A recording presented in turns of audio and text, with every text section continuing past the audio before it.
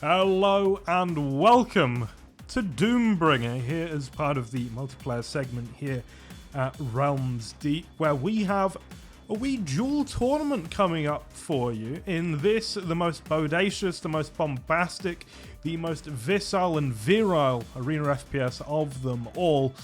We've got some great players today as well. It's Resper, it's Cygnus, it's Prodigy and Reki in a little bit of an exhibition.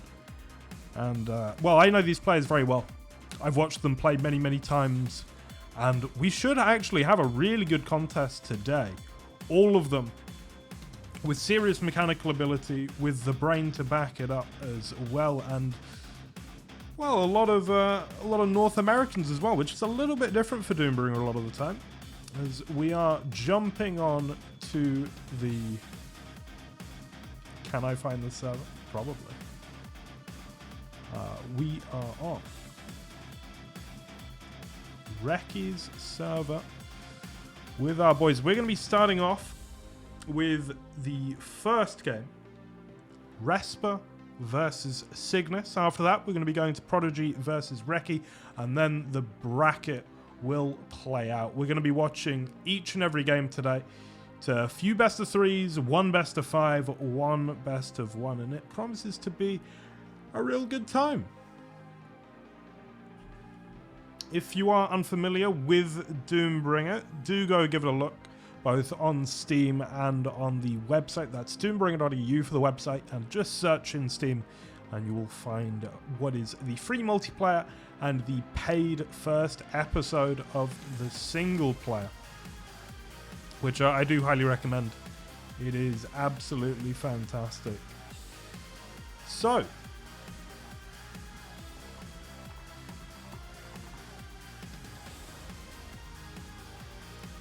we will be getting into the pick bands. It's going to be Cygnus dropping first. We'll walk you through our map pool. If you are familiar with Doombringer, it's going to make a lot of sense. If you're not, then oh well. We have Duel 1, the seminal Doombringer map. Duel 2, which is a Toxicity remake. Duel 3, a original for Doombringer. Duel 4, much the same, as inspired by Vertical Vengeance. GT4, which has been in a few different arena FPS, but really found its home in Doombringer. Fata Morgana and Aggressor. Now, Fata Morgana you may well know from CPM. It's in a few different games as well. And then Aggressor, I always get confused about the origins of Aggressor. I can't remember if it's Quake World or Open Arena or something. It's a strange one, though. It's a very, very different. It's a very different feeling to almost any other map, and a very different skill set as well. And it's where mechanics don't help you all that much, because you're all in these tiny little corridors. It's hard to miss, and especially watch out for Reki on that map. He is the reigning Aggressor Minicup champion. So we're going to be going to Duel 2 following the bans of Duel 1 and Aggressor. Duel 4 is in. We will be finding out our third and final map shortly. Duel 3 is out. That leaves us with GT4 and Fata in the pool. It's going to be GT4 to finish. That is Duel 4, Duel 2 and GT4. Very interesting set of maps, actually. Duel 2 we see a lot of. GT4 a middling amount, and Duel 4 very rarely indeed, but Cygnus is going for it, and that's interesting. I know Resper, we were talking the other day about the map pool, and he was happy about Duel 4. He said he probably wouldn't pick it, but he does like the map, and he's got a very strong rel, so that's going to come into play here. I'm on board with Resper as we see what he can do versus the number one seed in the tournament. Off the bat, he's going to be finding that lightning gun. Now, making his way over to the already taken Mega, but will get his lone YA. Now, looking for a fight. But Cygnus has the rail and has the range advantage. Resper feels that he has to close in. Doesn't really connect with the rockets, though, and it's just too much from Cygnus. And yeah, commanding beginning for him.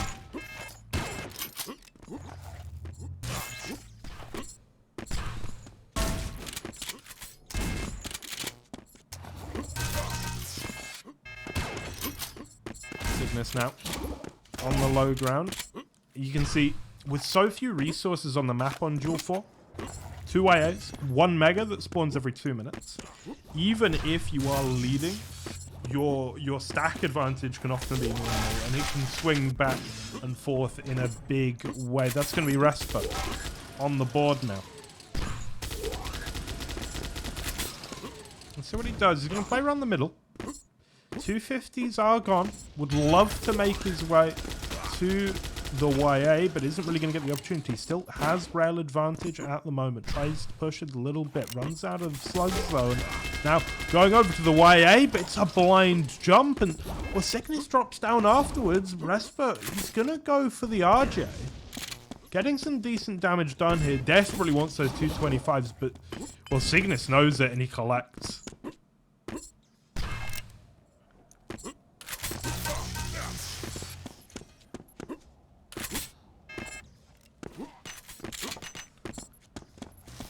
That's for now. Really limping by.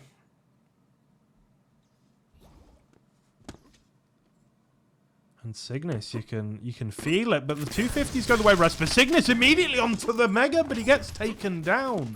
And that's Respo. 1 to the good now, double RJ. Now with the aggression falling onto Gotling though, is it a bit foolhardy? I think it was, but he's still looking for the frag, misses that rail, and that is unfortunate. 3-2 now for Respo, but it could well have been more.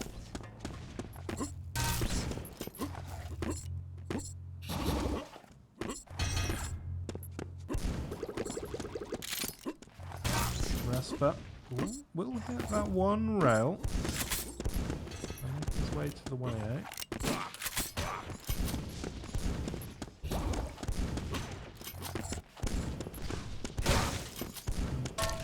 Okay, Respo gets caught out. That is unfortunate for him. 3 for 3. People in the chat saying Cygnus has already won. Interesting point of view. Not too sure about it myself. Certainly is looking to be a good position for him though. Respo trying as he might.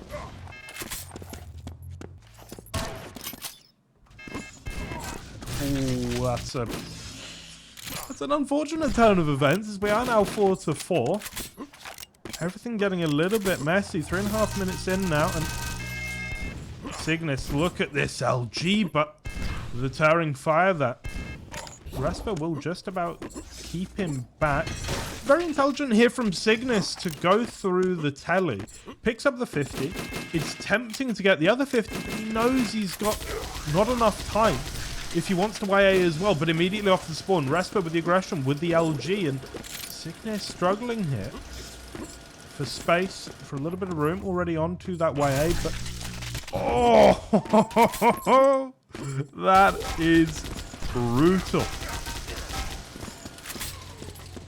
And that's the Doombringer shotgun right there, 144 damage if you hit all the shells. That's going to be Cygnus now, 7-5 up. He's had the most recent Mega. He's got a YA in hand. A little bit of damage there, but the 50 and positioning. You got to love this position of Cygnus.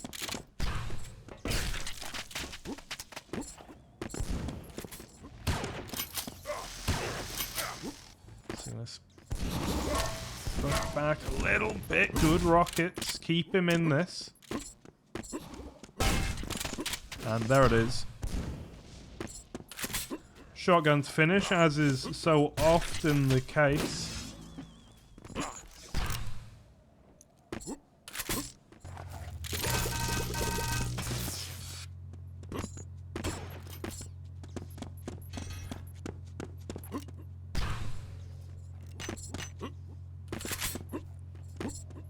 Different style of duel here on Duel 4. Cygnus with another pretty confident frag. Would love that LG box. I'm sure instead he's going to settle for a YA, try and hit a hero rocket.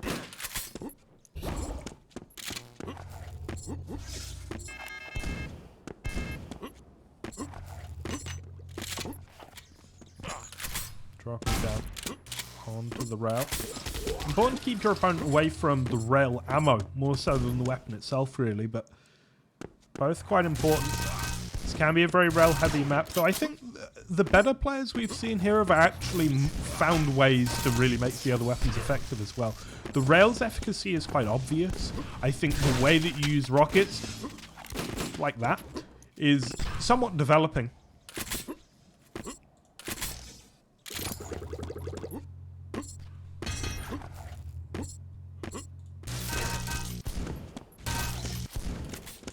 Look at this. Cygnus. Pushing in with the OG, got a lot of damage done, wasn't able quite to take the frag, and now Respa's back. With full health stack. They're going to be even. Opportunity, I feel, for Respa. Asking in the chat about COP. COP is part of the game, it's out. It is playable and it's good.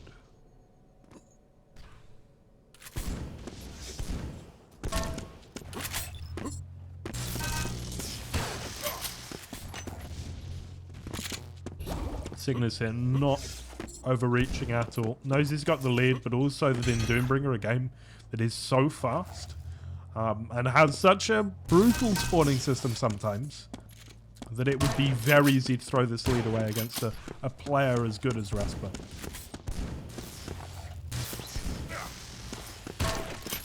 Bang.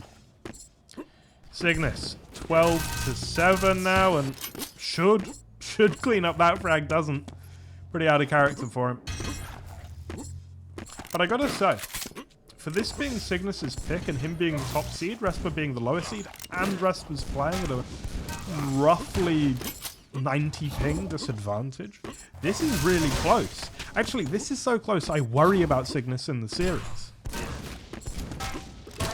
Of course, the netcode is quite impeccably good in Doombringer. Best in class, I'd say, just as the spec cut is, just as everything is.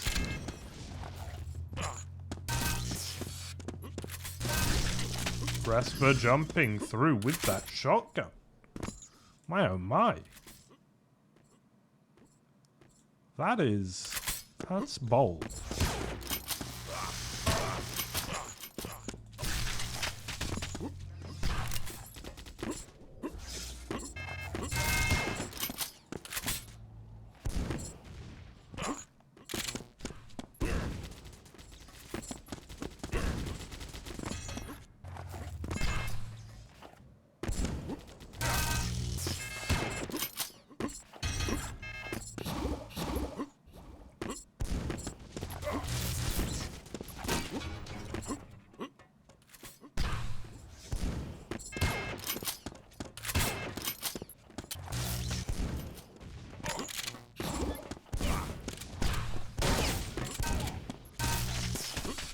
A lovely frag from Respa. There is. Well, it's going to be tough. Let's see what he can do. He's on the hunt here. Cygnus does just about get away. Respa, yeah, fumbling a little bit. Unable to keep that beard on him. And that should be that. It does look like Cygnus is going to take the first map of the series here on Duel 4, but so he should. It's his pick. He's the high seed. Respa on Duel 2 could be quite a different affair. I certainly think it will be. And this is one of the beautiful things about Doombringer. The map pool, and I say this as the person that came up with the map pool, but the map pool is brilliantly diverse. You have such a variety, such a range, and you know, you lose on one map, it can mean almost nothing about your chances on the next. That's going to be Cygnus taking the first one, though, as we move on to Duel 2. That is Toxicity, or Pucker 3, Tawny 2, or what's the other name it has? God only knows. Too many names these days. But, Evolution. There we go. We're going to have some highlights. Look at this. It's Cygnus taking down Respa, picking up a couple of 25s. And, ooh, very tasty frag indeed. A couple of rockets here as well. And we are on Duel 2. Here we go. Cygnus is ready. Resper, I'm sure, will be ready very shortly, as he so often is. Resper's a gamer, man. He grinds. He plays lots of different games. He's always highly competitive in everything he touches. Doombringer is no different. The lone European in today's little exhibition. And I am on board with Resper as he's going to be picking up the Mega.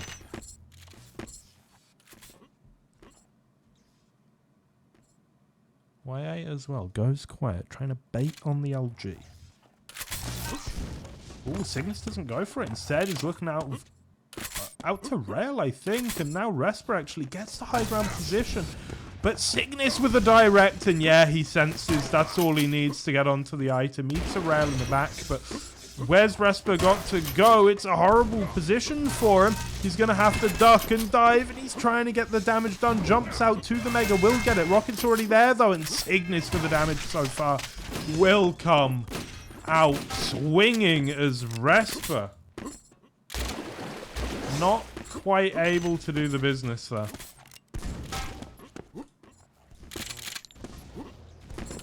If he'd got the 25s, it may have been different.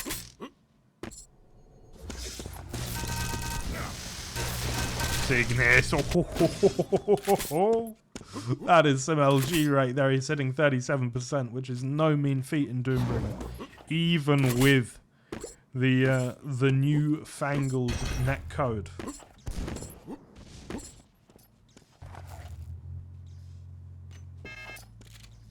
I tell you, Cygnus, hell of a player.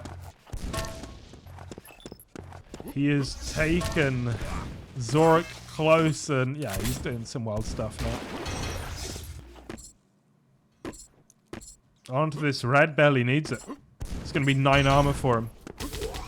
And oh, Resper doesn't hit the rail either. And he can't get on the Mega, surely. Cygnus going to come through the telly. A nice little bit of damage here from Resper. And oh, with the LG. Is this opportunistic? Is this foolish? In the end, it's the frag for Cygnus. And you can see Resper here comes out with the grenade. It's a little bit desperate.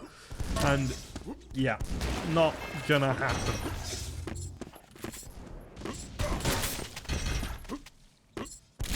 What a shot. Cygnus putting on a show right now. It feels like he's having to clutch out almost every situation to stick in this one, but, well, whether that's super sustainable doesn't matter. It's working for now. 5 to the good now. A quarter into this one.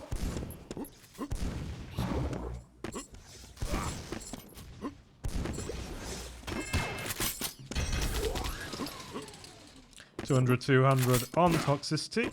Scary. Welcome to the Cygnus show.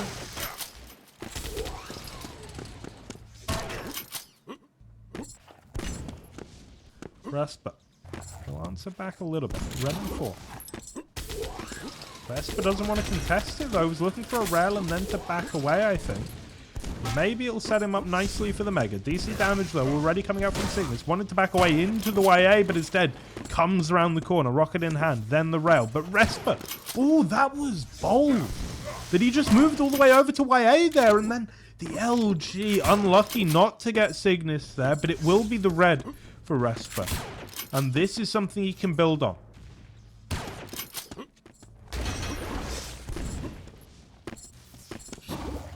You can see Cygnus still struggling. 4 HP, 40 HP, 50 armor. It's not a lot to work with, waiting for the 225s to come up. Meanwhile, Resper patrolling almost everywhere else on the map and will come through the telly. Cygnus wants the 225s, wants the way. Ends up going through the telly himself, though. And now feels that he needs to make a play for red. Here's Resper, though. LG out. Is he going to get it done? Absolutely. And now it's Resper on the charge, trying to make up these frags.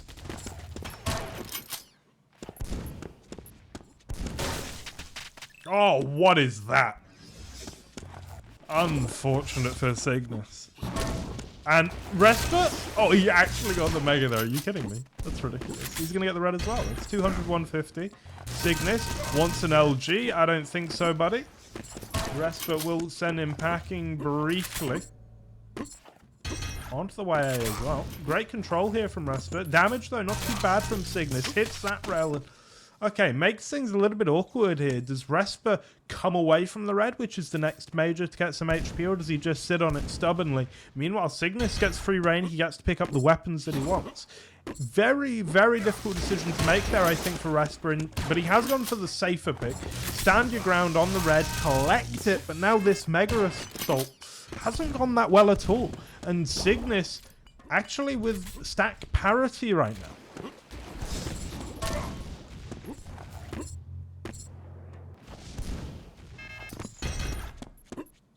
Onto the red though is Resper. Cygnus didn't push that one. And now, coming through the telly. It's risky, but he hits everything. Resper equalizes us at 5-5. I told you toxicity would be different. It always is in Doombringer. Each and every map, almost like a game unto itself, and Resper. Well, he likes the game he's playing right now.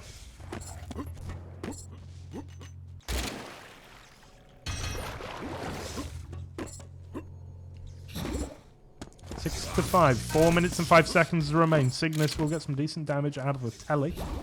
But Resper stacks right back up. Onto the red. A little bit early.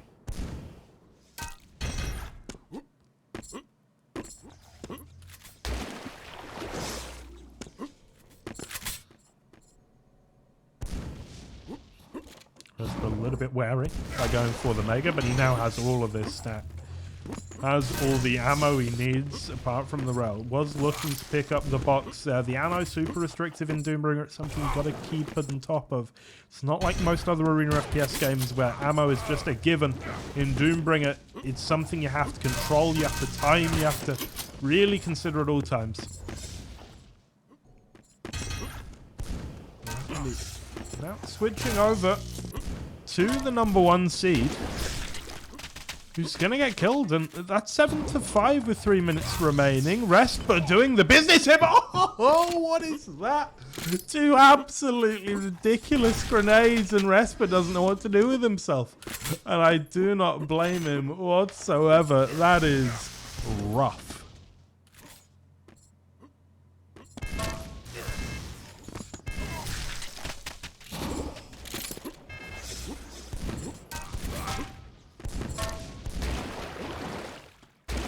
Six to 6 now. 2 minutes and 30 seconds remain. Cygnus with a big rocket and looking for more, but no, it's the hit scan of Resper that comes out on top. Collects the Mega as his reward, and well, a little bit of posturing there from both of them, as they have health, but well, they've both got very little armor. Red coming up now, and it's going to be Resper's. Oh, so close. And just through the telly, Resper, you have no fear. I don't like that, actually. I think that was a little bit impatient of him. LG now, but oh, it's a direct rocket and still tries to go in. He does have rail ammo. Needs to hit the shots, and he will. Resper 8-6 off the spawn. Needs another, but the bolt is there. Very, very clutch there from Cygnus. He's going to collect the Mega. Wants to get on the red. The LG's good enough, though. And that keeps him off the major. Resper, 2 frags to the good. 1 minute and 30 seconds remain, and he's got the stack. He's going to be pushing in. Hits stab rail. Hits a little bit of LG as well. And one more shot will finish off Cygnus. But it's not going to connect once. It's not going to connect twice. Third time lucky, absolutely.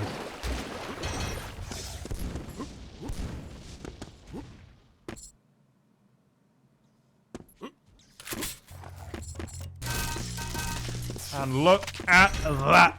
It's going to be Resper taking a commanding lead now on Duel 2. Duel 4 was close. This is maybe even closer. Cygnus comes out with the LG, but the ammo betrays him. And Resper with the 50, with the LG, with the confidence to go gun to gun with the #1 seed. Now 6 frags up, 35 seconds remaining. This is a formality.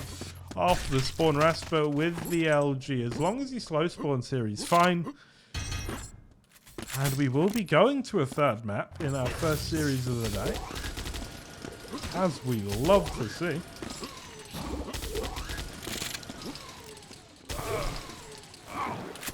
And we are going to get a GT4. This really is the full spectrum of Doombringer maps, I feel. I mean, you could argue that a Fatra or an Aggresso or maybe Aerowalk's a little bit more hectic than Duel 2. But GT4, quite a conservative map in a lot of ways, kind of standard in my mind in terms of pacing. And then Duel 4's a wacky one, where the weapon balance is completely different. So yeah, we're seeing the whole spectrum here of Doombringer.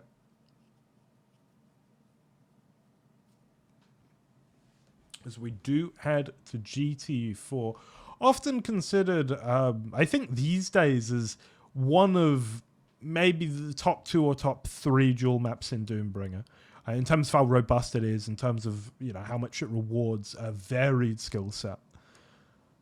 We're going to be on board with Cygnus now as we get into GT4, following those highlights. And this is going to be YA for Respa, Mega as well. Cygnus picking up the red and a YA of his own. Respa looking for some damage there, but more importantly, looking for positioning onto the rail.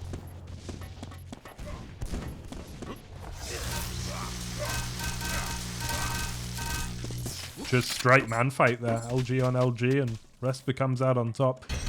He is a mechanical monster when he wants to be. As I say, he competes in a lot of different games, was basically professional in Paladins, very, very good in Diabotical. Respa's just, he's a gamer, what can I say? He plays a lot.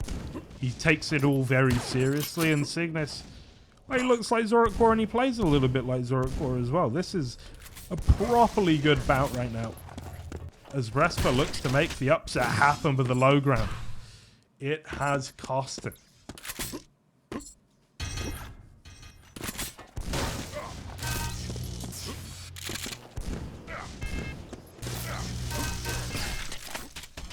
Respa goes aggressive there, and Cygnus, yeah, oh dear lord, will clean on up.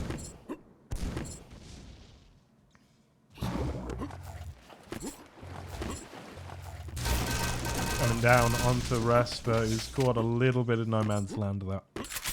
We've seen the lower ground in Red Room. It's tricky at best. The positional advantage there is so huge for the guy on the high ground. Cygnus out with a great weapon switch. And one of the things that's really emblematic of good Doombringer play is how they manage to abuse instant weapon switch. Particularly the shotgun, but the rail as well, of course. It's hugely important. It's massively rewarded. And it's something that really only CPM players get to that same degree. I guess Warsaw players as well, right? Or War 4 these days. But yeah, it's very important in Doombringer because you can do 144 free damage. And that is, yeah, that's something. Cygnus will be getting the frag now. 8-1 up, and things look a little bit dire for Respa. The saving grace. No rail yet on Cygnus, so he could well be on his way to collect one now. No, actually. Goes out through top by 8. Wants to fight. Close range. Doesn't need a rail. Looking for the Mega as well. 225s. He would love them. Doesn't want to go too near that jump pad, though, for fear of Respa going aggressive. And I don't blame him.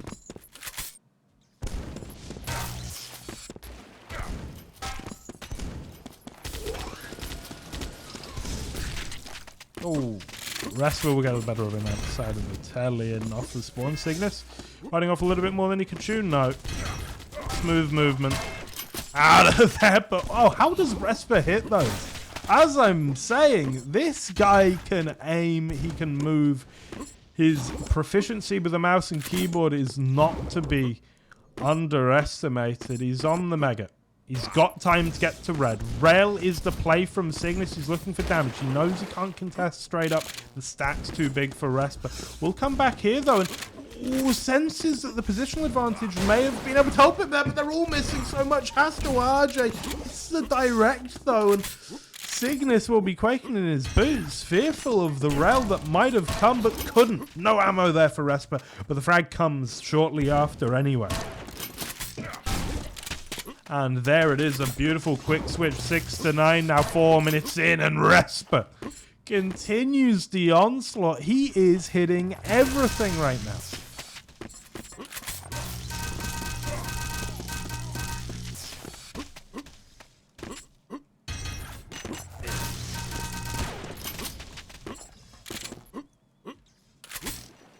Nine to 9. Equalize now in this, the third map of the best of 3. What a series it's been thus far, and it's not over yet. 10-9 to Respa. Cygnus needs to take stock of his situation, I feel. He needs to slow it down just a little bit and decide what he's going to play for. Where's he going to find an edge? Is it going to be this next Mega in 25 seconds? Playing the low ground in Mega Room's interesting. The exits are pretty effective, but you only really have one option. And you can see that Respa covering the high ground. Oh, but Cygnus with the levitate. If it weren't for him running out of ammo in classical Doombringer fashion, that would have been the frag. Respa, though, backs on to the 50, needs to fight for this Mega, and will do so. Misses that rail, though, and gets collected in the end. That's Cygnus earning himself a Mega. Probably had a thought or two about jumping his way up to 225s first, but you just don't want to risk it. And that... oh, that ain't bad. 11 to 11 then. Cygnus onto the red.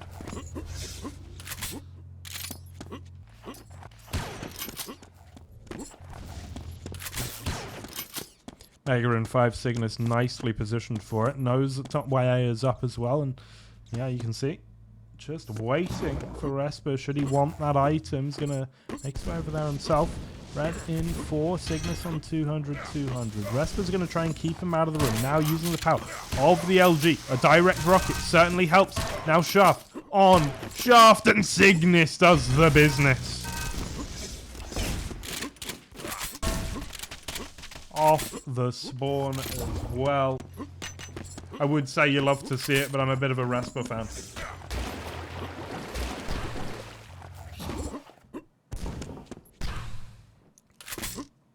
Respa, one of the nicest guys in the scene, absolutely. And as I say, he takes it seriously. It's cool. He treats gaming, you know, like a sport, and has a very good attitude about things. 14 to 11, though. Cygnus looking to put the Usurper down. Respa, 4th seed out of 4 in this tournament. Cygnus first. This has been quite the match, but things are getting away from Respa. Needs something sooner rather than later, as he is hemorrhaging frags right now. 11 to 11 it was, 11 to 18 it is now.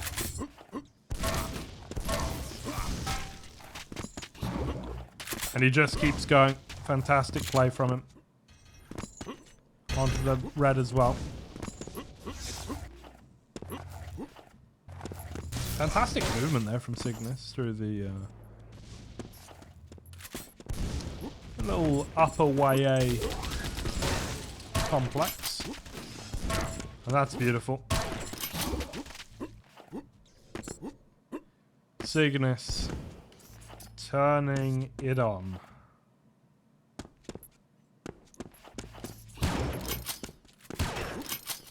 Couple of rolls missed. Is this the opportunity for Respa? Looking for another roll.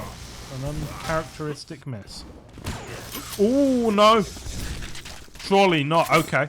Respa's in this. 2 minutes. It's Doombringer. This could happen.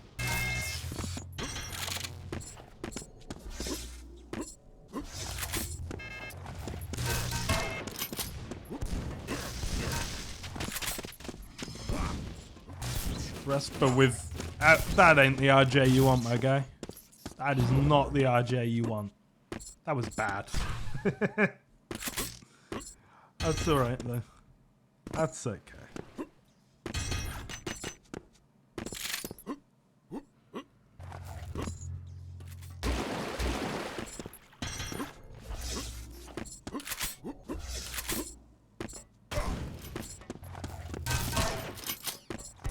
Bang. Even with eggs. Resper throwing everything at him right now, including the kitchen sink. But it's not going to be enough. Cygnus picks up the frag. That will be our number 1 seed advancing in winner's bracket. Slow spawning, of course, would win it for him here. And Resper, unfortunately, will be dropping to the lone best of 1 match that we'll have today between himself and the loser of Reki versus Prodigy, which is going to be another really great match. I honestly can't call that one. I think the Prodigy, probably in recent form, has had slightly better performances. But Reki can turn it on, and we are going to be playing on NA servers.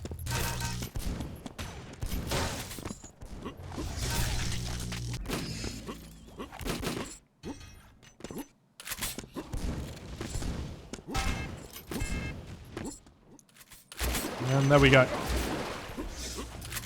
It is going to be Cygnus 2-1 up.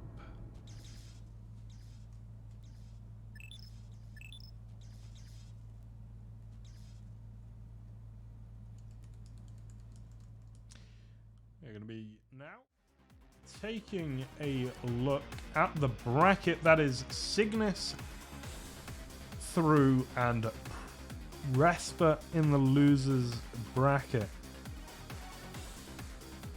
The expected result, but not in the expected fashion, I feel. As we will be getting into our next game very shortly. And just while we wait for players to filter into the server and get ready, let's watch some highlights.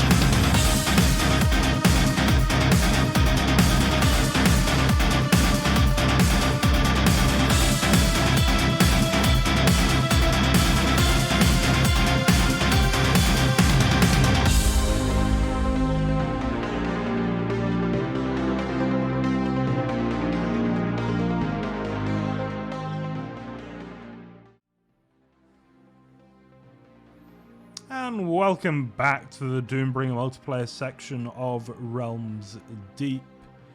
We will be getting into our next game. It's Prodigy versus Reki shortly, following what was an absolute barn burner in Cygnus versus Resper.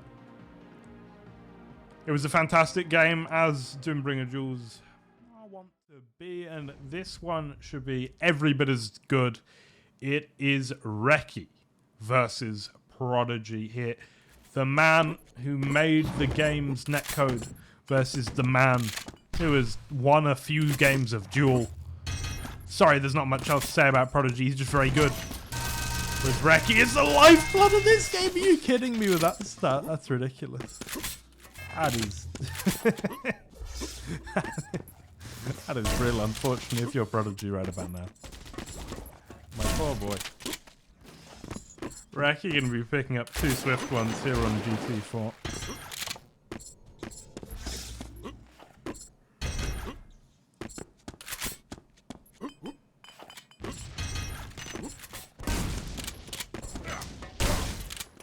Big damage.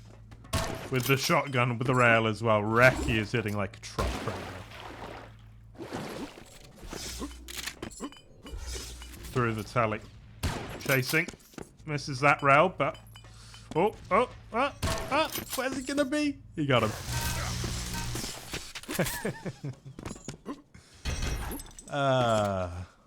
Peekaboo. Whack-a-mole. Other... I don't know. Assortments of analogies. It's late, okay? It's like midnight. And I woke up at 5:30 this morning. We're gonna get weird today. Gonna get real weird. As Reki pushes in with that shotgun. Once again, it's just a weapon of choice.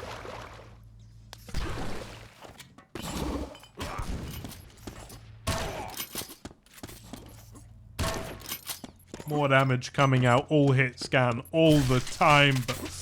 Well, how do you like your own medicine, Reki? It doesn't taste so good.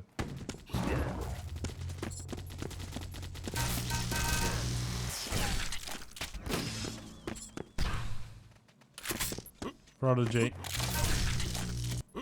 Well, yeah. Thought he was about to go on a bit of a run there. It didn't really happen, let's be honest. 5-1 now as Reki once again takes his place on the top spot. Not going for this red though. Instead he's going to be picking up the YA. A little bit of health for himself. And now out of the telly comes Prodigy. Once again the shotgun. Absolutely vicious. But ammo's a consideration here for Reki, and the positioning is kind of horrible. If Prodigy's brave enough to go for it, yeah, he'll get on that mega.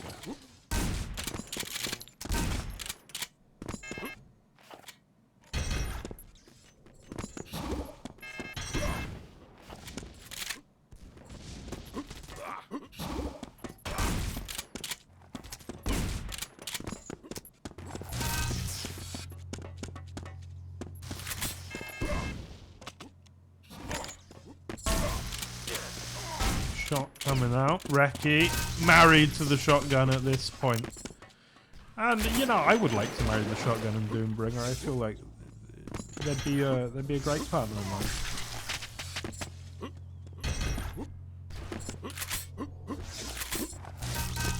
Prodigy now looking to answer what has been the question posed by Reki thus far.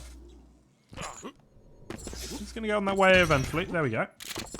Big stack for Prodigy.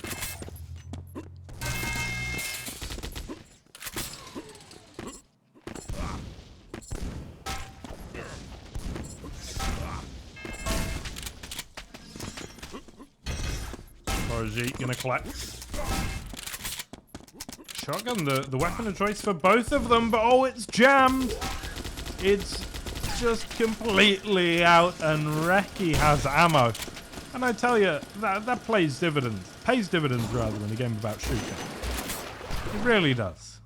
Now, I'm not either Swiss or American, so I don't know much about guns. But as far as I'm aware, they need bullets. Or shells, or slugs, or beams of light. I don't know.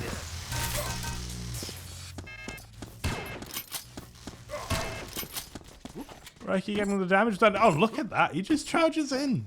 And Prodigy wanted nothing to do with it, and I don't blame him.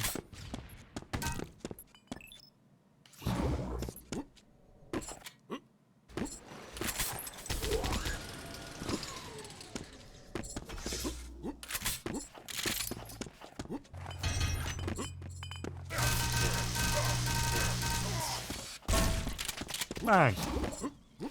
Reki, 93 now.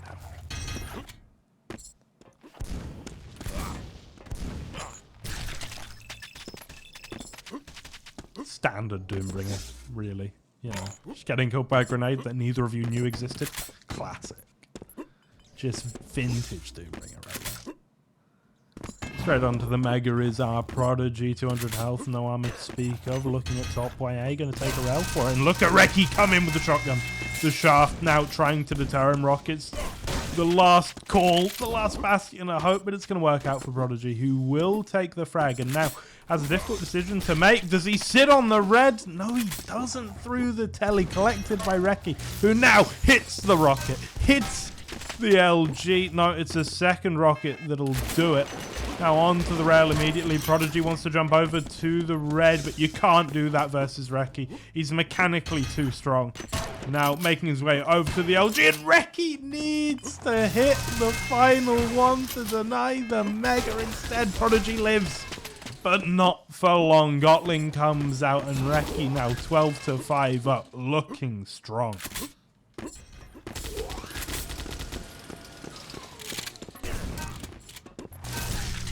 Up close. Prodigy gets the better of it.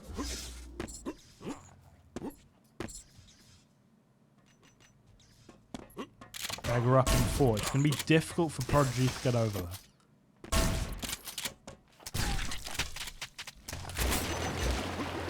Both do a little bit of a two-step shuffle. It's Prodigy shooting people around corners now. Alright. I respect it. He's been watching the film. Oh, what was it called? That stupid film where they're like, they bent the bullets with their guns. It was absolutely ludicrous. It wasn't very good either. We're gonna Google that movie.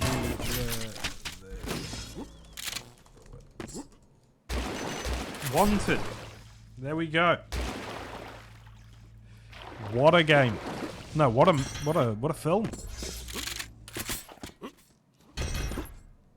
Rednav Prodigy, as he is still in this. Oh, that is a fantastic shotgun shot for someone that had none of Reki on his screen just a tenth of a second before he fired. I don't know how he did that. That was a sick flick, but it didn't matter as Reki's now back on it, 15-8. And he only needs one or two more, I think, to really, really just cement himself in this map. Prodigy, if he's going to do something, needs to do it now.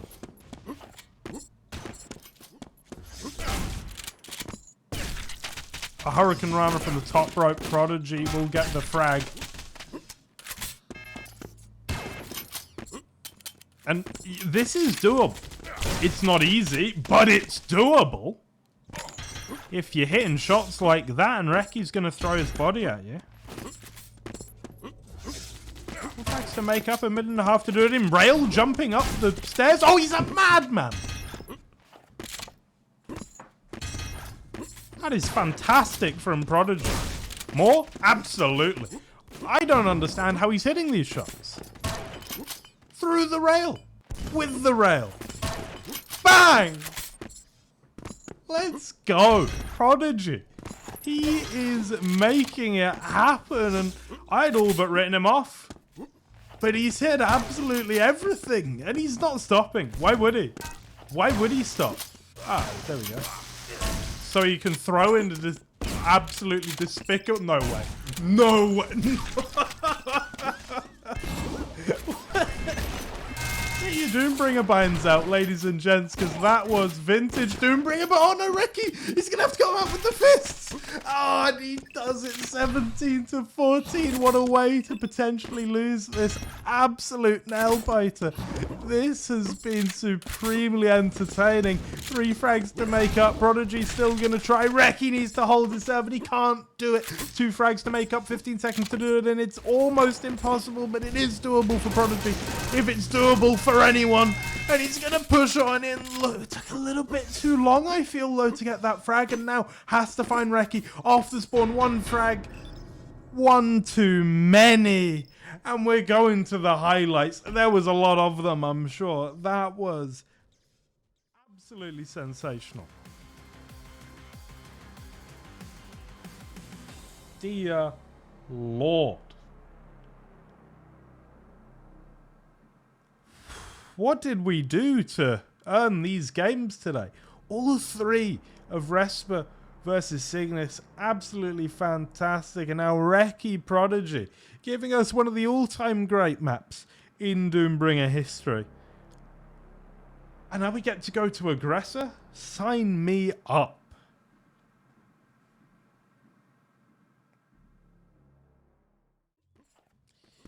Reki taking that and now going to his map pick, looking to turn this into a swift 2-0. Prodigy, though, still absolutely capable of taking this. Not only the map, but the series as well.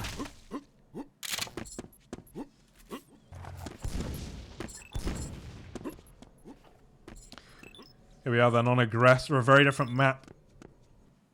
Is that going to be the change of pace that Prodigy needs, or is it going to play even further into Reki's comfort?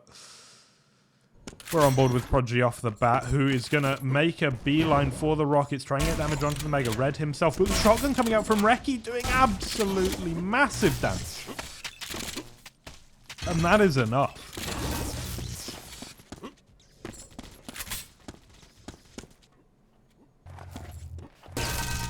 Playing from the rockets, Reki knows a thing or two about this map. You stay in the center, your LG should go uncontested, and you get to do things like that because, you know, Doombringer.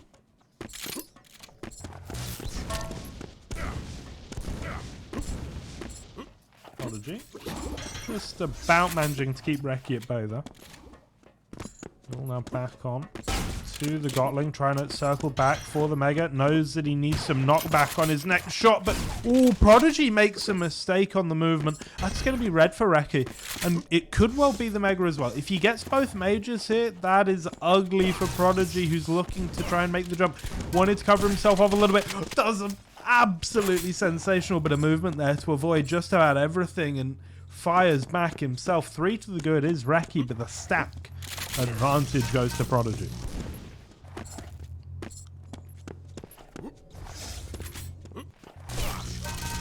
Oh, jumping out, jumping on, and I can't believe any of what's just happened. He had 1 HP. He just about did it. Instantly, Reki spawns in front of him. Shotgun to the face. We move on. It's 3-3. Doombringer, welcome. It's a ludicrous game, and it's so good. It's Doombringer.eu for the website. Just search Doombringer in Steam.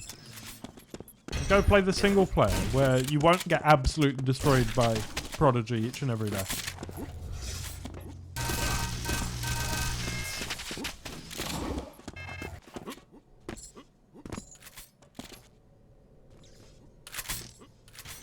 And it's 5-5 there. Reki playing on the low ground, trying to abuse the LG.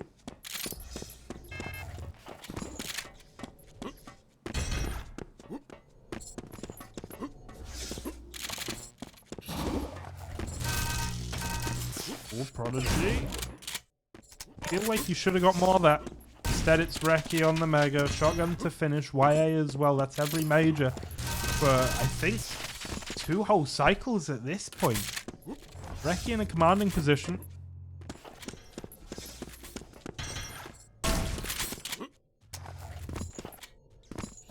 just going to press tab and have a look. The items have actually been pretty mixed up, but Reki recently getting the better of them, and oh, that's a simple frag for him. Well, Prodigy will bring him down much lower than he was.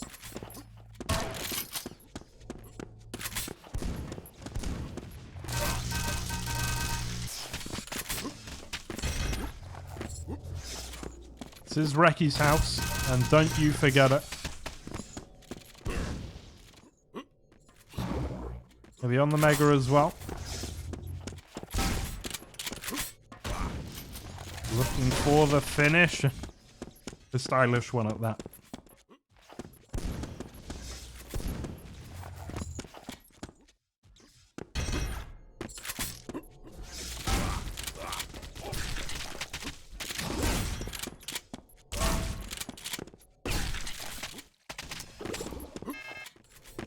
Thirteen to 5.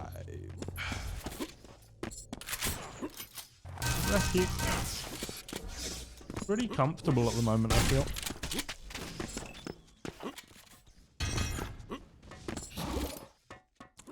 I'll let the play speak for itself for a little while. Watch how Reki navigates this map. He's very smart about it. Very smart about how he uses the different levels of the map. So the floors, I guess. They all have different uses. They all favor different guns. They all need to be approached in a very different way. And it's not as simple on this map as high ground beats low ground, or even vice versa. It's much more nuanced than that. Also, this game has a random spawning system, so there's that. The way that works is you can spawn anywhere on the map, regardless of where the opponent is. You can't have the same spawn twice in a row. But of course, that's an interesting one, because Reki has been alive now for about 3 minutes. He won't remember where he spawned, and neither will Prodigy.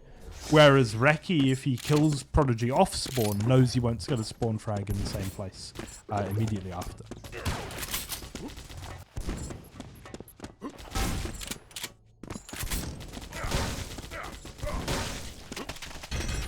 $20 to 5, and you begin to worry.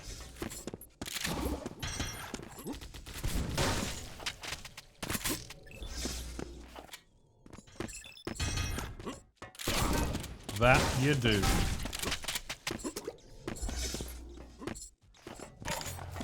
How's everyone's weekend been?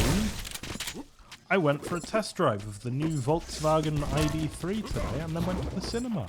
It was delightful. Hope everyone had a good one. I got a date tomorrow. Gonna be good. And meanwhile, Reki is just doing Reki things. Bang.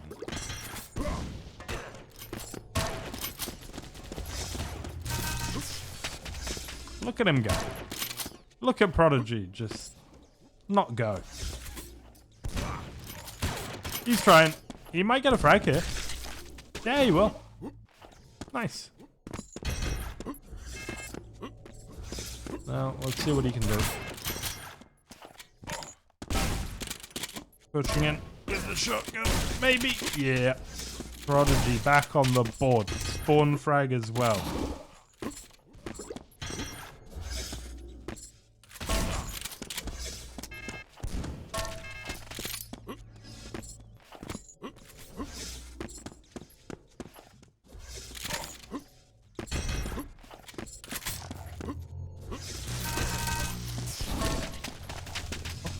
I'm almost starting to believe. I need to see 10 more frags like this, and then I'll believe.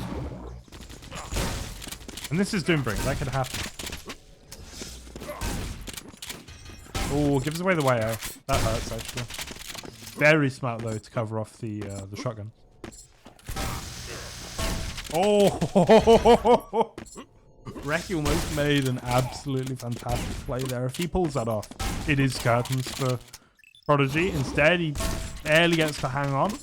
will find himself 225 zone. That changes things quaddle.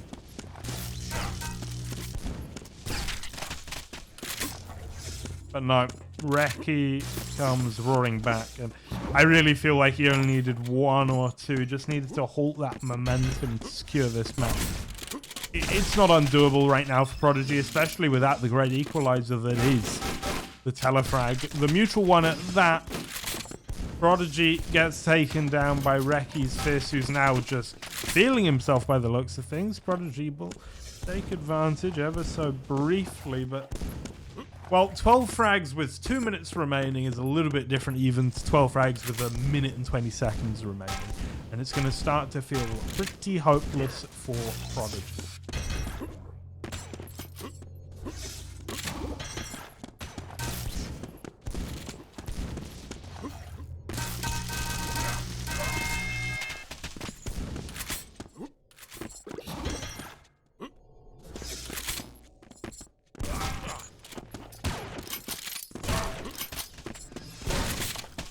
And there we have it. Prodigy making it interesting. Can he continue with this form, with this pace? No, absolutely not. Reki applies the emergency brake.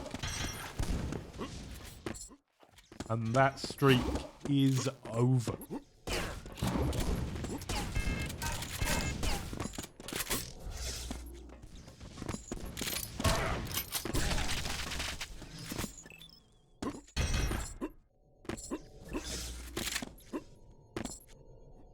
GG is called. And that will be Reki moving on both of our North American players, taking down their European opposition and heading to the winners bracket final. Here we go. Reki 2, Prodigy 0. Let's have a look at those brackets, see where we are.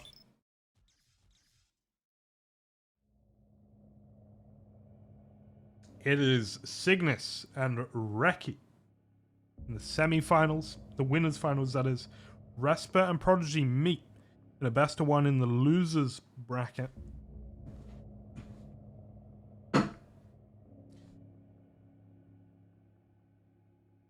And just so you can enjoy that series a little bit more, here are the highlights.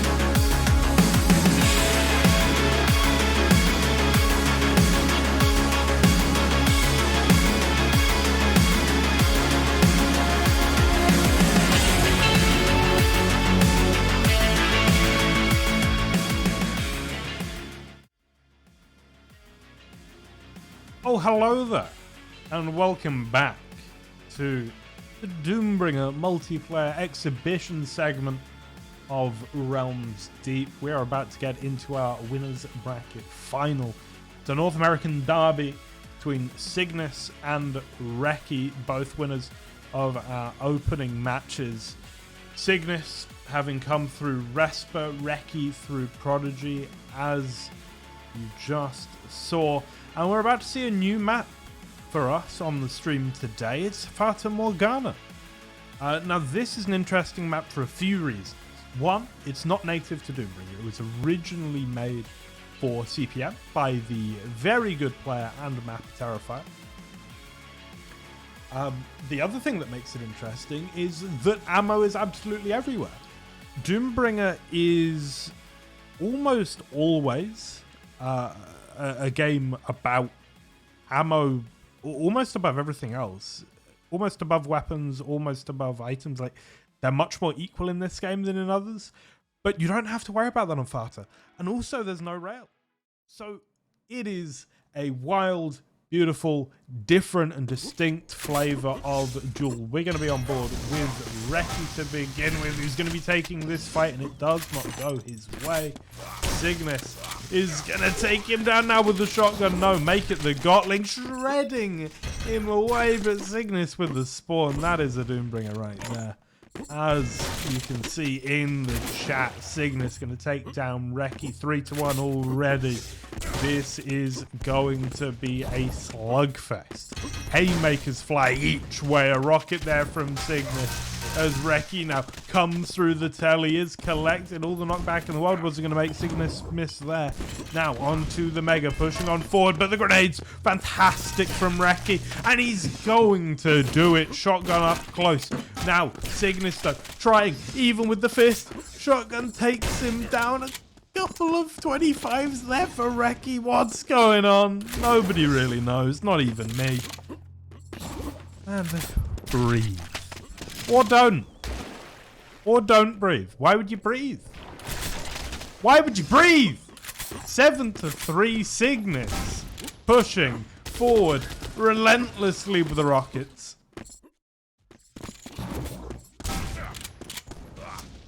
On the low ground, Reki's making so much work happen with this shotgun, but the rockets are too good. Cygnus rebuffed for now. 225s now dropping back down. Mega's not up anytime soon though, and I feel like he could be giving away the red here, but Reki's timing not that great either. What is that grenade? What is any of this? What is going on?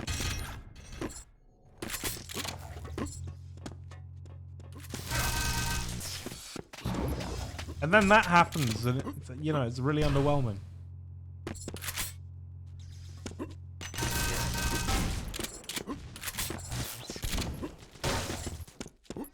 Yeah, alright. Casual. Casual. 11-4 on Cygnus's pick. Should be his pick anyway, exciting. I would hope that everything was done properly. It probably was. Reki's a smart fella.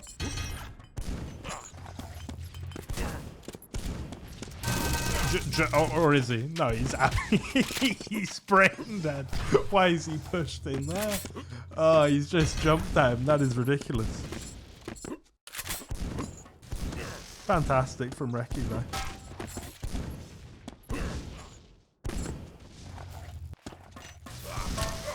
Oh, what a rocket. Cygnus got away with murder there, quite literally.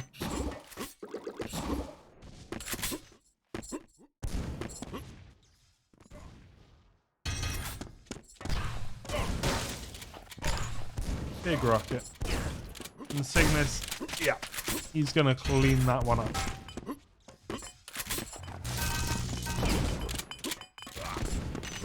Avoiding the grenades.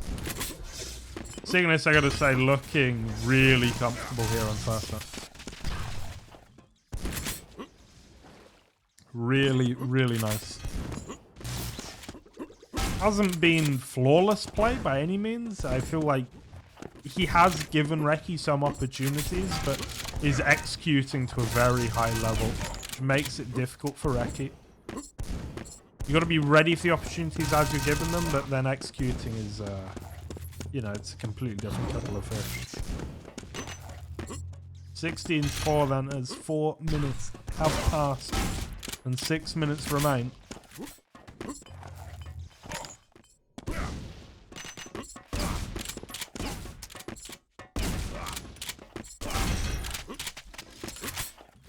(17-4). Cygnus does have almost no HP though, waiting for the 225s. We'll get them.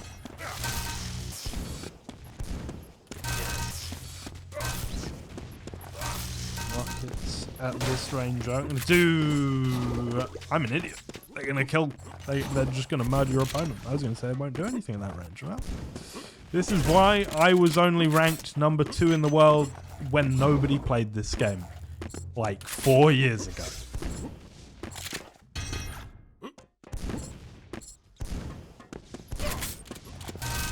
I used to be good at this game, I swear to God.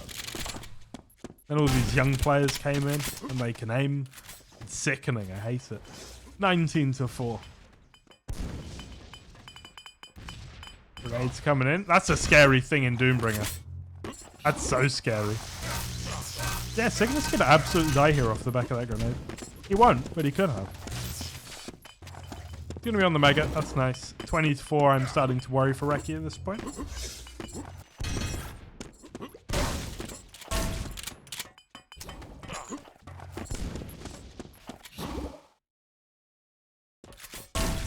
Bang.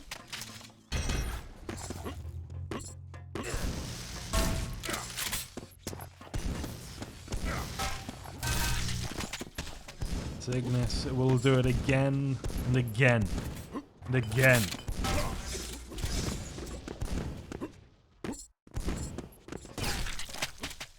And there we go. Reki will finally fire back. 200 health, 50 armor. Gonna go up with the jump pad up against the shotgun and the Gatling though. It's a terrifying combo. And yeah, loses a little bit too much. It means he's susceptible off the spawn. Now RJ though from Reki. He feels like he needs to bring the pace up a little bit. He needs to bring the fight to Cygnus, but Cygnus holds his serve beautifully well. And continues to.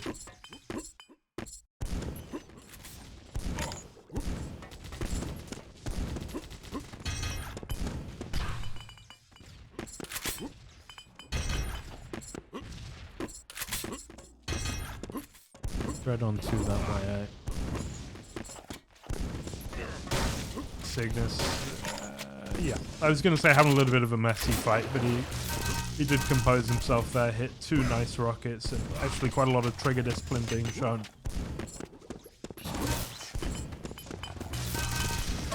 Looking now to cement his place on this map. Shotgun doesn't quite do the full damage.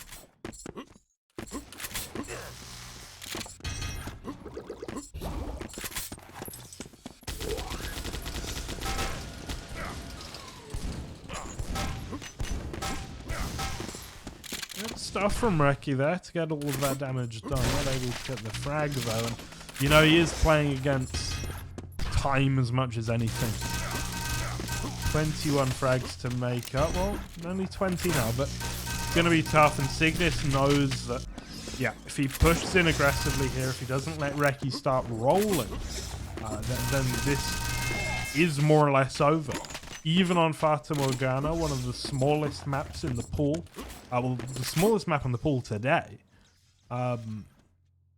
it's still going to be so tough to make up this many frags in such a short period of time.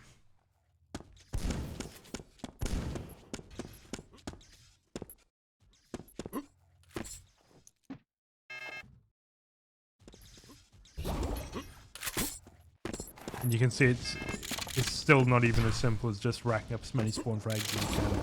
Reki still needs to fight for each and every one here.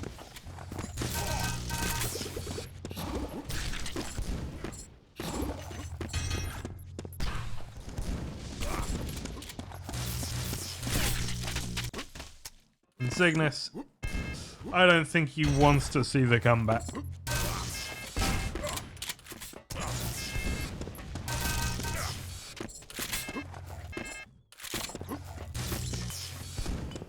is a shame because I do.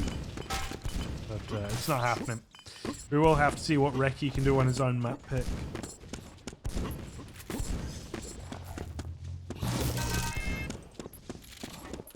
I believe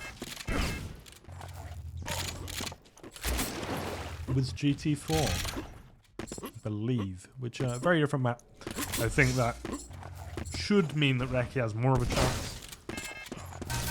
The Cygnus look great. You know, Susceptible versus Resper, that could have gone either way. It was a 2-1, but it was one of the closest 2-1s I've ever seen in Doombringer.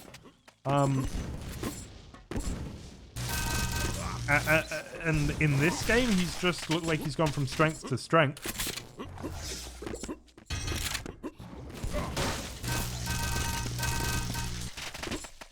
Actually, it could be Aggressor rather than GT4. Yeah, we'll see. Reki has a few options. We'll call GG just a few seconds early. There we have it. Cygnus taking map 1 here in the women's bracket finals.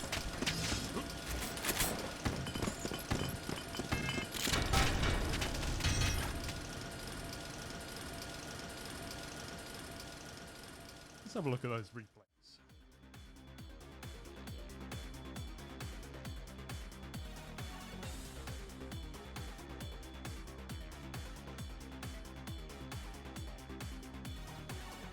And it is going to be Aggressor as our second map. Of course, we did see Reki come out on top versus Prodigy here just a few moments ago.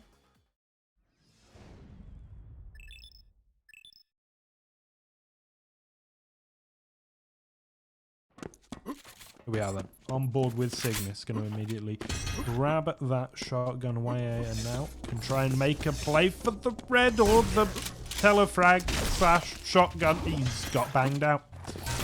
He's not had a good time, I tell you that.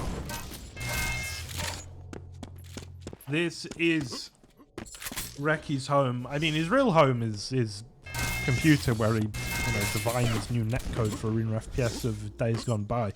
But his home away from home is Aggressor. 6 HP, 0 armor, and a dream.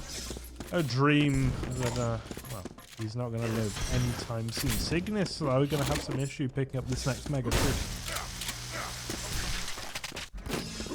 There he is, taken out. Not going to be the Mega for Reki, though. Not yet, anyway.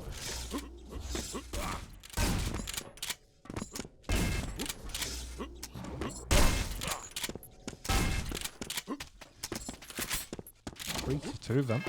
Cygnus with the shotgun with that YA should be able to make something of a play here for red. We'll see how he approaches it. Coming down to the same level. One big shotgun, but yeah, she doesn't have the ammo here or all the weaponry really. Gonna have one more shot in his shotgun remaining, looking for a rocket.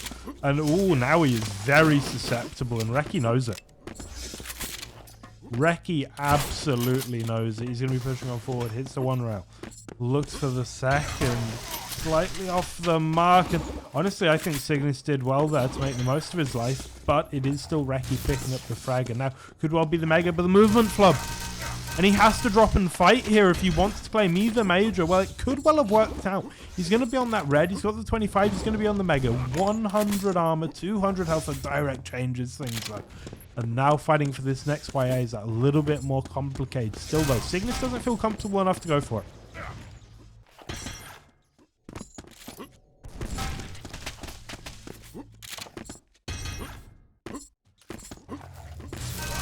Three to 5 then. As Cygnus tries, but Reki cannot be stopped. 6 to 3.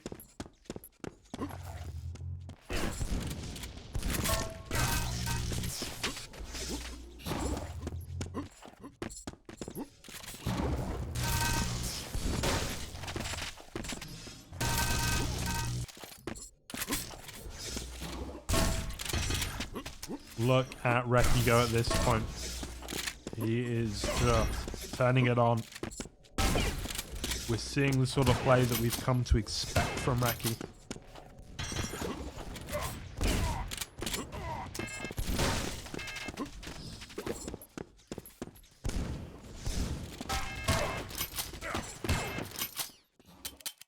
This is where Cygnus needs to really stem the bleeding. Can't let this go on for too much longer.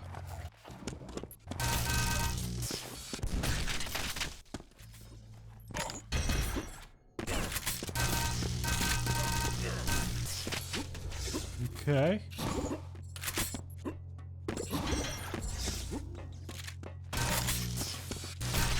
Good start for things for Cygnus, but oh no.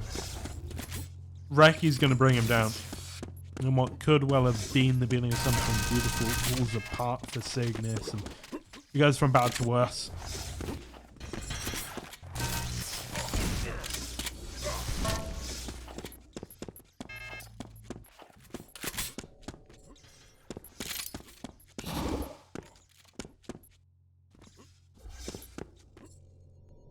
Mega. YA as well. Clash. Recky looking for the rail. And well, he will hit, but Cygnus hits more than enough. Now Red and Mega Rup. Recky's going to be split between the two. Dives right onto the Mega. Cygnus, controlling this rocket, knows that that's incredibly powerful in the next order of business, but up against the shotgun here, could well be beaten out. No, Cygnus will clutch it.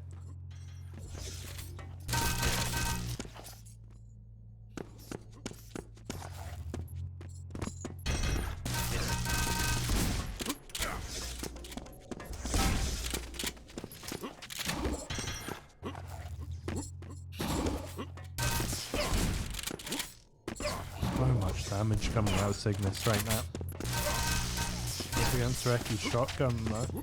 He is having to work for it. 225 is up against the YA. The blaster not going to do much of anything for Recky there. And we're almost at a tied game. But oh, the shotgun. No, actually the close range rail. That was ridiculous from Recky. He's going to try for more. Shotgun comes out though, and Cygnus, well, that should have been his fight. He actually flowed a little bit to begin with. Now, holding on. No, shotgun flying through the air. Is there anything more terrifying in all the video games? I'm not sure there is. 13 to 14 now. There's Cygnus. It's almost so very tantalizingly close to a tied game. There it is.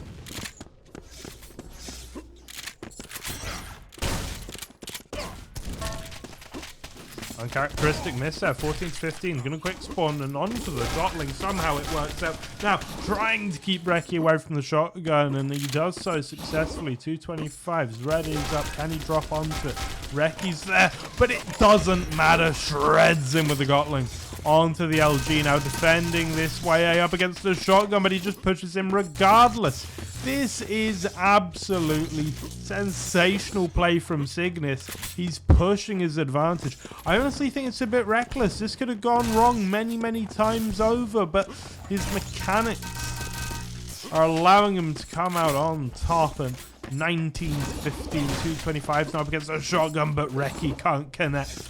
And for the first time in this map, Cygnus not only has the lead, but looks poised to take this series in a 2-0 sweep, but no, Recky answers back. 33 HP, all that he's got to work with. Plenty of armor. Would love this Mega. It's not coming up anytime soon. And ooh, that shotgun felt like a weak one to me, but it could well be enough as the damage starts to build up. He's chipping away at Recky.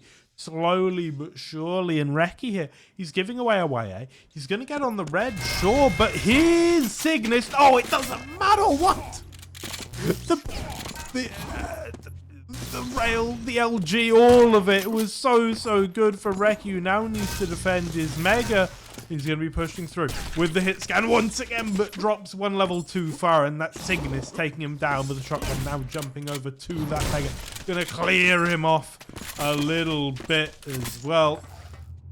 Gibbs flying everywhere.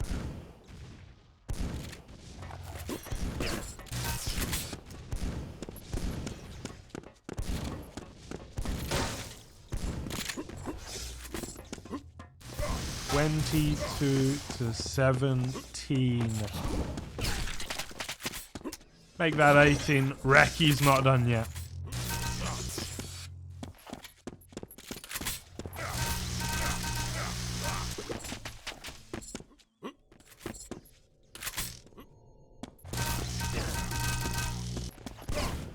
Not by a long shot. 7 HP. And a dream gives away the red though. And off the spawn. That is not what you want to see if you're a fan of Reki, who is going to be up against the shotgun, but 2 rails out of the back of his backside. And Reki, 1 frag now away from equalizing. Switches to the rail. 1 more. 1 more. For the fans. No, the Gatling. And the shotgun. Cygnus now, the reaction. And he's gonna... Oh dear. He's gonna do that. But Reki's right back at him. And now off the spawn. Cygnus in the same room. Switches to the LG. Does Reki. Has just about enough stack now to drop, I feel, with that Mega. But Cygnus is there. Ready and wait with the LG. It's 24 to 24. Cygnus wants the red. So does Reki. Though he can't get the frag. He's now going to chase through the telly because he knows not when to quit. Knows not when to give up. And he just pushes and pushes and pushes. And in the most circuitous fashion possible, he gets onto the red. They're going to trade out with the rails now as we head towards the Mega. But Reki is going to take 1 frag. And it could well be pivotal as 10 seconds remain. He's hiding up by the red. Mega's coming up soon. Does Cygnus know? Oh God, is Reki going to do it? He is. What a madman.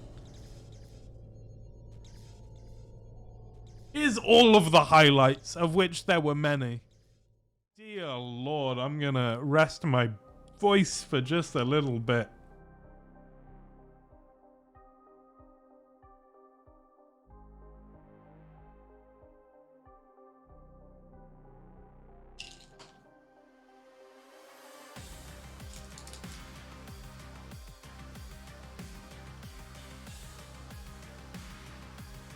Well, I only have one thing to say, and that is welcome to Doombringer. It is a high-octane FPS cavalcade for the distinguished gamer. It is the connoisseur's choice, as they say. Oh dear Lord. Reki equalizing, and we go to a 3rd map. It is going to be Duel 2. Here is that bracket for you. It's Cygnus versus Reki here in the winners finals. We are currently 1 map apiece as we head to Duel 2. And this will be a barn burner.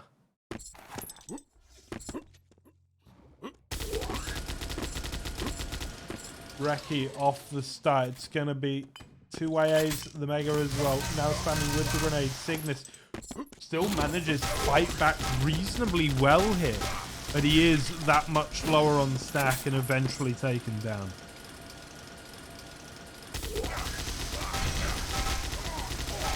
Continuing the charges, Reki, but it doesn't come off this time.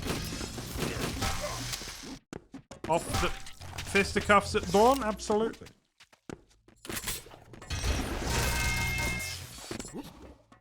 I did tell you it was the connoisseur's choice. And there you go. Yep. Alright. Doombringer is happening. High-level duels. You know, sometimes frags just have comedic timing. There's not much you can do as a commentator in those moments. Well, there probably is, but I can't. Edge of heart. You know, if you want someone to properly bring you the atmosphere of the game as it is. As 4 to 6, a minute and 20 seconds in, things are happening, people are dying. 50s are being collected.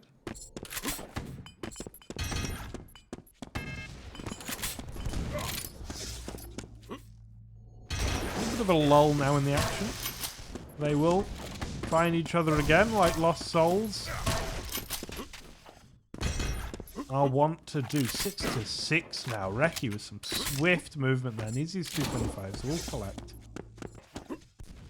As all the weaponry as well, and that's not always a luxury you get on Toxis 2. Or Duel 2, sorry.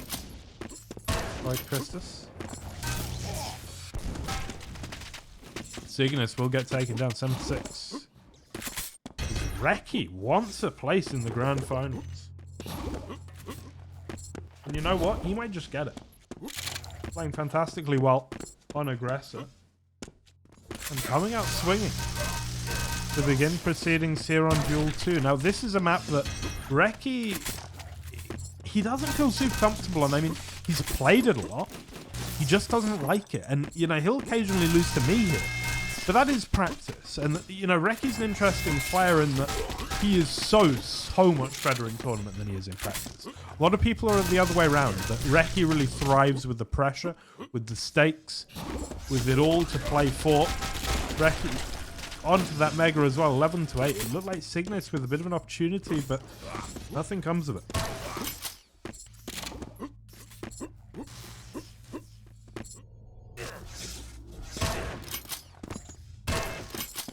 Cygnus hitting well here. Oh, misses one. Doesn't miss the second.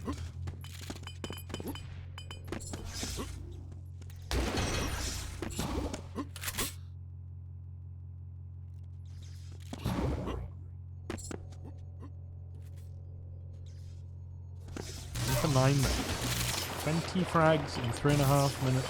Only in Doombringer and Quake World and CPM and Warforged and Reflex. Fake Champions 2v2. Been a lot of games you can get that many frags, but hey, Doombringer's one of them. 11-11. Reki gets the better of him there, but Cygnus off spawn. Yep, this is about as close as we thought it would be. Cygnus, though, will take a commanding frag there. Oh, the red goes to Reki. I like that, actually. I think that steal was worthwhile. It means that Cygnus doesn't have quite the momentum he should to just be able to bully Reki here. Instead, he's on 60 HP, make it 85. No armor, though. And Reki can fight.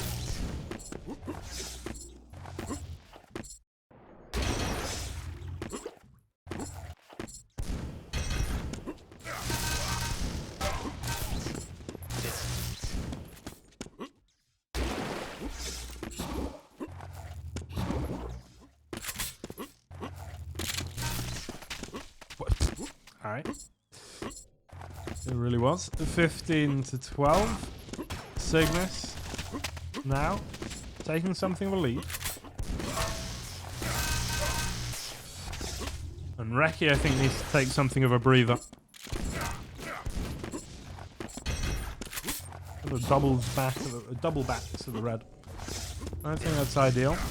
But, ooh, maybe with some good shaft here. Reki almost made it work.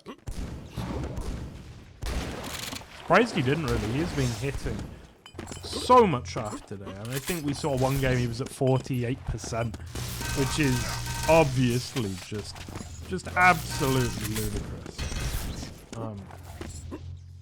Cygnus, though, no slouch. Yeah, it's currently Reki on 43% LG, Cygnus on 38%. Safe to say, both of the boys can aim.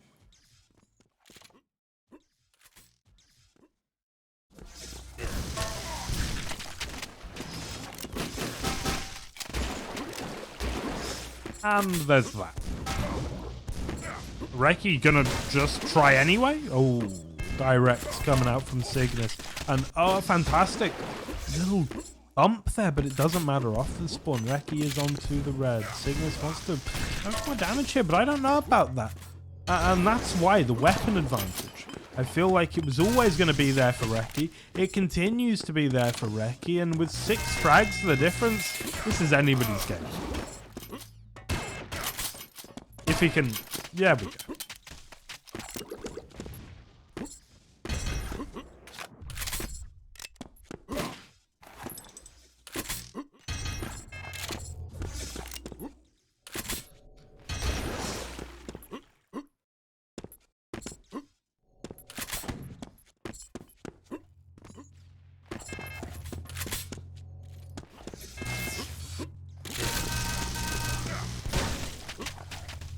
What is that from Reki? Sensational frag. Pushes in as well. He's got all the confidence now. Did have to burn the red off of Cygnus. Oh, what? No way. No way. Oh, he has no ammo. He now has the LG, but he's up against the rail. He's going to get the 50. Oh, are you kidding me? Are you kidding me?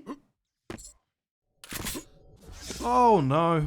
18 to 23. But what a disheartening way to lose your footing in this map.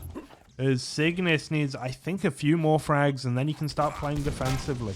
He's going to be quite desperately waiting for this Mega. It's going to go the way of Reki, surely, as he will get that frag immediately. Cygnus books it over to the red, but yeah, Reki would be there in time, and he's actually going to chase it with the rail. Hits one. Can he hit a second?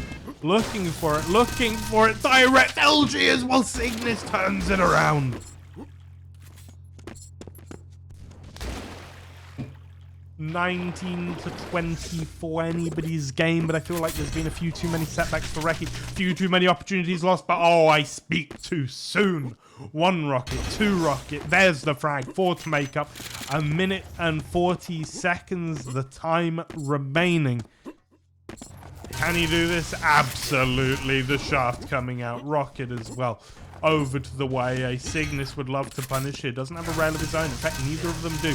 Here's the LG. On the LG, Reki wins. It's on the low ground to the high ground. Advantageous in this game for sure. Onto the 50. Rail as well.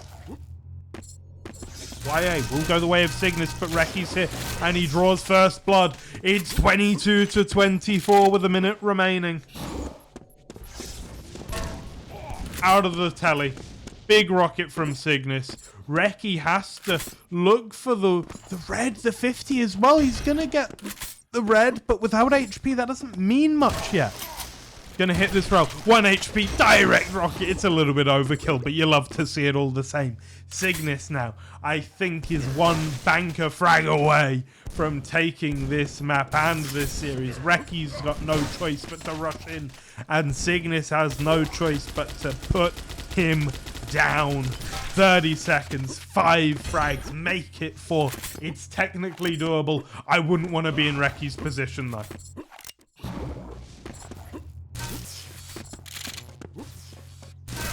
He just has to hit absolutely everything, get lucky with the spawns, and he needs to hope that Cygnus doesn't slow spawn, because if he does, there's just not enough time left. Needs a 25. Oh, off the spawn. Maybe it could have been something, but instead, in this, the day of close games, the closest I think I've ever seen on a consistent basis in a Doombringer tournament, it is Cygnus 2-1 up. And that will be him going into the grand finals. Commiserations to Reki, congratulations to Cygnus, and that could well prove pivotal in who takes this tournament overall. We are going to be getting into Respa versus Prodigy on a European server relatively soon, but first it's going to be all of the highlights from today's tournament so far.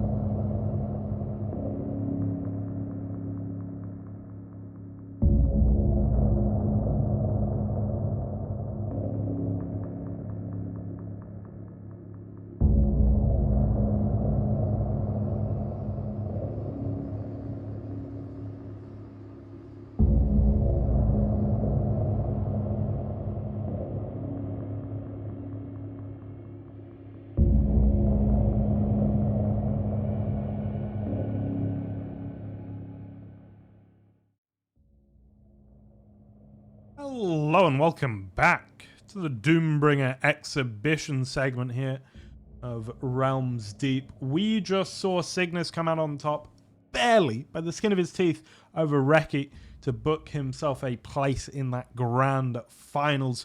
Reki awaits in losers finals for the winner of this, a best of one between Respa and Prodigy, two of Europe's finest, arguably Europe's finest outright.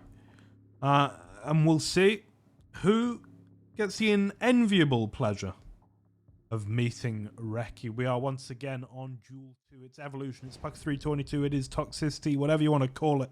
It's all the same, and it's always the best map in Arena FPS, bar none. Respa. He's going to be picking up the rail. Prodigy. Going to have old G. Oh no, he's not. He's got rockets.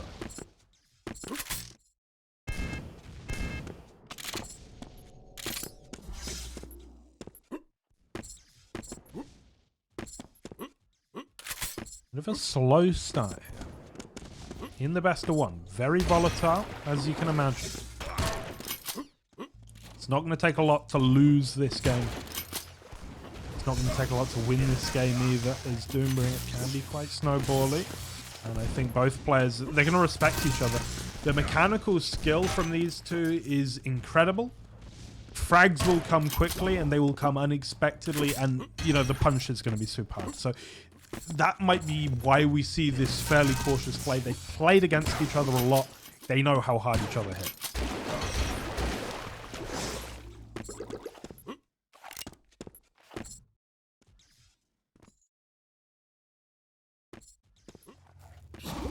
Playing off the sounds now. Prodigy from high ground. One great rocket. Wants to push him, but like I said, they both hit so hard. And that is 1 for 1. And somehow, Prodigy's the one that walks away with the red. Mega goes to Respa.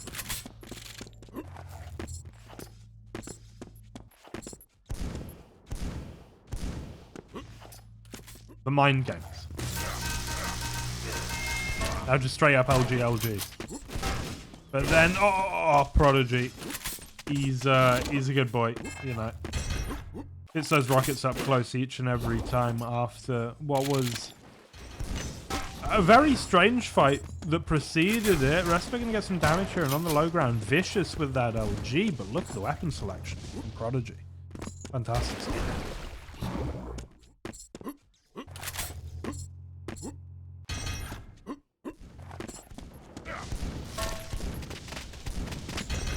That's going to be the frag. 1 second too late was Respa.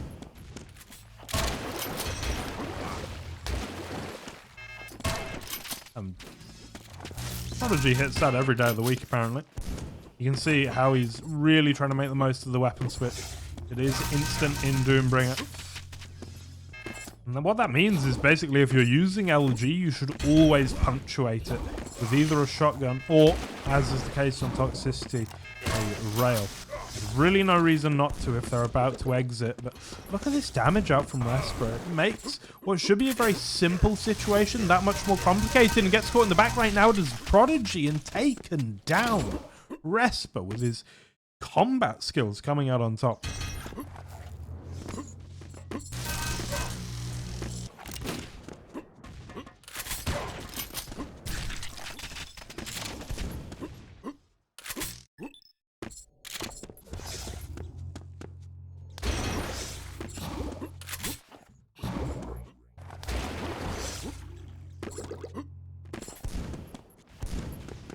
Go a little bit quiet again. It's an interesting dynamic. I feel like they're both playing reasonably cautiously. Now playing a much lower ping on the European server for both of them.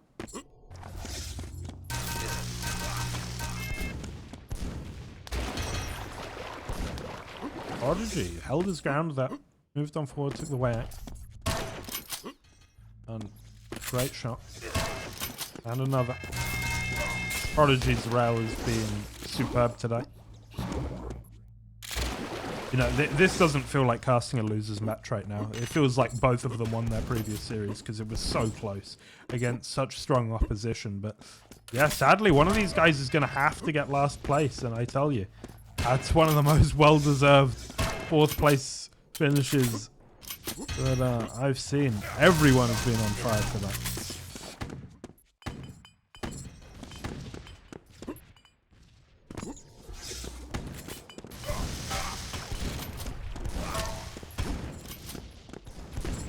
Dropping down his Prodigy, looking for the final little tickler damage to take Resper away. And he will. 8-2 now as we enter the second half.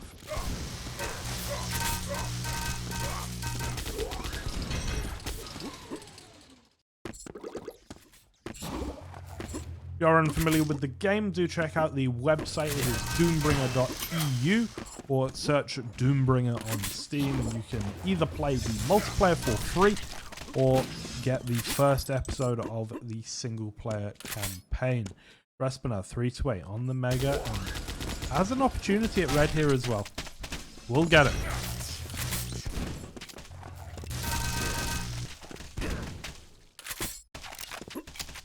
And you can see how things can turn. But they're both playing fairly cautiously, and we're seeing a low frag game. What that means is when someone grabs control, they can catch up that much more easily because, well, the frag differential you expect to be there, given the length of time that Prodigy had control, is there. 4 minutes to remain. One frag, all that separates them, but I kind of like Resper's position, or at least I did before that. Prodigy hits a fantastic rocket and follows up afterwards. Killer Instinct. And there we go, off the spawn as well. Of course he hits the direct. Has absolutely no ammo in anything apart from his bolter. Picks up the rocket for one. Now switching to the fist, and I think that's the third, maybe fourth even, melee kill we've seen today. You love to see it.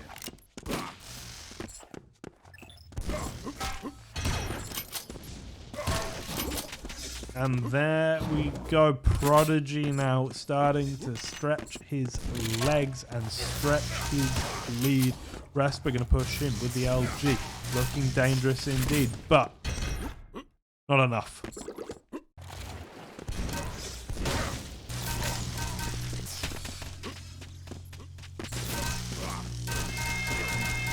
It's really unfortunate for Resper. This is best of one in the losers bracket. He's not going to have another chance. He needs to beat Prodigy here. He needs to make up these frags. 2 minutes and 50 seconds. It's going to be tough for him.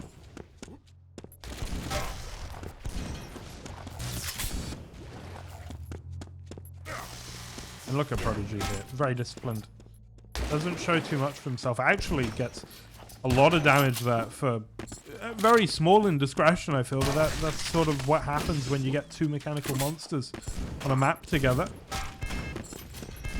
Resper will be on the red, but he's going to take that direct. And it feels like every time he should be able to build motivation, rather than momentum. It just doesn't quite come off for him. Prodigy will put him down once again.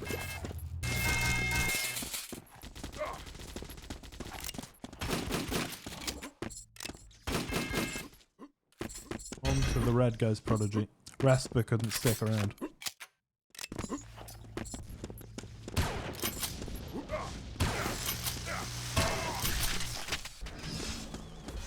Okay, this is it then. The last bastion of hope for Resper. Does he get 4th out of 4 in the tournament? Or does he move on to face Reki? So far, you've got to say it's the former, but he wants it to be the latter.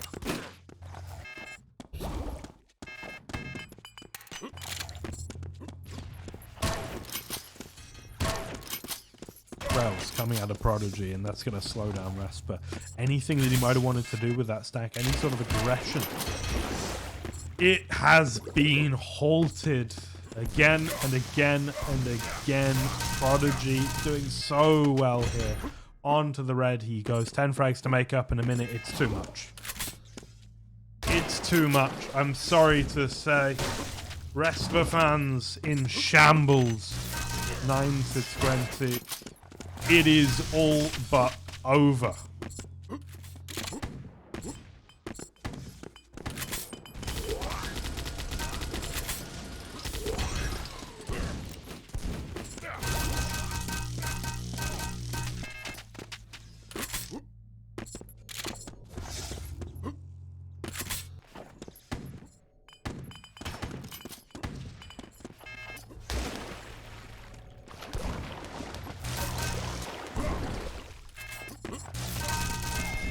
Pushing him now is Prodigy. This is the victory lap.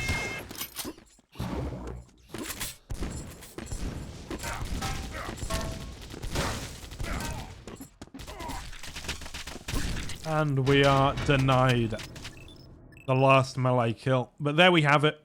Respa will be taking 4th. Prodigy will move on to play it against Reki in our losers bracket finals.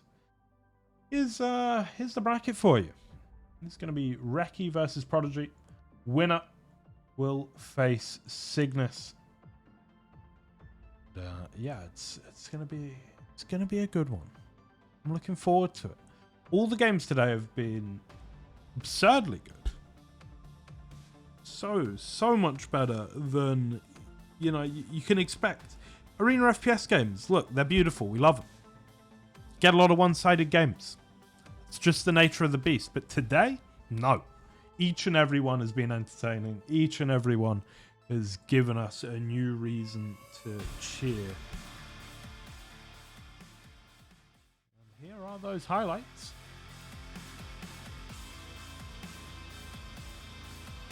Quite a few good moments there, I feel, for Respa, but yeah, a little bit too much. Prodigy making the difference.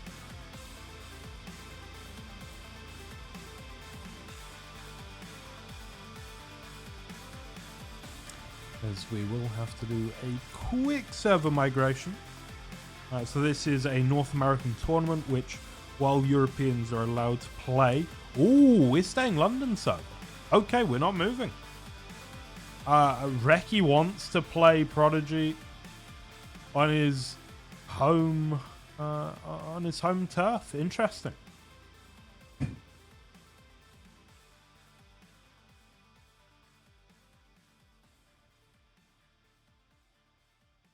We are not going to duel 3. We are not going to duel 1, actually.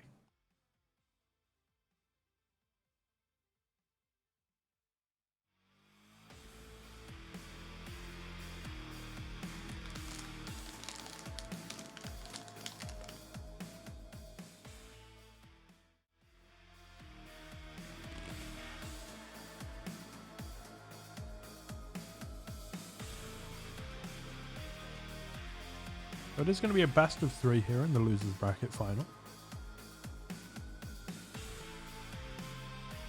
Between Reki and Prodigy.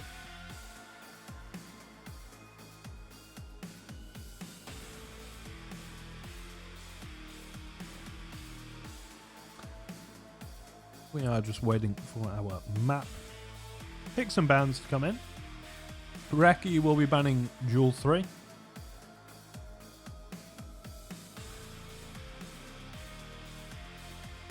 Prodigy thinking hard.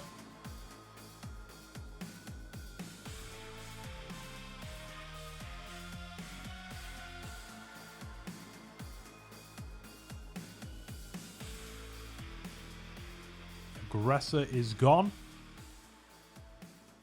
which is smart. Duel 1 added by Reki. We will get to see the seminal Doombringer duel map.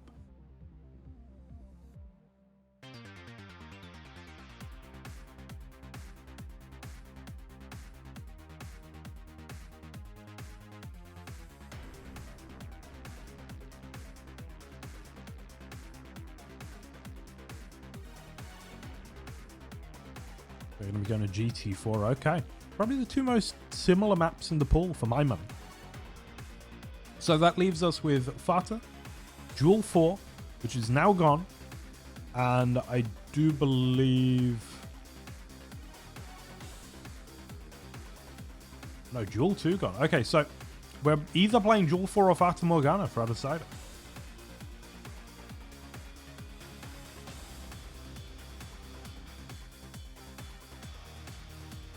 Doombringer is indeed made on Dark Places. If you'd like to download Doombringer, do go to the Steam page. Multiplayer is free. The first episode of the single player is now available as well. Fata Morgana's gone, so it's going to be a Duel 4 decider if we get there. Very interesting map pool, this.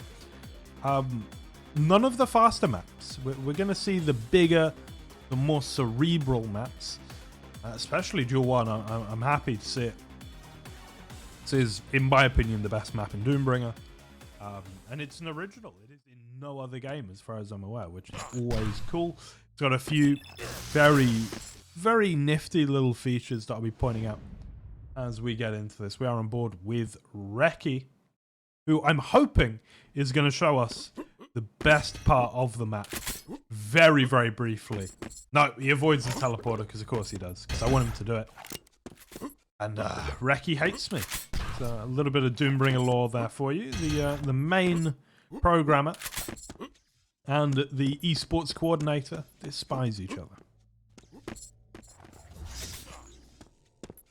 He's now waiting under the LG. Yeah, this is the big focal point, the teleporter that drops you from the sky, because why not? Prodigy gonna take the first frag of the game, hitting already very well indeed with this rail. That is impressive. RJ up, fantastic response from Reki, but Prodigy's got the damage that he needs.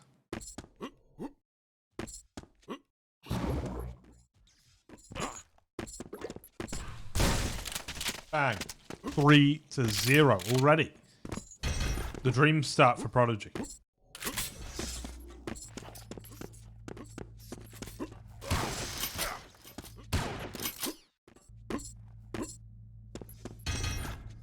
Being deterred for now is Prodigy. Wanted to go a little bit more aggressive there, I feel. But Reki, as he is so often want to do, dealing damage in such a way that Prodigy has to change his plans. He's just going to drop on him. Rail out at the wrong moment and he misses. And that gives Reki free reign. Can Reki also get on this Mega? I mean, I think the frag is a certainty. What he goes for after that is sort of his choice. Drops down, uses the bolter of all things. I'm pretty sure that was a miss switch. But hey, gets the job done. Now, through the telly.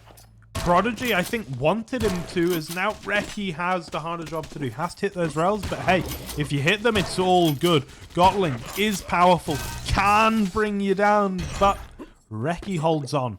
And now 3-5 in the blink final.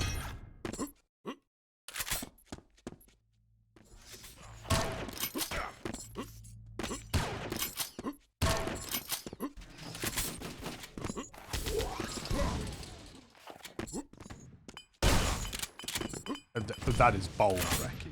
That is very bold. You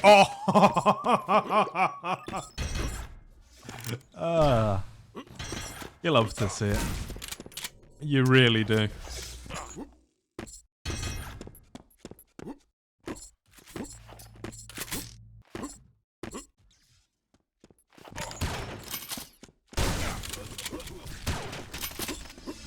Prodigy. Dead in the lava, needs to hit one more bolter, and he will. 25 damage here on the starting weapon. It is not to be trifled with, and that proved more than enough to take down Reki. 3 seconds until the Mega. I don't think Reki's going to be able to do much about it. Prodigy will just stand on there hatching the egg, but it's okay until it's not, because Reki hits 2 direct grenades, because Doombringer, and that. Welcome. The most bombastic arena FPS of them all.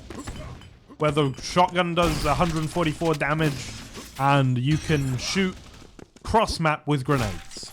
And you can kill people with your fists. welcome. Hope you enjoy your stay. It's happening again. They're doing it. There we go. Reki with 2 melee frags in one game. I am lost for words. And I tell you, that says a lot. Because I will talk endlessly at all times of day. But I'm actually speechless.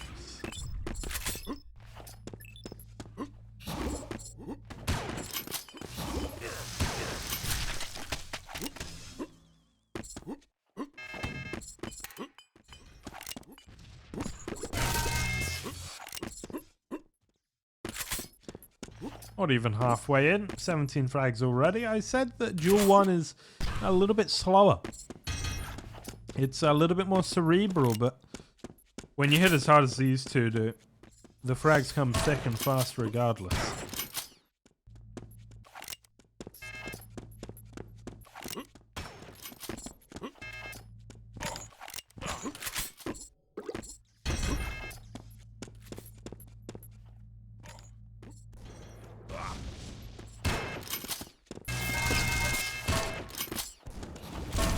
Huge damage from Reki, but it's not enough.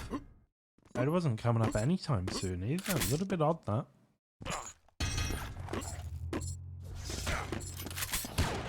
Okay. Apparently we're hitting those flicks now.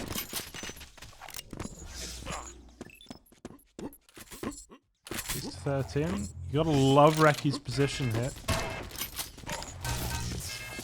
Surprised didn't just push in with LG there, but that plays for the rail. I guess up against a Gotling actually makes a lot of sense. No RJ, just for the safety. Let's pick up the 50, but yeah, I feel like maybe Reki's missed a trick not going so quickly to the red, but again, what do I know?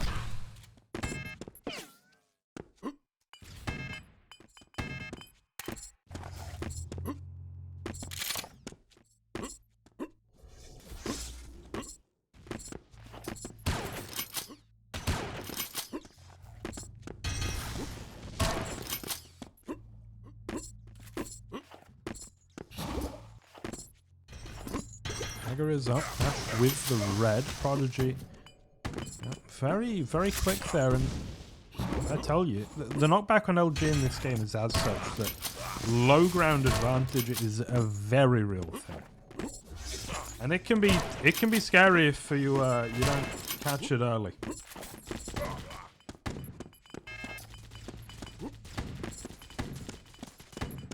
That's what keeps this interesting. For as you know, Reki's ahead right now.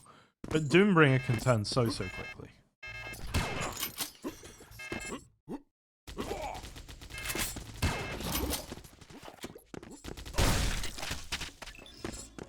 And Reki, they're trying to be proactive with the shotgun, trying to get that frag and then, you know, maybe start to play defensive after that. But Prodigy will come out on top and now has a little bit of free reign himself. Doesn't have a huge stack by any means, but weapon advantage is there. And you know, he's surviving. He's got the Mega. He's going to have the YA. Now dives on to the red.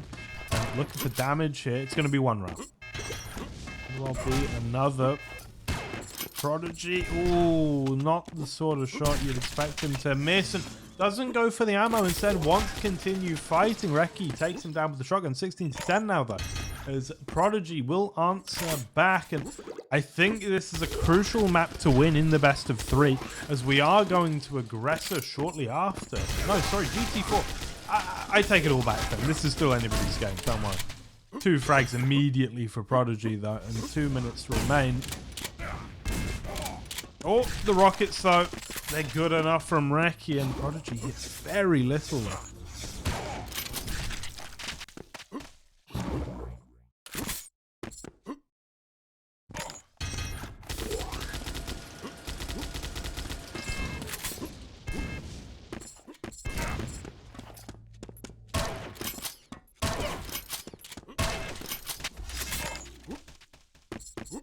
To 17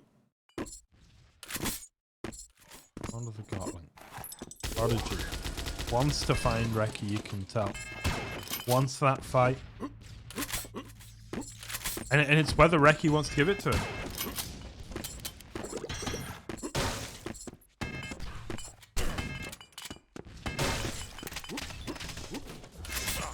There it is. 2 to make up. Mega in hand. YA as well. Prodigy. Will eat 1 swap. Will eat 2. Gets the fragment.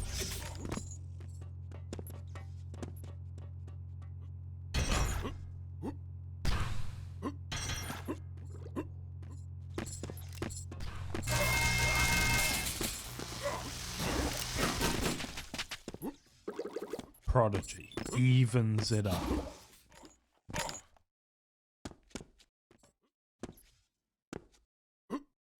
$20.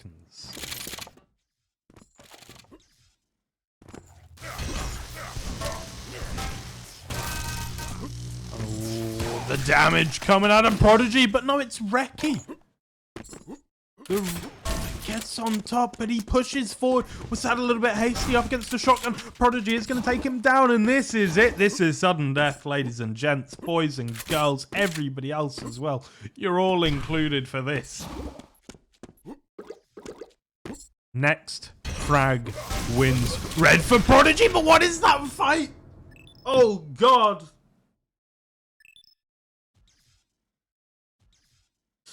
Oh, God. That is ugly. Let's watch some highlights.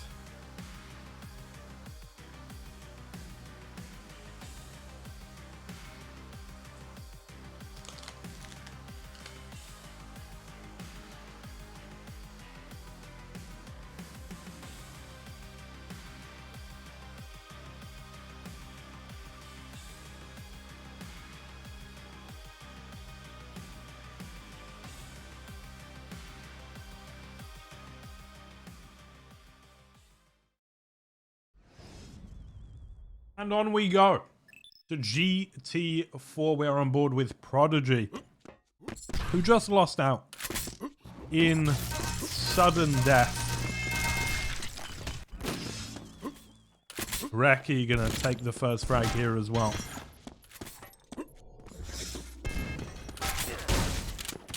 What? All right.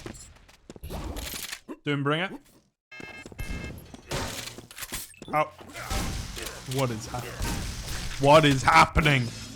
Prodigy pushes in. Reki takes him down 2-1. As we take our attention, and we were going to refocus it on the Mega, but I think instead we're just going to watch Prodigy try and punish this red pickup. LG though looking weak, looking very shaky indeed, and yeah, Reki's going to take advantage of that each and every day of the week. Never in a month of Sundays you get away with that Prodigy. Not against this boy. But, oh, he finds some form once again. 20 HP and a dream, and the dream has come true.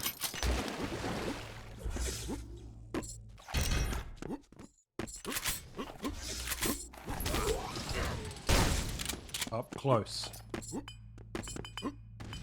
Now with a little bit of space, Prodigy spamming out with the grenades. Nothing up for another 10 seconds, and I do believe that's going to be lower YA first, followed by red, YA, and Mega clash, but I think Reki should be in the better position for sure, as he does have that rail, but oh, a direct grenade, that's going to change things in a big way, and now up close, has to get the rockets out. The first one misses, but the shotgun is there. And Reki, I feel like from what was a deleterious position as soon as he ate that grenade, has turned it around. Has 25s to pick up, YA as well. I don't know how he's going to really contest for this red, but I think he can find damage. Or just spam, you know, it's reasonable. It's a little bit safer, going to be on this Mega. Has defended this room adequately. One shot though coming out from Prodigy, and you can see that Reki wants to use surprise to his advantage. There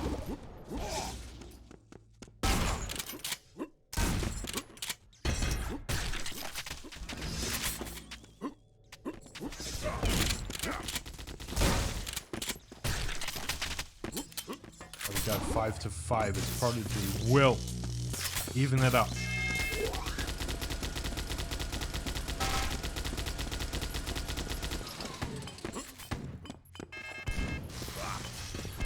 Reki doesn't give anything away and will dive on top. And I don't know how he did that. I don't know why he did that. I mean, just the brass balls required to jump on someone with 35 HP in this game of all. And you can see how quickly things can turn.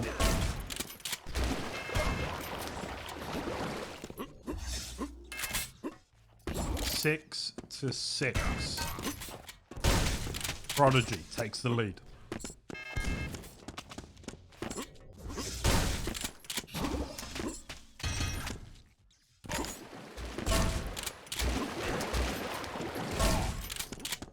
Rails on, rails on, rails. The shotgun's not enough, and Reki takes his 7th frag of the game. Now looking through the grate. He's just going to push in up against these rockets. Wants to win it early, but the Mega's already been taken. Prodigy had more stacks than Reki realized.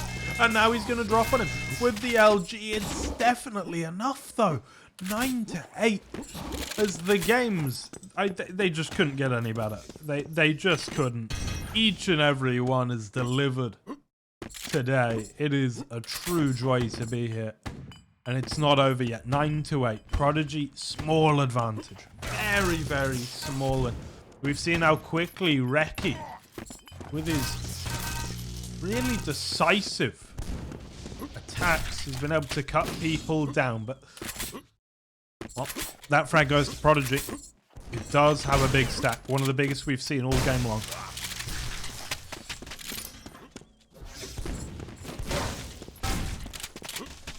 There we go.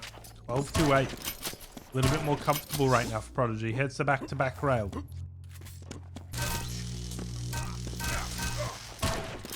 And more. Absolutely clinical play right now from Prodigy. Getting everything.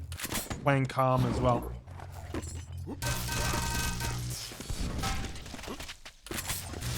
Racking up the score. Making it look easy, and I promise you, versus a player like Reki, it is not easy. Let's come out. We are halfway through, and yeah, that's why it's not easy, because one shotgun is going to change absolutely everything. 8 seconds. It's going to be Red Mega Clash. Reki's thinking, hit a direct grenade, get on the 225s, then continue the fight. Well, I tell you, wasn't the greatest idea that I've ever seen, but hey, points for trying as Reki is knocked away from the Mega Crates as well. Welcome to Doombringer. It's a wild world we live in. A world where things like that happen.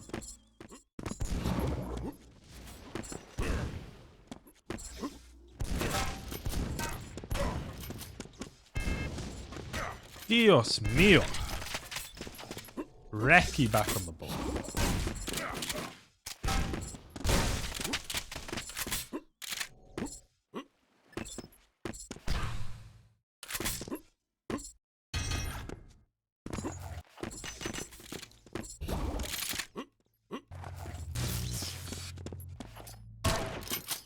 Reki finds the rail, looks for LG though, and Prodigy, I think, a better weapon selection there, but the damage comes out from Reki and he's going to clean him up. It is going to be Mega. He's got enough time to get to red as well. Looks for some ammo, or at least he would have wanted it, but the movement's not so smooth. Prodigy making it difficult for Reki, and he can't drop on the red. He has to respect Prodigy right now. And time is of the essence, and Prodigy just hits better with the rails. Reki wanted that 50. It wasn't there in time, and now once again we see Prodigy, the one leading the charge. He's going to be the guy that's setting the tempo and taking the initiative. 21 to 10. Reki walks away, but not without a couple of bruises.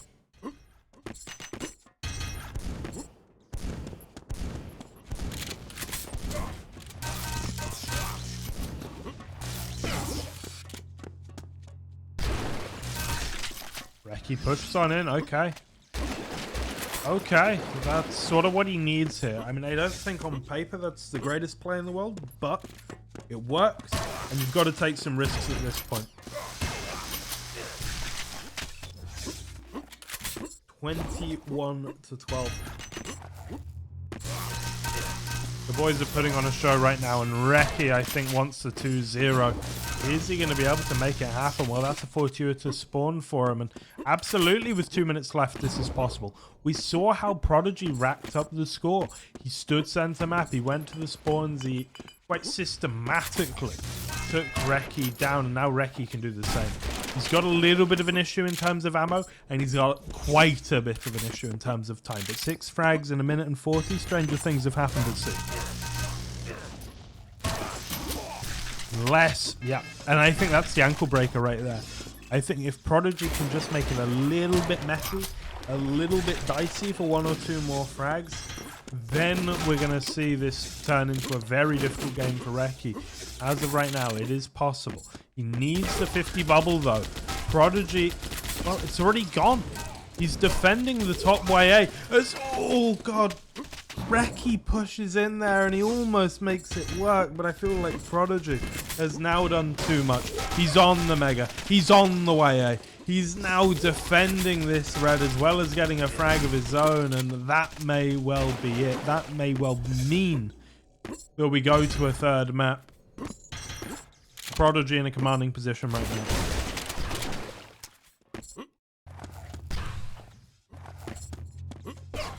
And I don't think he's going to relinquish it anytime soon.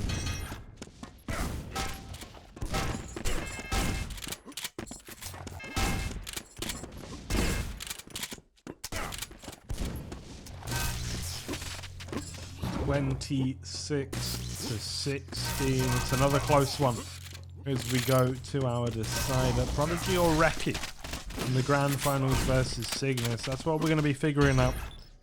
On GT4, it was Prodigy looking damn good. On Duel 1, it was Reki. And now we go to Duel 4.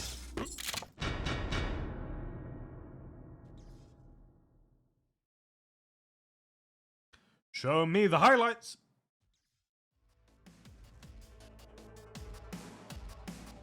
Sometimes I like to pretend that I'm on Family Fortunes, is what we call it in the UK. In the US, it's called Family Feud. Bridge Banner 56 with a raid. Thanks so much. And welcome to Realms Deep.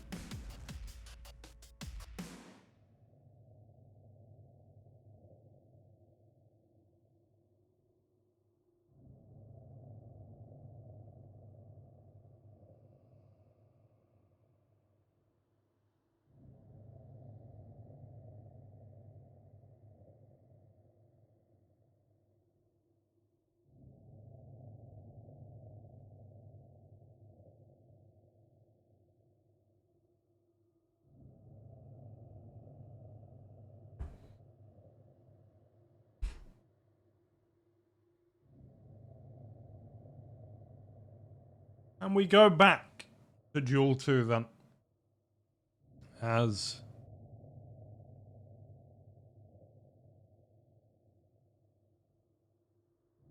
we're trying to work out what map we're going to play. I'm easy. Whatever the boys decide is fine with me.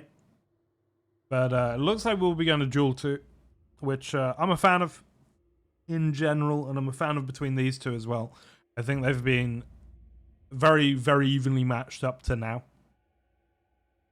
Do I favor one on Duel 2? I must say I favor Prodigy here. Reki, as much as he's okay at toxicity, he's not bad by any means. It's just not his home. It's not where he feels most comfortable. He dislikes the map. And I think that's always gonna be in the back of his brain. And this one goes out to my boy GMT. Thank you, Reki. Thank you. If you lose, though, I'm gonna feel terrible.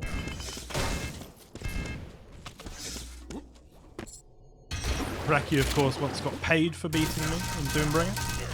Congratulations to him. DK also got paid for beating me in Doombringer as part of Organ Grinder on Tasty Spleen TV, a partner of Realms Deep. I'd recommend you go out and check those VODs if you're not familiar with Tasty Spleen already. Reki with the bolter jump on 4 HP. He's a suave guy. What can I say? He's got class. He's got taste. He's elegant and regal and majestic and so many other things. But most of all, he's leading by 1 frag.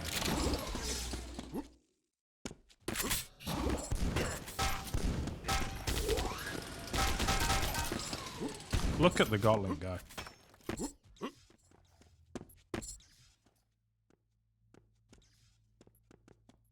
Welcome back, Bridge Burner. Thank you for choosing the Doombringer multiplayer section of Realms for your Saturday night entertainment. Reki will get the better of Prodigy there, 3-1. Immediately. Answered though.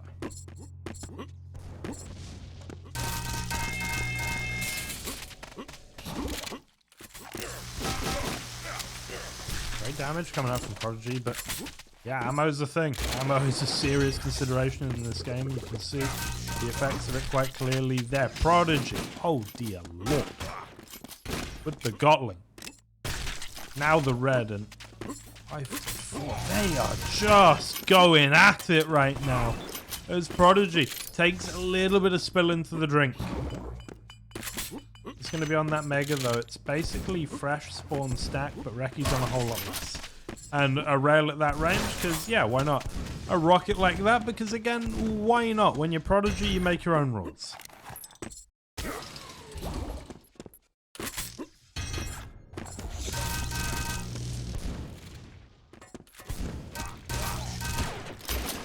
Bang. 8-4. Quarter of the way in. Reki, be careful. He needs to slow things down a little bit here. He's going to be able to steal away that red. The stack, but still huge for Prodigy. And yeah, I don't like that teleplay at all from Reki. It does feel difficult on Duel 2. In the out of control position, it can feel like you have very few options. You got to get creative, especially in Doombringer. He's going to go for an assault on the red. It doesn't come off. Prodigy does exactly what he needs. 13-4 now. A little bit ugly. Got to be said.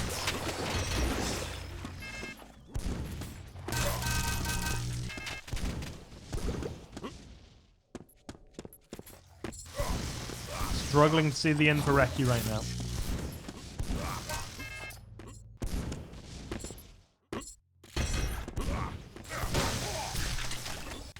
Okay, Reki on the board for the first time in a little while.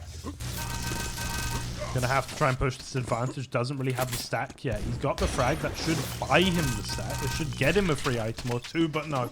With grenades like that, who needs anything else? Red is going to be up as well, and I feel like Prodigy's in a better position to take it.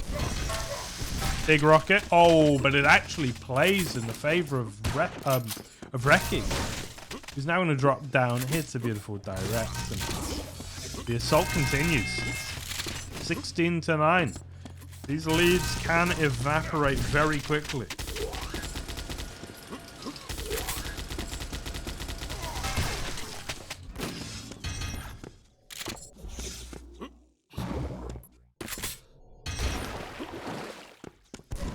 The rally goes. Pushing forward with the LG, hitting not so well. That's the 100 ping coming into play, I feel. And now Prodigy once again has an easier job, stack advantage, frag advantage as well. Now one is usually enough as we enter the second half of this map. A place with the grand finals, a date with Destiny versus Cygnus for the victor. For the loser, I'll probably DM them like, nice one, bud. Cheers for playing. The stakes literally couldn't be higher. Reki will take a 20th spill of the game. Gonna need to see something out of him soon. We're gonna have to see another gear. This Prodigy continues to play the ABCs very competently indeed.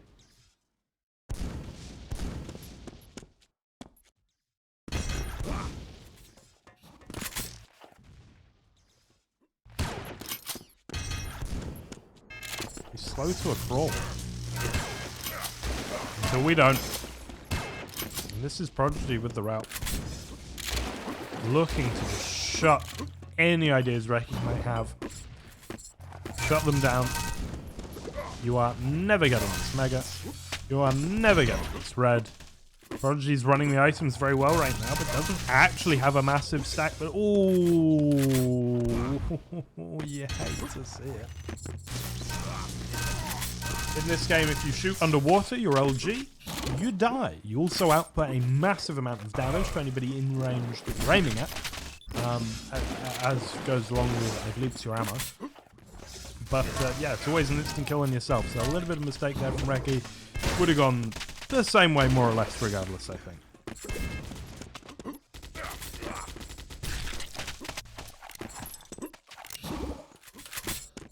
Credit to Reki for sticking in this. Still fighting. Still trying to find the edges where he can.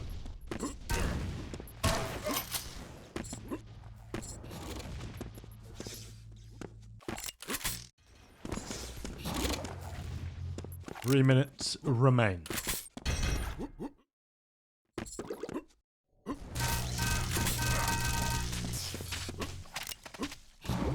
Reki. Can you do it? Chat. I want to hear. I want to hear who you think's going to do it. Do you believe in Reki? Or do you think that Prodigy's lead is too large?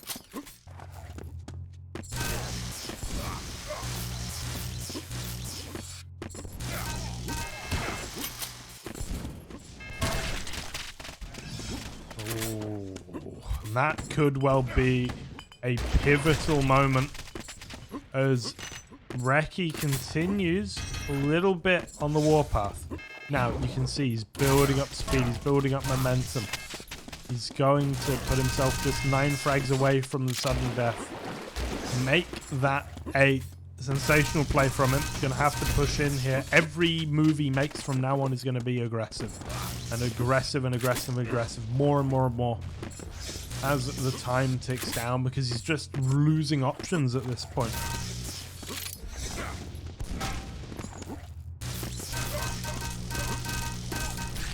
And you can see a little bit of desperation in Reki's play there.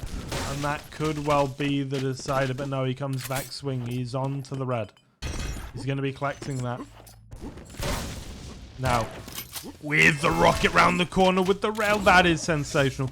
Reki on the board once again. And if he keeps up this momentum, we're going to have to see something a little bit different from Prodigy to keep him at bay. 5 frags only. Rail at range, needs to hit everything, can't quite do it. And once again, I wonder if we are moments away from the foregone conclusion that is Prodigy entering our grand finals from loser's side.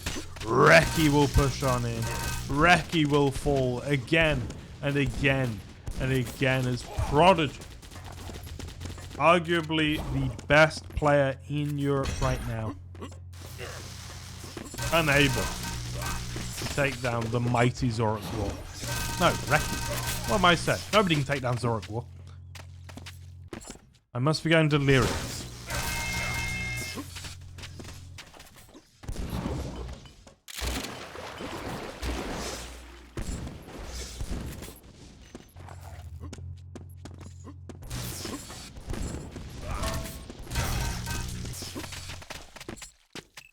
And this is it.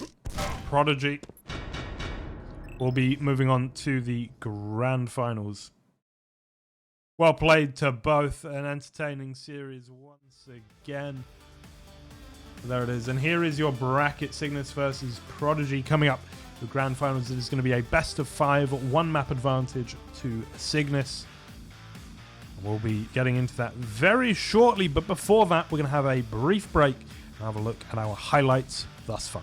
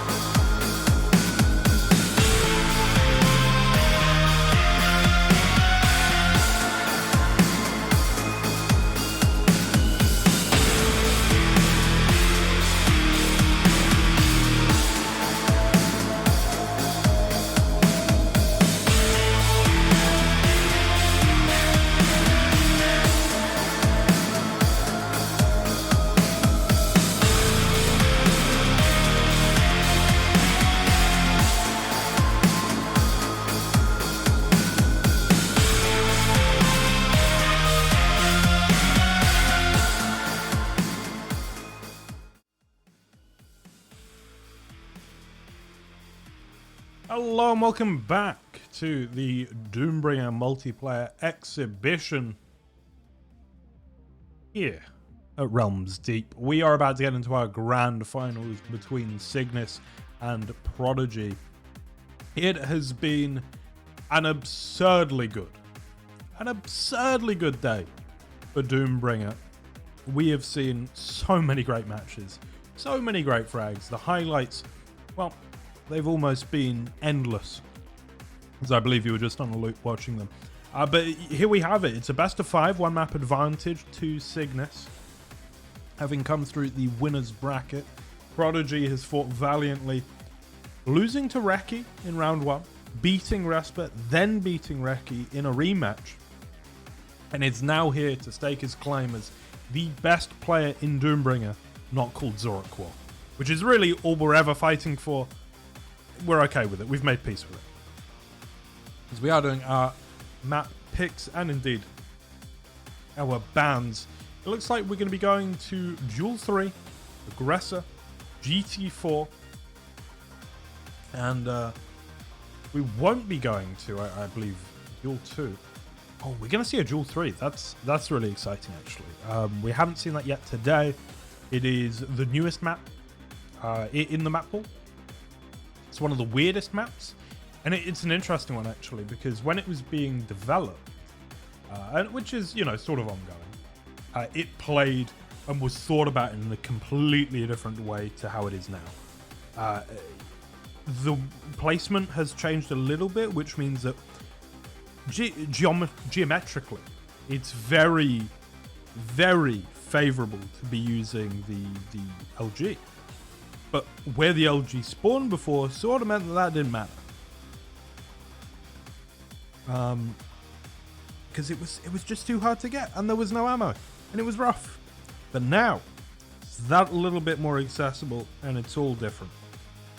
Well, here we are then. In our grand finals.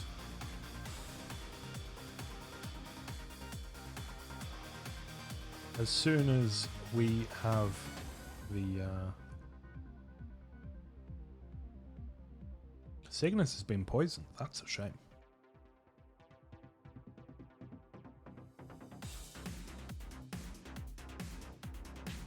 We are going to Fata Morgana. I feel like this is a good place to start. This is going to be all out. We're going to see them aim their, I don't know, aim their asses off. There we go.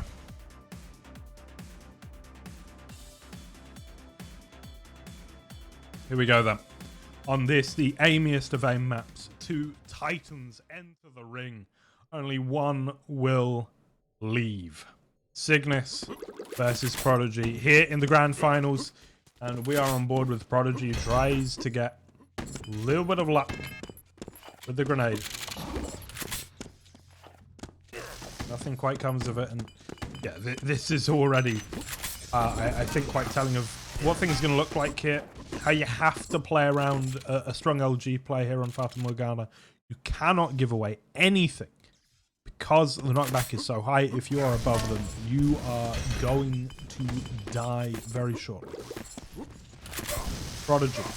Yeah, you can see trying to move into the free air up against the hits, and it just doesn't work. And Cygnus, dear Lord, absolutely brutal with the LG, and he will continue in that same fashion.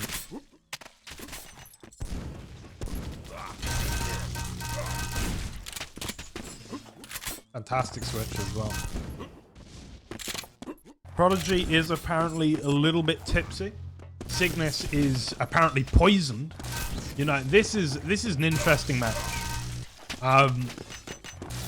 The drunken master versus a man whose dying wish is to win a Doombringer tournament. Who's gonna win? So far, it's the dying one. Somehow, that makes sense. Dropping down now is our Cygnus, as he has Prodigy in the corner. Nobody puts Prodigy in the corner. And he'll back out of there, and oh, what is that? Fantastic from Cygnus. Fantastic. I think it looked a lot cooler than it was actually good, but it looked pretty cool.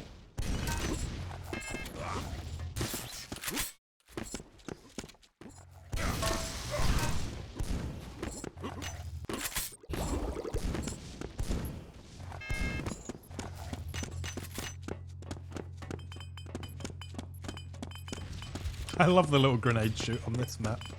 There's just this little chimney you can shoot grenades through, and it's pretty useless, to be honest. I can't think of a time where that grenade, you know, would be useful. But it's fun. I like it. Onto the Mega Rid Cygnus, just defending his positions very well at the moment.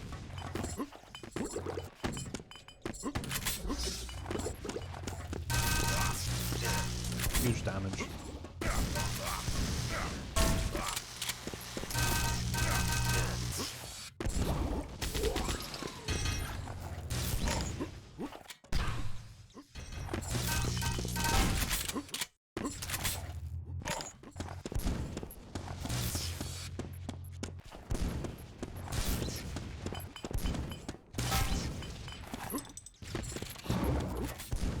Mega Rid go. Cygnus playing, I actually think, a pretty conscientious style so far.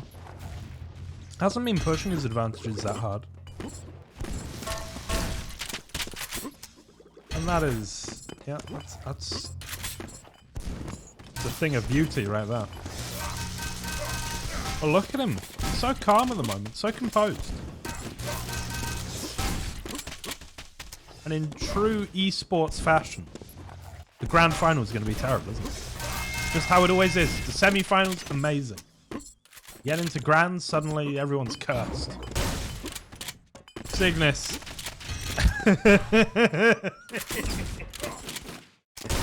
Oh dear. Oh dear. What a grade. 11 to -2 then.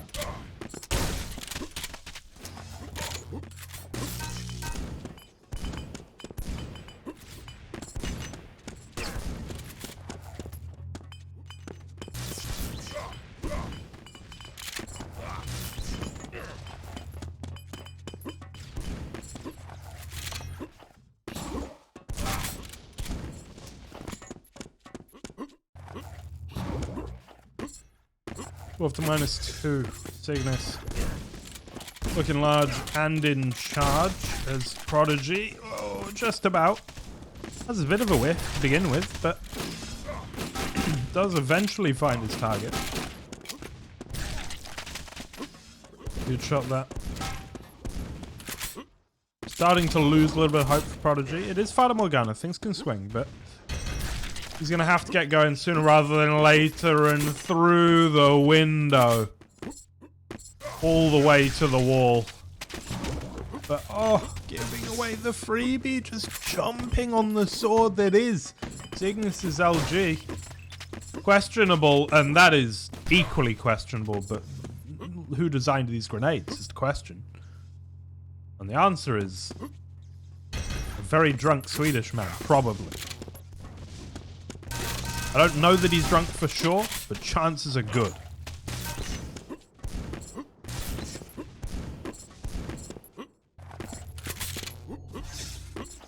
$17 to 0 then. Prodigy. We're going to need to see something soon. We're going to have to see a different look, a different pack. He's going to be using the shotgun here. 1 HP only, but Cygnus still comes out on top.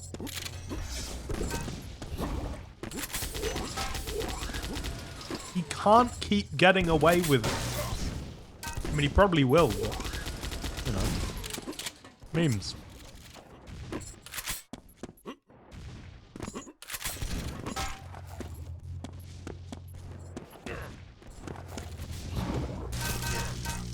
Prodigy pushing him with the rockets. Not quite enough. RJ from Cygnus. Look, he just wants to deny everything from Cygnus, from Prodigy. He doesn't even want it for himself, honestly. He's dropping to ridiculously low health. He doesn't care. He's still RJing. And he's just saying, unless you get an incredible run, which you're going to need a lot of snack for, by the way, you're not taking 20 frags off him. And I think he could be right, but there's Prodigy taking the first. And now it could be more. Does he have what it takes Number 2 in the books. 18 more needed. So far, so good.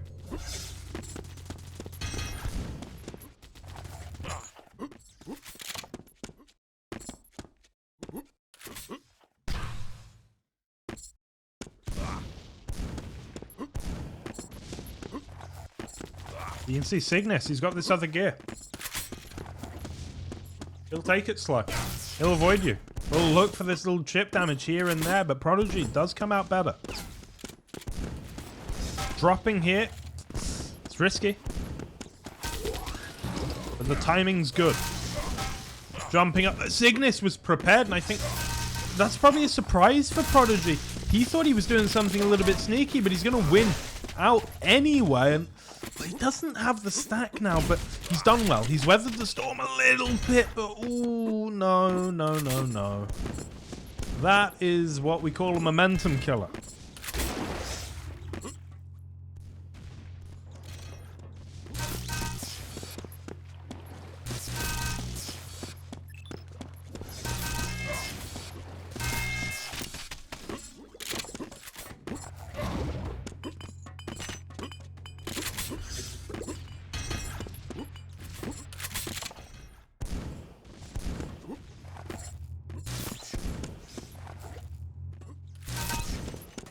Immediately, the question comes to mind, is there time?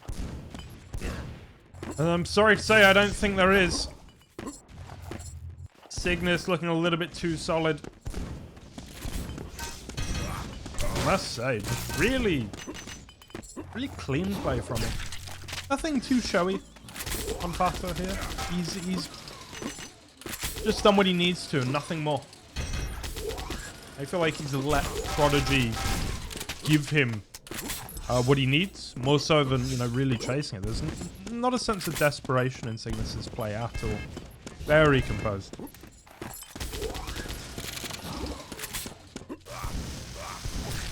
I mean, he's also done that, which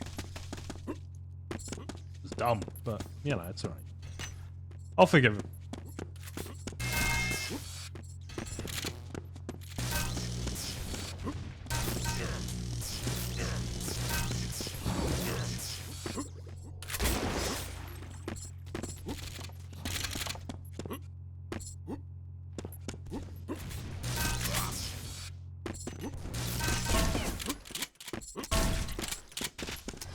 There it is. What could well be the last hurrah for Prodigy on this Fata Morgana. Cygnus, of course, did have a one-map advantage coming into this grand finals from the winner's bracket.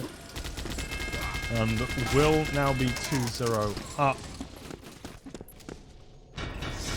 And while we wait to get into that second match, let's reflect on the best moments of Fata Morgana.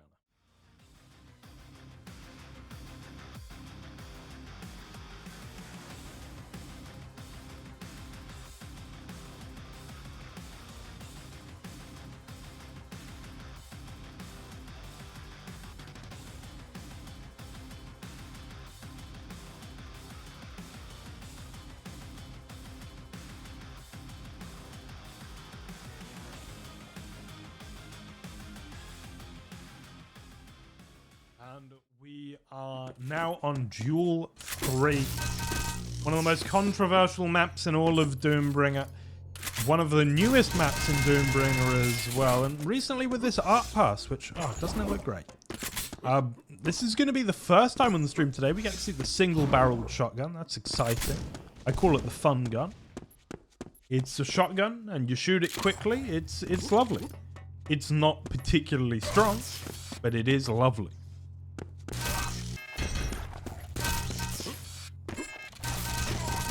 Who's going to get the maiden frag? It will be Cygnus. 5 HP to his name, but 5 HP more than Prodigy. Now 55. And making a play in the mid-map. Going to take Prodigy down and now looks for the respawn. Beyond this Mega, plenty of time to get to red as well. Bringing a little bit for ammo, but he's got more than enough to take down Prodigy. 3-0 after the first minute. Beautiful stuff from Cygnus. Once again, composed. Hasn't put a foot wrong. Really.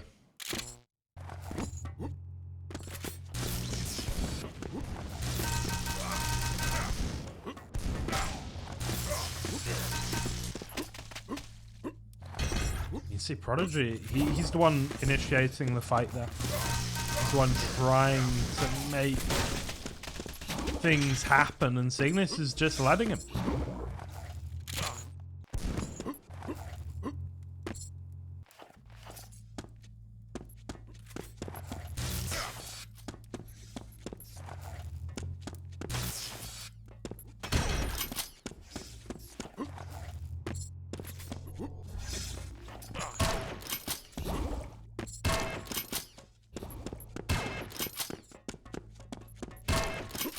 Oh. Cygnus going from strength to strength in this tournament in the first round up against Resper. He was actually looking at an upset. He was looking at the loser's bracket, but here he is in the grand finals, 2 maps up, and just playing so clean at this point. As I say that, of course, he does take a very ill-fated fight. There's Prodigy. Oh, wanted to get in the driver's seat, but is sent packing.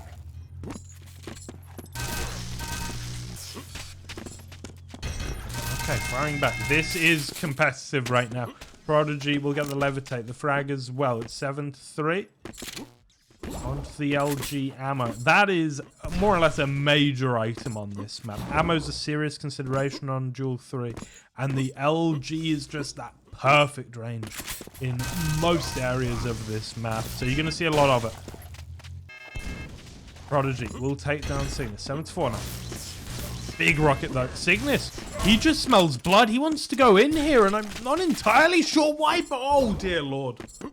He's done it. He has done it with the fists of fury.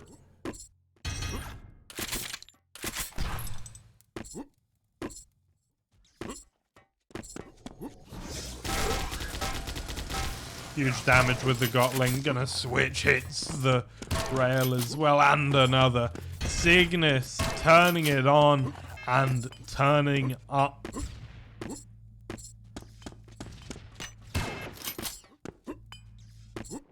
Running away. Done what he can. Is struggling for ammo here. Cygnus will know Duel 3, but as I say, a newer map. The routing's not going to be quite as clean as it is elsewhere, which means that running out of ammo and not knowing exactly how to incorporate the ammo box into the rest of your play is definitely a consideration here. You can see he's running out of most things, but he's okay for now. 10-4. Not able to get on that mecha, but oh, gets the frag anyway. Are you kidding? That's horrible if you're Prodigy. It just feels like you've done everything right there, and it's gone horribly wrong.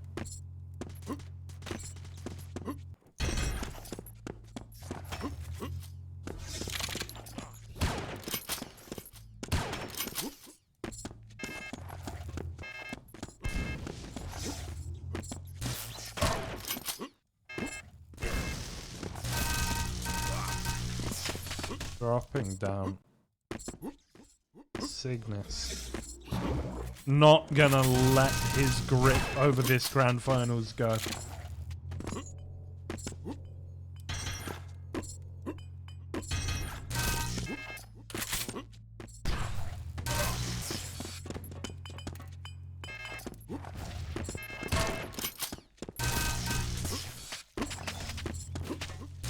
And Prodigy probably feeling a little bit lost at this point.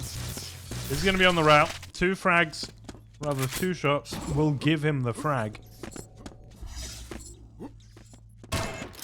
But at 14-5, you start to wonder. Prodigy, if you've got what it takes, if you've got enough gas in the tank. Let's see. He's got the stack. He's got the ammo. Pushing. Oh, and it's gone horribly wrong. Cygnus. Relentless. Absolutely relentless. And what should have been such a moment for Prodigy, 150 armor to go along with 100 health. Meanwhile, Cygnus was more or less a fresh spawn. And yeah, That's a heartbreaker for you as Prodigy, and it feels like you did all that hard work and nothing came of it, and now you got to do it all over again. Like Theseus and his rock. You got to march up that hill. Desperation on the red.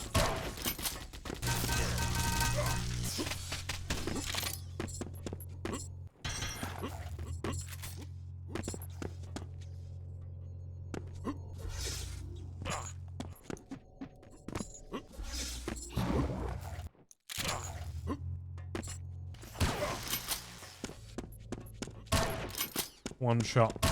Two shot. Almost. There he goes. And just for good measure. A little bit of a crater. Okay. 2 minutes and 55 seconds. Prodigy's gonna get the frag. He's got a rocket, he's got a shotgun, he's got a little bit of stack. And by little, I do mean little. Cygnus takes him off the spawn.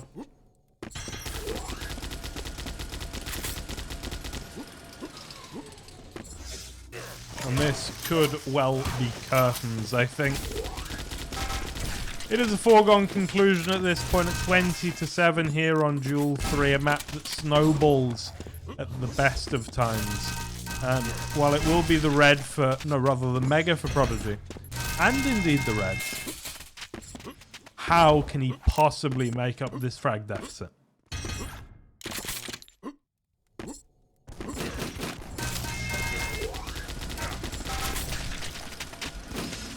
Cygnus back on the board, and he doesn't even need to be. Gotling out. Not quite enough, needed one more shot. 12 frags in 2 minutes. We are talking about very borderline of possible here. And with each passing second, that borderline moves just a little bit.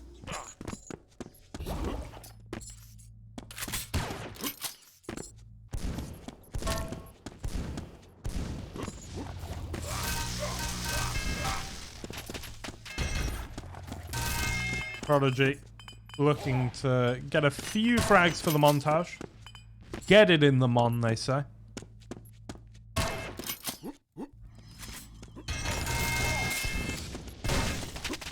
I mean, I don't want to say it's impossible, but it's kind of possible. This could happen. If it does happen, it's the greatest comeback of all time in esports history. But it could happen. Prodigy with all the stat. Struggling a little bit for ammo outside of his LG. Looking for the rocket. Not going to connect. And I think that is more or less that, as Cygnus has done a very good job actually of just ghosting off the map, which is hard to do in Doombringer. And hard to do on Duel 3 as well. But he has proven himself. He was the #1 seed. And he will be your champion here at the Doombringer Duel exhibition. That's part of Realms Deep. Beautiful stuff from him throughout. Respa gave him a serious run for his money, as did Reki. Grand Finals a little bit more of a one-sided affair, but still a valiant effort from Prodigy. It is Cygnus that is your champion. Let's have a look at that bracket. It was Cygnus over Respa. It was Reki over Prodigy. Cygnus 2-1 over Reki. And then a 3-0 in the grand finals. Fantastic play from him and everyone else today. Thanks so much for playing to the players. Thanks so much for watching to the viewers. And yeah,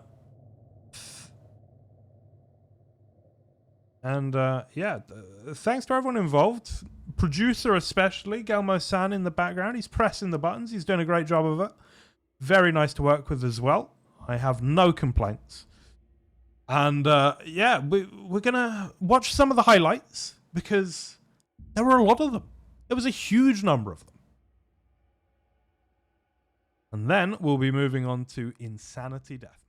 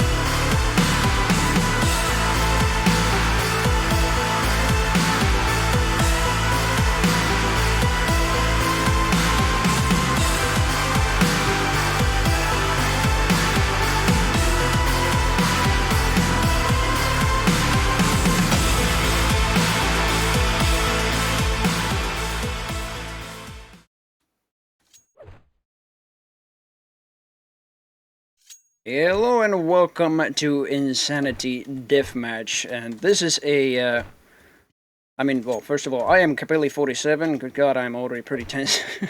I'm Capelli47, and I am the creator of this mod in Doom. This is for Zandronum 3.0, it is a deathmatch mod specifically for, Zandronum, and I already know that 3D Realms has a lot of great Doom fans, especially the ones who just crave for deathmatch, and so I made one.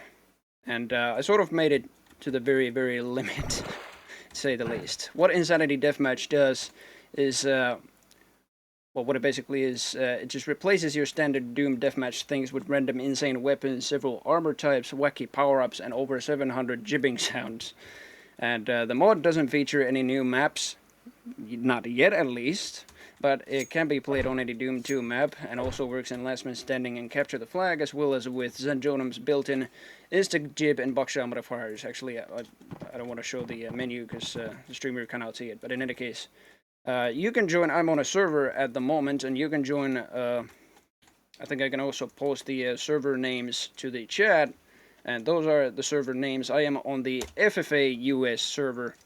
And the map we are currently playing, actually take that back, that Insanity Deathmatch doesn't have any new maps yet. It actually does. This is a map made by Remirath, and he is a talented mapper. We already discussed this in Rich Burner's stream, how well he just creates this sort of UDMF format with all these 3D forms. This is an homage, obviously, to Deck 16 in Unreal and Unreal Tournament, and well, it's called Deck 69, I think mainly because of me.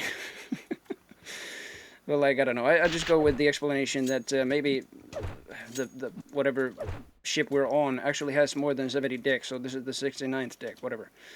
And this doesn't actually have any random spawns, but it has specific spawns for some of the weapons, and I will get to those weapons in just a moment. Probably will just explain what they do as I shoot them around.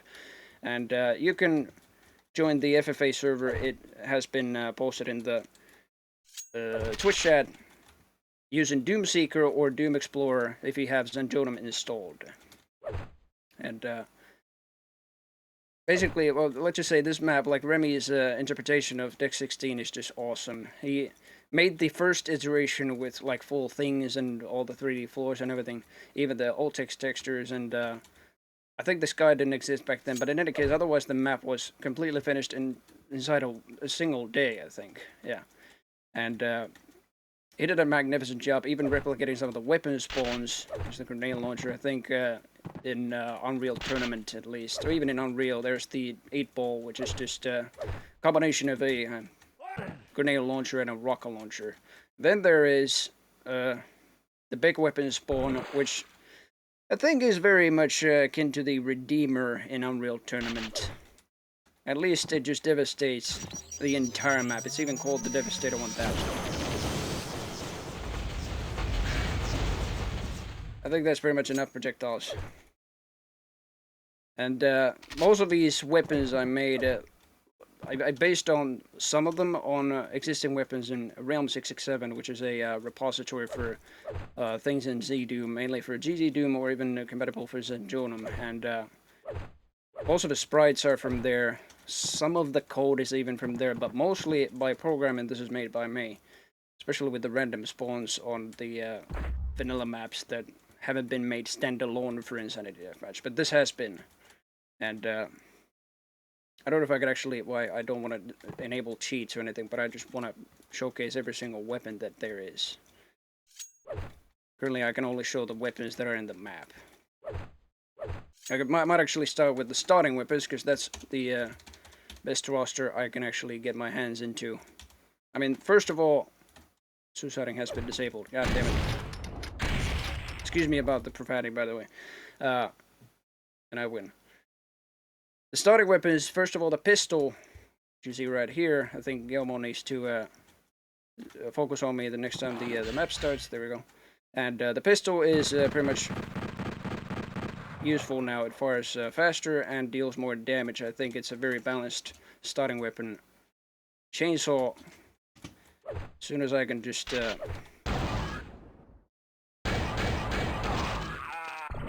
there we go. It's a faster variant of the chainsaw in Doom, does way more damage, has a better range, and it's a very good approach for the melee players that just want to do that. Then there is the knife, which you might have already seen. Let's see where. I have to just like, or like, suiciding must be like enabled to actually make this faster, but like, can't help but to suicide with grenades. There's the knife. It's basically an homage to Counter-Strike. You just move faster with it. It deals quite small damage, I think, still pretty much the same amount as the fist, which it actually replaces when you equip this weapon. And you move faster when you equip it. This is most essential in Capture the Flag. And I think it's more of a utility weapon, more like a tool rather than a weapon, just to boost your movement. But you only move faster when you have the knife, just like in Counter-Strike. Then before I actually suicide, let's change the Vorpal Blade. Happy birthday. The Vorpal Blade is the melee weapon from Demon Eclipse, making a cameo appearance here. It is a very powerful melee weapon, capable of just like jibbing every single marine you basically come across, no matter like how much pickups they just get. And it has pretty good range, still has the sort of same movement as with every other weapon, so you don't move any faster like with the knife. But otherwise, it is very powerful. It has this charging meter, and it just charges over time, or when you hit things, and you just gain a certain amount of charge. And when you have full charge, first of all, when you have 50% charge, the blade turns green, dealing more damage. And when you have full charge, your blade turns red. And with that, you can shoot a projectile with it. That is pretty much just like in Demon Eclipse with the sort of recharging system and everything for the blade. Then there is several bullet weapons coming up. The machine gun, sort of a compromise between the chain gun and the how would I say, actually, I guess you could say the shotgun. Has this burst rifle function. It's a 3-round burst weapon that deals quite a good damage output, but still, like, because of the 3-round burst, it isn't like firing 2 continuous or like constant shots. But it's a very balanced bullet weapon.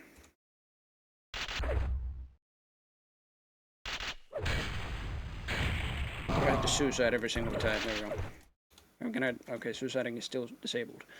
Anyway, the Yellow Boy is a bullet weapon after that. It is basically a hybrid of the, let's say, the pistol and the shotgun, with fully accurate shots, especially with bullets, and just slightly faster rate of fire than with the shotgun.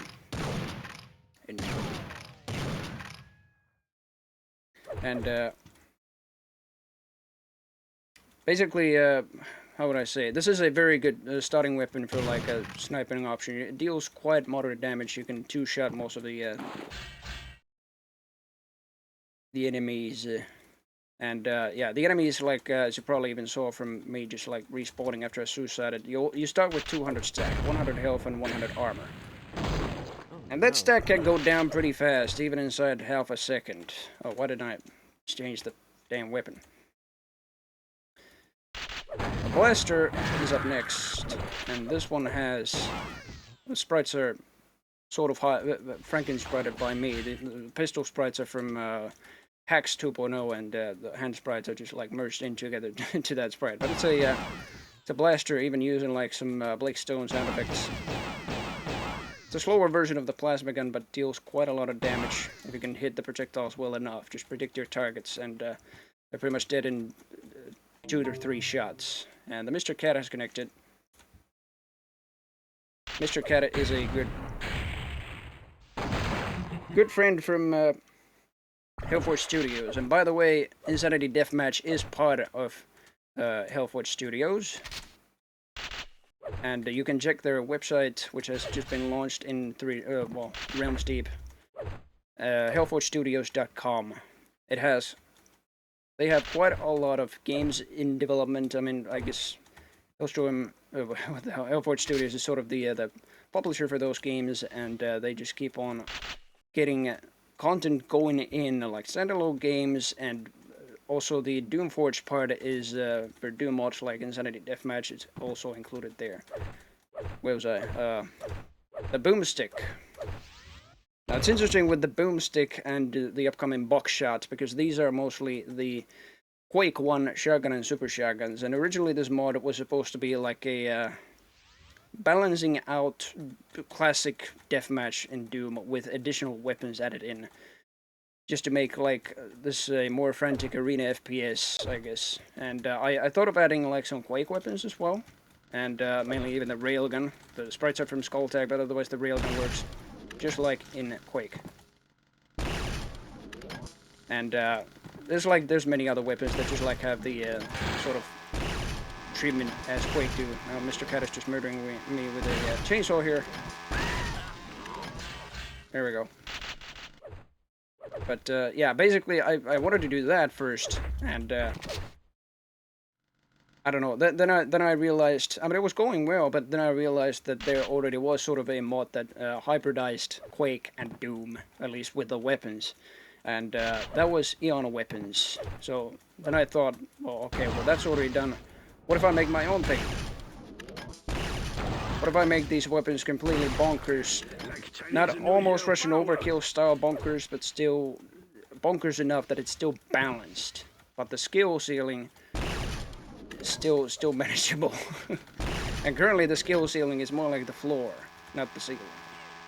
It is just so random at the moment that, yeah, I think I've even taken some enjoyment to the limits.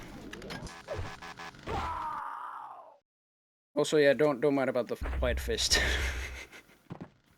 This was just a meme we came with in Hellforge during, well, actually after one deathmatch session, that there should be at least one sort of wide weapon. I have no idea why. So the fist is currently wide. I might fix that to be the strength power version, and we get to that power up in just a moment.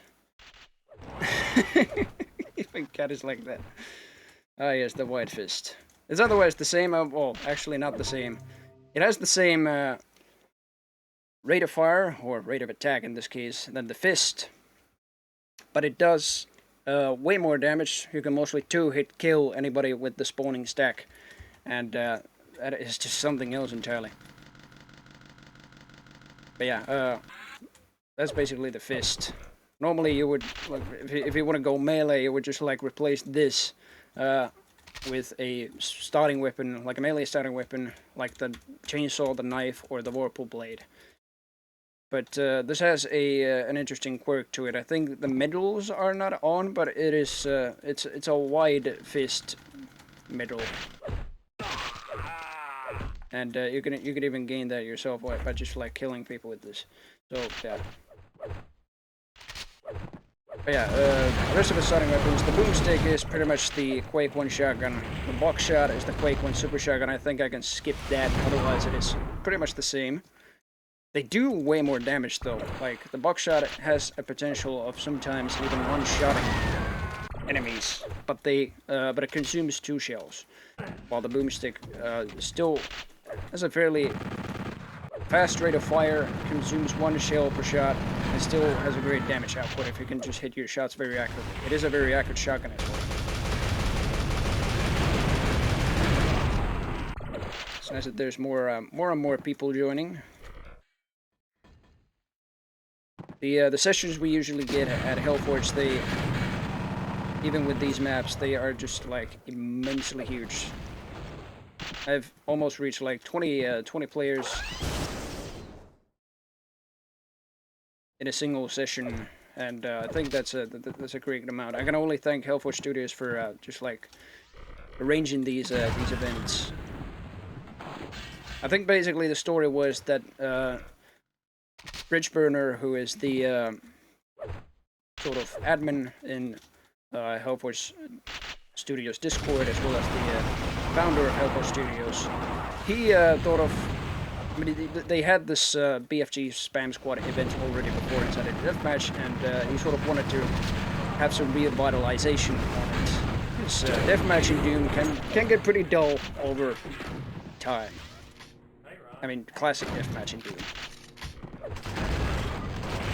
So yeah, then I had this mod basically, and at the sort of first time I got around in Hellforge Discord, I think we were like participating in one of those BFG spam squad events. It was a deathmatch event, and Bridge Burner was intrigued to test the Saturday deathmatch out, and so he did, or we all did. And it ended up being a magnificent sort of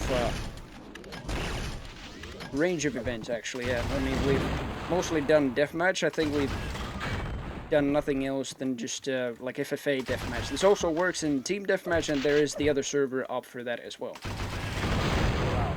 Oops. Hacker. Classic Mr. Cat. Yeah, where was that? Chain gun is a very much more powerful version of the chain gun in Doom 2. It actually does double damage, so it's between 10 and 30 damage per shot. But in addition to that, it has a 50% chance of shooting in an extra bullet enemies out. And that just makes it up to 60 damage if you can hit your bullets well, and if RNG blesses you like nothing else. Because Doom's RNG can be something else.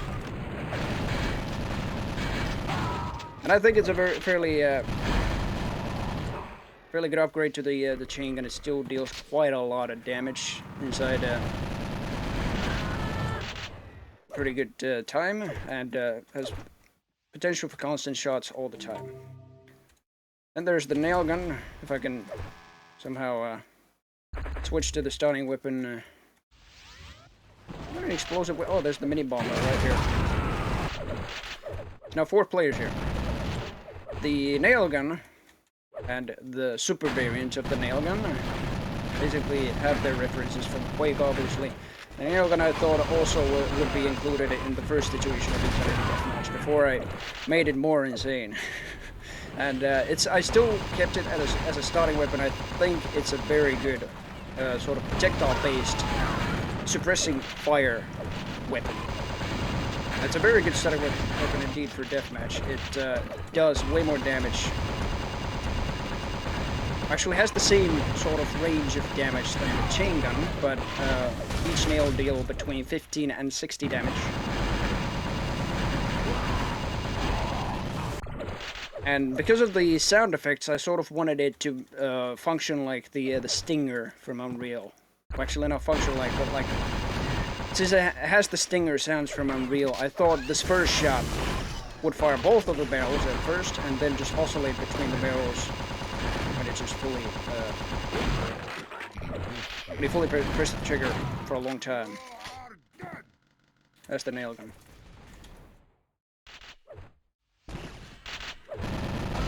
And then the super nail gun is basically the same. It's an interesting thing in the rate of fire, though.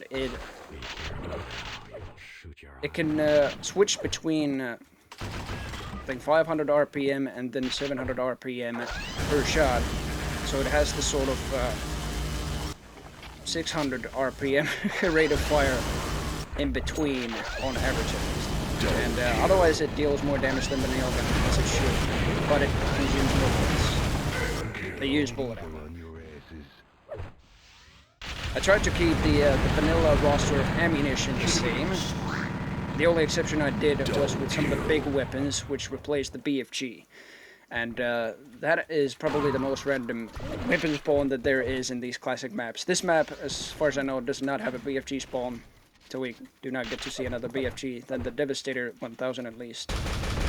But let's see. Oh yeah, the grenade rifle.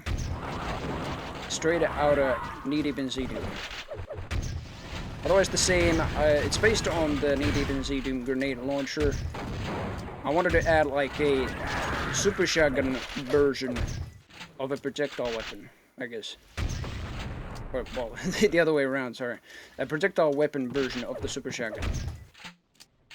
So it actually fires slightly slower than the super shotgun, but its grenades, which explode on impact but still have this sort of arc, they deal way more damage than a single rocket this mod does. And you can easily if you can hit your shots well, like that, they constantly just hit. And, yeah.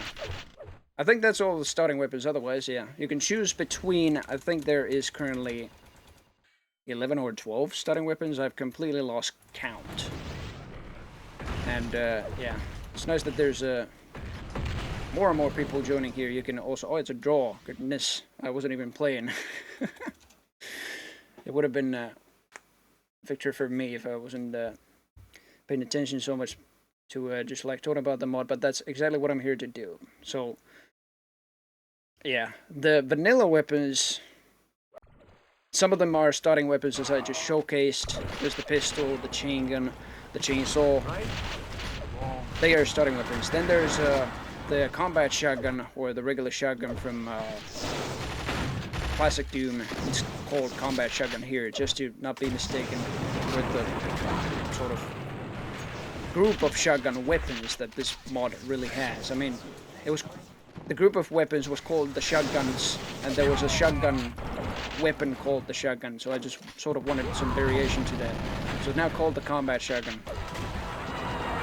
That one is otherwise the same. I mean, I think this map doesn't have that right now. No. But it fires 20 pellets per shot. Yes, the combat shotgun, not the super shotgun, but the single barrel one. And consumes 1 shell. So, I don't know, it's, there's potential to one-shotting people with it, for sure, even if people have 200 stack. But, oh, goodness. Okay, Mr. Cat is owning with the sigil. Now, here's one of the BFG spawns. It is the sigil, currently.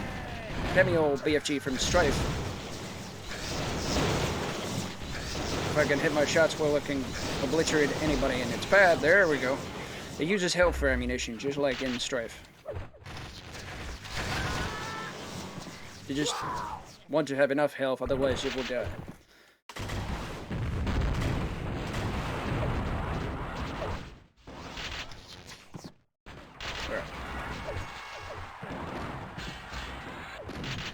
Right. I guess I'm just gonna... I think it'll be easier if I talk more about the weapons that just like come into my hand. The Riot Shotgun. Oh god, who made these sprites? Mike 12. Mike 12 made these sprites.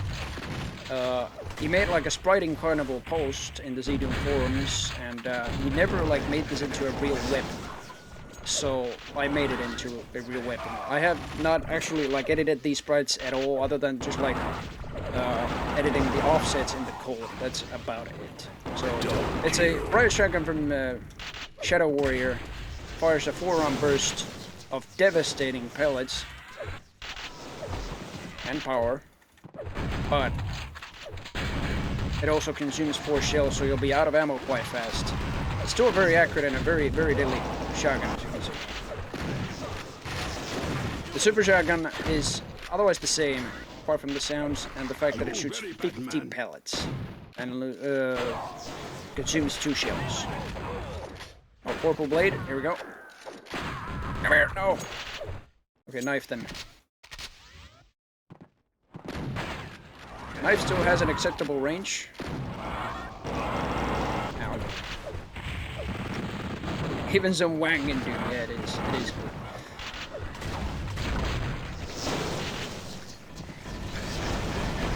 Oh goodness. This is still in testing phase. I'm speaking on the mod overall. This is still in a testing phase, but 1.0 will be released this month. I cannot tell the exact date because I have no idea what else I will spontaneously add into this. Okay, there we go. The power-ups. I just picked up 2. The power-ups are showing in the top right corner. Whatever you pick up. I mean, the icons won't tell you much, but I can tell you I just picked up the haste power-up and the spread power-up. Some of these power-ups are 20-second duration. Most of these are at 30-second duration.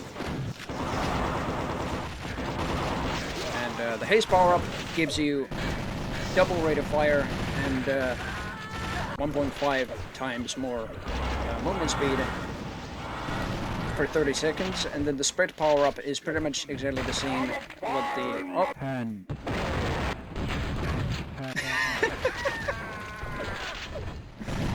That was actually unexpected. I mean, they usually are, but what was even more unexpected was the actual explosion that happened there. Those are the jipping explosions that can rarely happen, but they still have their chances to happen. Every time you jib, you have a 3 out of 256 chance to explode in a very fantastic fashion into whatever. Could be anything. There's 14 different effects, and they have neat references in them, neat Easter eggs, and generally I try to include most of the people that just like have been contributing into this so much and been playing this, so yeah. Especially the Hellforge too. Some of them are connected to that as well.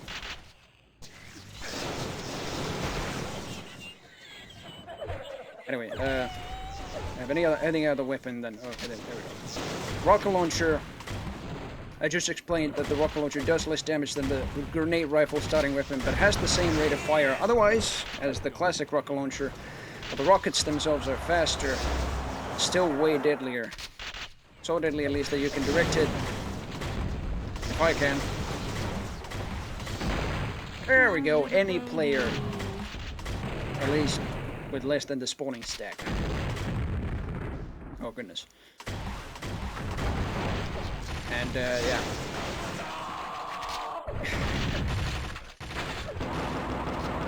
So like the spawns are still, even though they're randomized, they are mostly categorized, to say the least. I mean, the super shotgun and the shotgun spawns spawn most of the common weapons, and not the big weapons, thank God. This would be like Russian overkill if it was like that.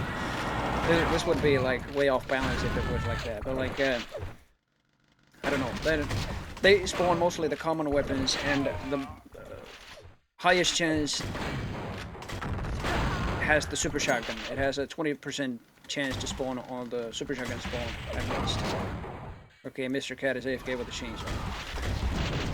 But then there's the other spawns, basically the chain gun spawn in, well, the classic Doom chain gun spawn. I think it's right here. It spawns most of the heavier bullet weapons, like the heavy machine gun, which is an upgraded version of the machine gun starting weapon. It fires a 5-round burst, and each bullet deals between 25 to 75 damage. Now it still has its own spread, but it is fairly more accurate than the chain gun. Or the super chain gun, which I don't even know if it spawned here. I think it did. Hey, jump pad. Mind you working. Okay, I have no idea why it isn't working. But what else can spawn on the bullet weapon, or sorry, the chain gun spawn only, is the AK-47 or the assault rifle. It has worse accuracy than the heavy machine gun, but deals way more damage. Between 30 and 90 damage. And with spread and haste, it is definitely a beast. Oh yeah. Hell yes.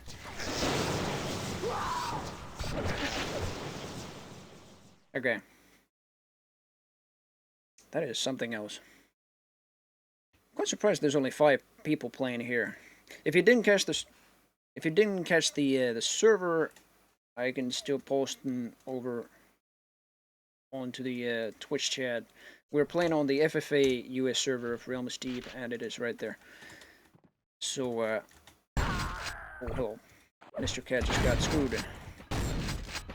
Which brings us to our next weapon. The screw gun is a faster variant of the combat shotgun. Oh, okay. Yeah, it's a faster variant of the combat shotgun, at least on rate of fire, that fires projectiles. I thought of making a projectile shotgun for 1.0. It is a very fresh weapon as well. There's a few problems with it still. I think it's a little bit too fast. I might make it the same rate of fire as the combat shotgun, but it still fires on a wider spread, so it's a shotgun. You really need to get close to kill anybody. Otherwise, the damage output is very good, as you can see. I just spawned and down killed me with a single blast.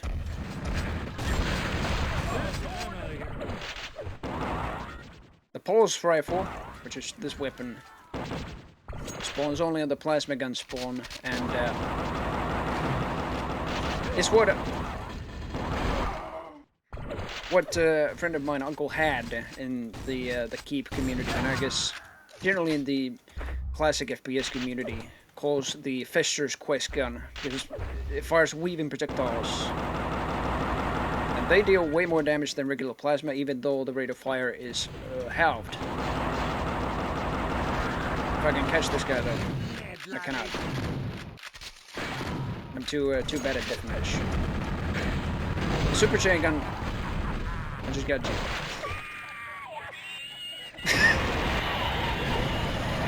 Oh god! This gets way more insane with more players, and I do encourage you to join. If you have Doomseeker, if you have Zenjonum, and or if you have Doom Explorer with that as well, you can join the server. I've just that's the server name, so you can join that server. You have Zenjonum and Doomseeker or Doom Explorer. Zenjonum is free to download if you don't have it from zenjonum.com. That was Recetas, exactly, yeah. I tried to make some kind of a more memey explosion into that. Oh goodness. Oh, there we go. Double kill with grenades. Oh, hell yes. It's a dud grenade and a super shotgun blast. Two, actually. Two blasts. I can hear chainsaws everywhere. Where was the super chain gun? I gotta see that. Here it is. Super chain gun. Sort of a reference to the Quake 2 chain gun. It starts out pretty slow. Actually the same rate of fire as the regular chain gun, but it doubles its rate of fire after 10 shots. Otherwise it consumes only 1 bullet per shot, but it has the same trait as the regular chain gun in the mod. So it has a chance of firing an additional bullet. And the damage overall is from 10 to 60. Depending how well RNG treats you and depending how well you hit your shots. Otherwise, yeah, it is exactly the same as the regular chain gun. That's a starting weapon. Oh goodness.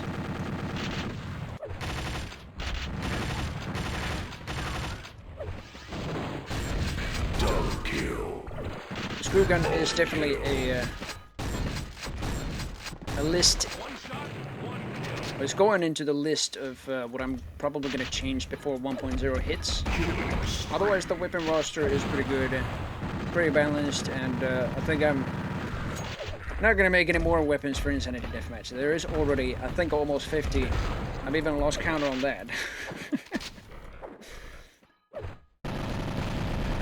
But yeah, it is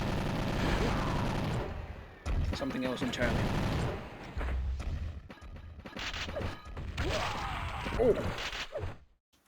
Yeah, the grenades, I like the sound effect of the bouncing is from the Quake 4. I love the grenade rifle sound, grenade launcher sounds from Quake 4. They have like such meaty and punchy like bouncing sounds that I just like couldn't be without including the bouncing sound. Actually, I chose that over the Quake 1 grenade bouncing sound. Holy hell. The explosion sounds are from various games. In fact, even some of the various, I guess, map packs? Dwango, mainly? Oh!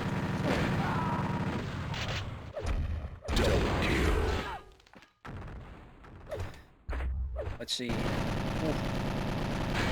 This only has a limited roster of weapons, this map, but as soon as we get to the next map, I think it'll be great. Just 2.5 more minutes for how many frags? This is a 22 fraction map. Okay. I think I'm actually going to change the time limit, or if Gilmo can do that, change the time limit to 5. I think that'll be good, so we won't be languishing on some of the maps for too long, just like here.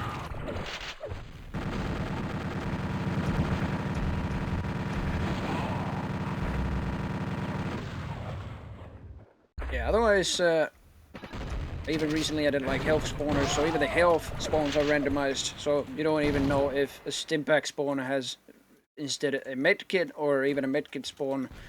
Actually, that cannot have any worse pickups. But what I added as an additional health pickup is the Medipack, which gives you 75 health. And interestingly enough, with the player stats, I mean, you start with 100 starting armor that protects you for 67% and 100 health. But with as soon as you spawn, you can boost your health up to 200 with regular health pickups. So you can easily gain an advantage already, depending on the spawn, of course, over the enemy that just like spawns right next to you as well, or like on the other side of the map where there aren't too many medikit pickups or health pickups in any case. I think that was a nice. Gilmore believes he's changed the time limit. In any case, let's see. Otherwise, the different pickups. Already told about the power-ups durations, but like I'd have to see all the power-ups in action. I probably won't be seeing them all in the stream, but hopefully most of them. I already told that the power-ups have mostly a 30-second duration, some of them have 20 seconds.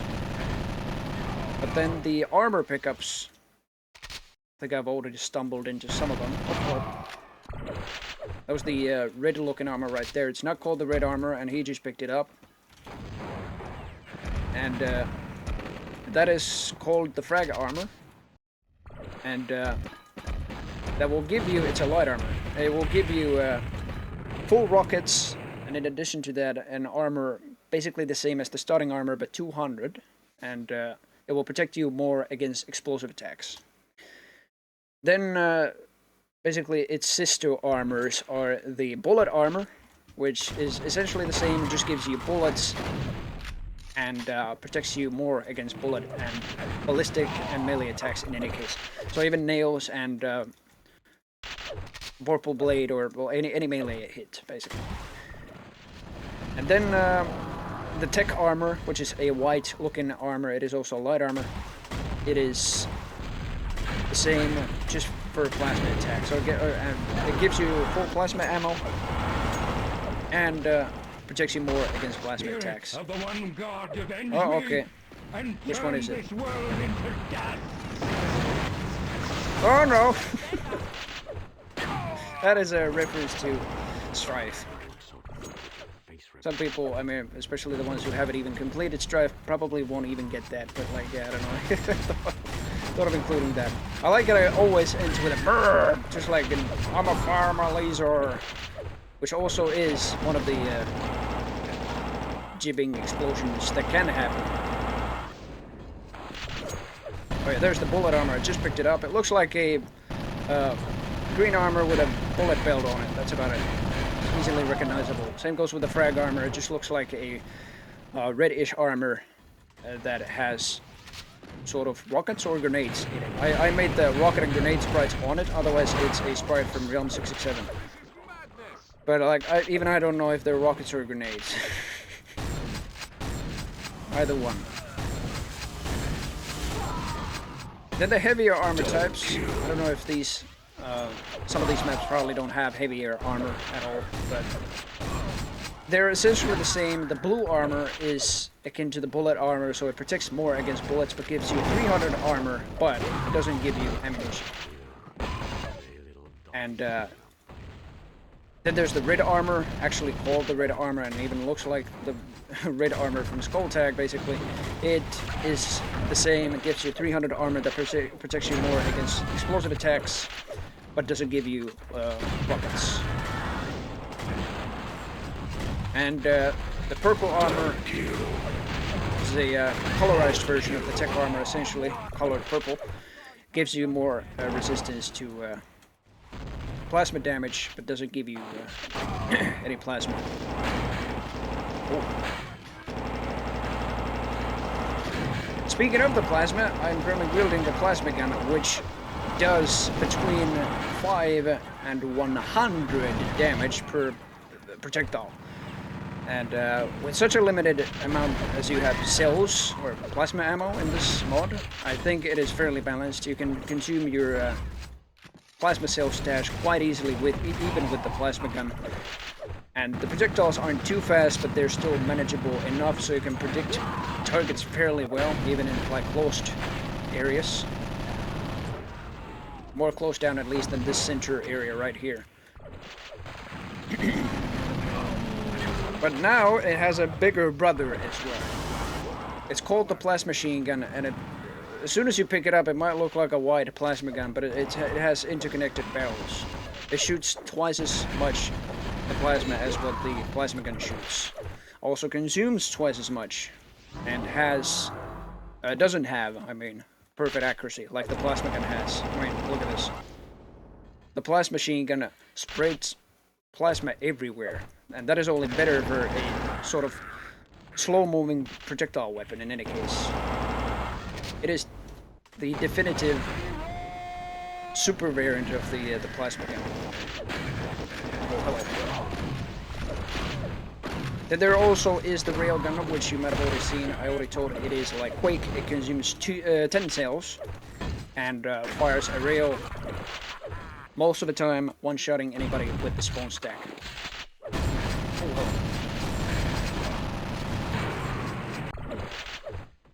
I think that's Alfredo, who's actually called Alfredo Sauce. I have no idea. And yeah, I think hopefully we'll get to the other plasma variants soon. We already saw the pulse rifle. It is a very interesting plasma gun that I developed. I thought it, like Doom should have, especially a deathmatch mod, should have like a weaving projectile weapon like Hexenbrute. But it didn't, so I made one. It even had like interesting sounds I got from some Doom mod that I cannot remember, but it's essentially like a wonky, wobbly plasma gun sound. And it's even better, especially when the projectile just wobbles around in the air. Oh, there is this weapon. I just completely dismissed it. That is a plasma spawn, and this is the plasma beam. Essentially the lightning gun, or LG or Thunderbolt from Quake in this mod. The only problem, well, not really a problem, but like difference is that this shoots projectiles and is not hit scan. But the projectiles are very, very fast. But because Zanjonom's netcode is something different sometimes, especially when I have 113 ping on this US server, I mean, I'm from Finland myself. Projectiles are just very, very much delayed sometimes, and you can probably see that already from this gun. But it's still manageable. I mean, it does quite a lot of damage when you just hit things. Ow. If I remember right, it deals between 5... Oh, not again. Deals between 5 and 40 damage. Now. I sort of need to... Absolute insanity, exactly. Sort of probably need to buff that chipping explosion a little bit. Ow! Okay, Super Nail Gun pushes you quite far. Just get hit even by one nail. Oof.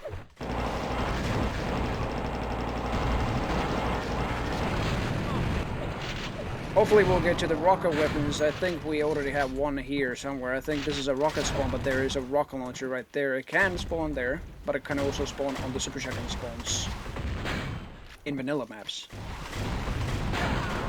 Ow.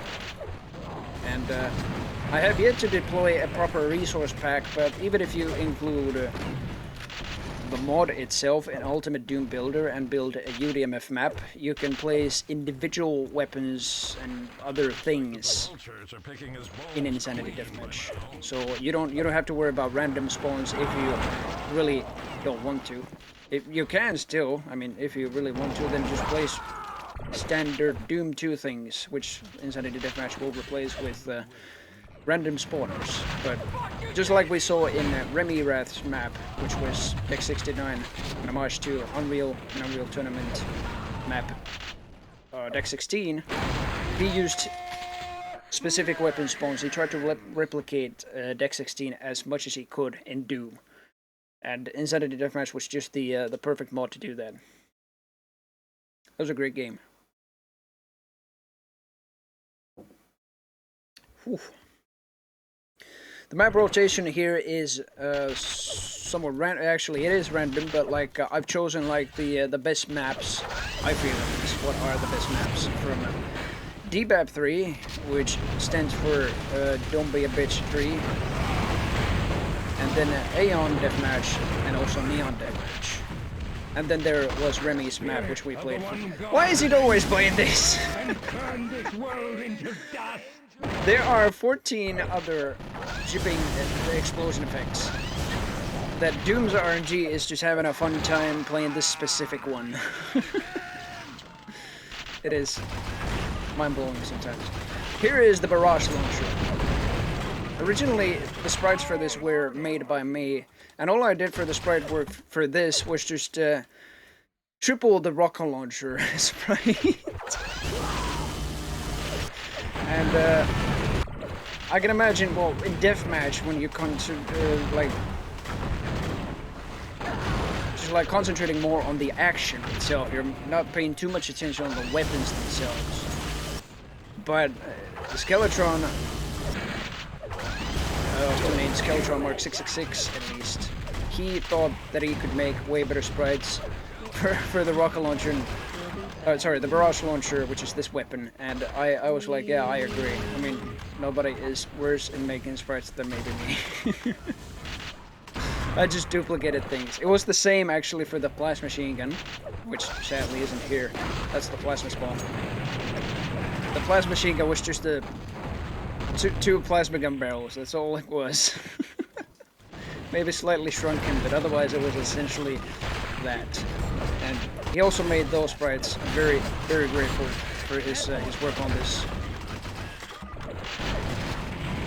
And generally shoutouts to him. He makes mods in Z-Doom, mainly in GZ-Doom. He has made one deathmatch mod in Zanjonum as well. Terminator Deathmatch Mayhem, if I remember, that's the name. Skeletron can just like correct that. I think he'll be watching this pod at least. Way later, when the stream is actually done. Goodness. Mini Bomber is still quite a beast. The Mini Bomber is a rocket weapon, a rapid-fire rocket launcher, essentially, that consumes half a rocket per mini missile. So you can fire 2 rockets per shot, and it consumes only 1 rocket ammo, but it does provide quite the opportunity for first-person fire, and it's a pretty good rocket weapon. It's probably not on the same level as the Barrage Launcher in damage, but certainly way better in constant shots.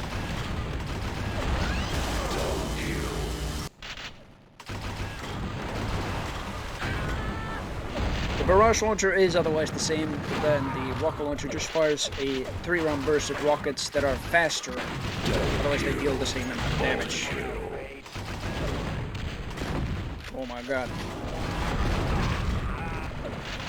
There's also the Plasma Resistance power-up. There's 3 resistance power-ups. They work pretty much essentially the same as the armors that protect against special attacks. So the green biohazard icon, or the green ballistic resistance, as it's called, that protects more against bullets. I think it is a 90% resistance against bullets, and that is for 30 seconds. And then there's the red explosive resistance, which protects you 90% against explosive attacks. Oh my goodness, I just flew. And then the plasma resistance, which you just saw there. It's not very useful here when there's just not many plasma weapons spawned in, especially the railgun is over here, like way over there.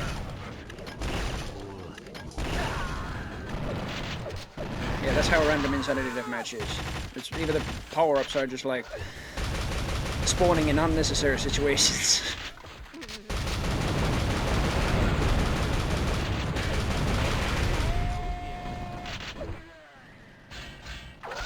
Oh ye gods, my roast is ruined.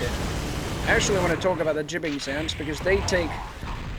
Oh god, they take way more space than what the actual mod takes. there's... I have the count right. There is 729 different jibbing sounds in the mod. And one of them can play every time you jib. Apart from the chances when you actually, like, explode into some interesting, fashionable projectiles and kill everybody on the server. No. Those are, like, separate sound effects, but, like, the actual jibbing sounds when you regularly jib without any fancy explosions. There's 729 of those sounds. Oh god. Just jib me with a screw gun. Okay. Double kill. Even though I tried, like, sort of packing them as good as I could, I mean, I've made all of them 11 kilohertz in sound frequency, and they're all in OGG, but they still take... I have no idea anymore, like, how much they actually take in file size. Probably, like, almost 20 megabytes. And the mod itself is way less than that.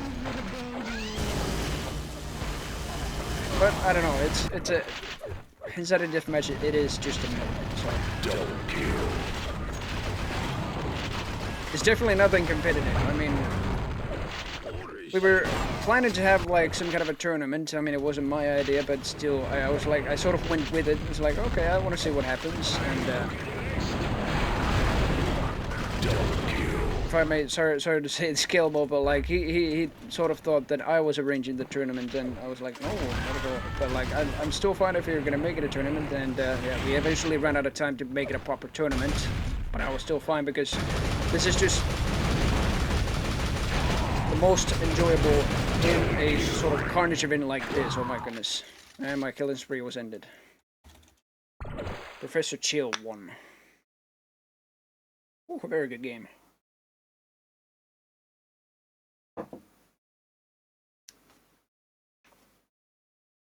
And yeah, I don't know.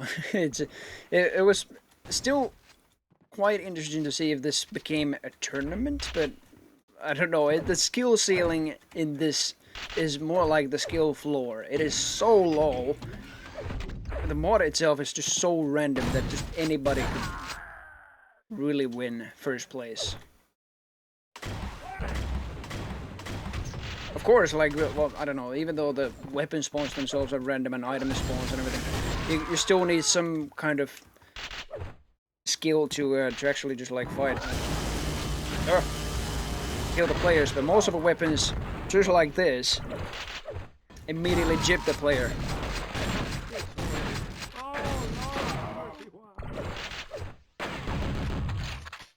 Oh goodness.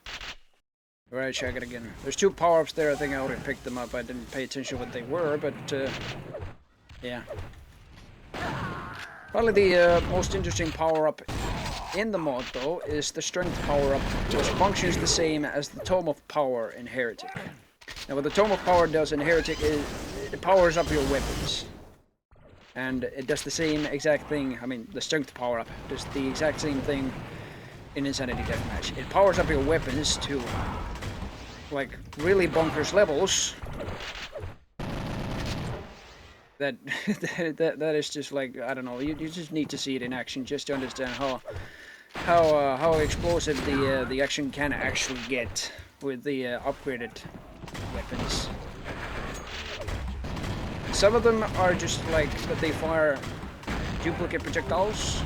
Most of the big weapons are actually like that. But most of the common weapons that you even see in this arena currently, they have their, like, unique sort of levels. Well, level, I guess, when you just upgrade them with the strength power. Rocket launcher, for instance, it turns into a slower rate of fire version. I might actually change that to a slightly faster rate of fire, but still keep it slower than the regular rate of fire. And it fires a rocket that just creates a mushroom cloud of Mancubus fire. That's what it is, actually. It just used the Mancubus spreads. And more precisely, it fires essentially a bullet bill. It actually has a phase and a grinning, evilly grinning phase in front of the rocket, and the rocket itself is colored black. Oh god, the freaking rocket just got me. Okay, what is that? That's the rage power up, and that's the plasma resistance. Okay, I can't pick up either one. The rage power up gives you invulnerability and reflection for 10 seconds. Reflection meaning that if enemies attack you while you have reflection, their damage gets reflected back immediately.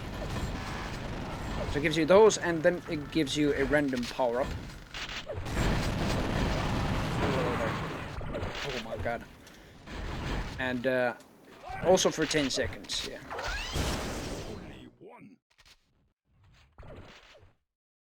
Yeah, that's nice of you, Professor Chill, to mention that. Yeah, to join this, if you want to join, you can join this as a public server. You need to install Zenjonum or have Zenjonum installed. If you don't have it, you can go to zenjonum.com and install that, and then Zenjonum comes bundled with Doomseeker. You'll need that to connect to servers, and the server name, or if Gilmo can still post that in the chat, I'm currently playing right now, but that will be... That will be in the Doomseeker. At least it should be shown. I mean, these people already it has shown right now. We're playing on the FFA server right now.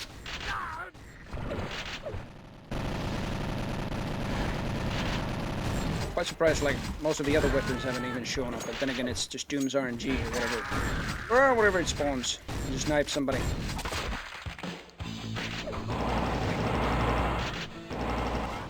Yeah, an Insanity Deathmatch only works in Zenjonum. It is not supported in GZ Doom. It has Zenjonum features built in, basically. Well, not built in, but like it uses Zenjonum features. So, yeah, it is only usable in Zenjonum. As far as, like, continued development goes, I'll constantly make patches after this version, of course, to Insanity Deathmatch. Mostly fixes, maybe even more jibbing sounds.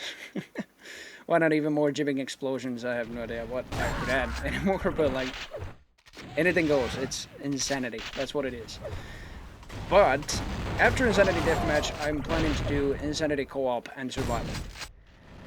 That will have a sort of monster layout. I plan to make like random monster spawners in addition to the random weapon spawners and item spawners, whatever they are. I don't yet know what the monsters will be. I've just recently started the development of the mod, like just very recent, like 2 days ago. And where I've started to develop that is from the Vanilla Doom monsters first, just to see the sort of balance level where the weapons need to be and where the monsters need to be. The weapons I will not change in Insanity Co-op and Survival. I might change the amount of ammo, otherwise the weapons I keep mostly the same, at least aim to keep mostly the same. And yeah, I just have to see first with the Vanilla Doom monsters, like where the sort of right balance level is. So I might add more health to the monsters. I might make them more aggressive, more damaging. I think it will be a really interesting co-op session with like a really much harder and much more challenging monsters, and the weapon roster you have is just, oh goodness, I clipped through it. What? Okay, I clipped through the entire map. Did I pick up any explosive weapon? Oh no. No, I think I've got it. I can go to spectate, okay, and then join. There we go. It's saved. If you can find me, that's good. That's never happened to me. Okay, I clicked through the map. That was something else entirely. In any case, let's see. After Insanity Co-op and Survival, I plan to make some kind of a Skulltag edition. Maybe even called Insanity Skulltag. It's actually already teased in the, I guess, the end Doom screen. But I aim to make first like Insanity Co-op and Survival as a sort of test before Insanity Skulltag. And what Insanity Skulltag is aimed to have, and this is still only in planning phase. I haven't even started development of that because I've only started developing Co-op and Survival. But I plan to make it compatible with the Skulltag game modes. Mainly the Skulltag game mode itself. It's even called Skulltag. What Skulltag itself calls it is CTF on crack. But yeah, compatible with those maps as well as compatible with Invasion.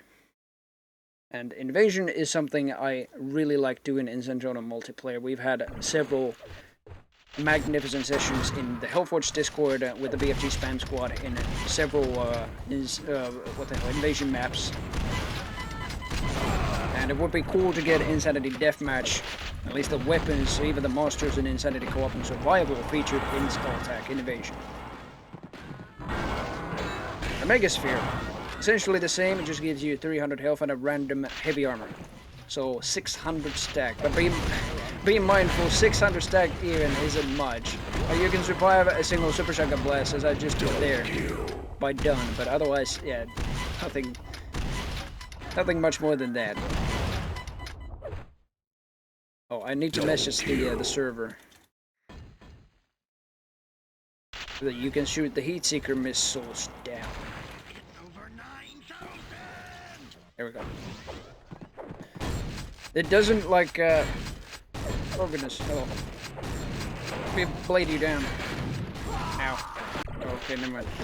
In any case, the Heatseeker, it isn't very obvious immediately. I try to even make like a random tip every time you die, based on the Heatseeker that like you can shoot the missiles down. But what the Heatseeker is a very slow rate of fire rocket weapon. It consumes 2 rocket ammo to fire a Heatseeker missile. You can shoot down, but it also becomes more aggressive the longer it flies. And this was hard to balance because like seriously there was not a single weapon in Deathmatch, at least in a game mode that you win against players, that had a Heatseeker missile. If there ever is, I'm pretty sure it was like a more of a rapid fire weapon, constant damage. Not an instant damage weapon like the Heatseeker is. This was really hard to balance. First, like the rate of fire was barely still lower than the rocket launcher, but really like it was still way too fast. The missiles went way too fast. They were way too aggressive. And then I just sort of nerfed it to oblivion where it had this rate of fire, maybe even slower than this. And the missiles went way slower. They could be shot down still. And that was like the other sort of far end of balance. It was way too weak. But I still kept it the same, so it felt like a powerful weapon, so every time a Heatseeker missile hit, I feel like it should be a satisfying result, just like that. So I figured it would be a very powerful instant damage weapon, just like most of the rocket weapons are. Double kill. And with that, you can find the balance openness, or even like a weapon like that. Double kill. And I'm glad I did. I was almost about to even drop it, just because of how, like, I couldn't find the balance, but, like, still. And it still isn't too obviously you can shoot the missiles down, but I think it's still on a good level of balance. As of right now, at least.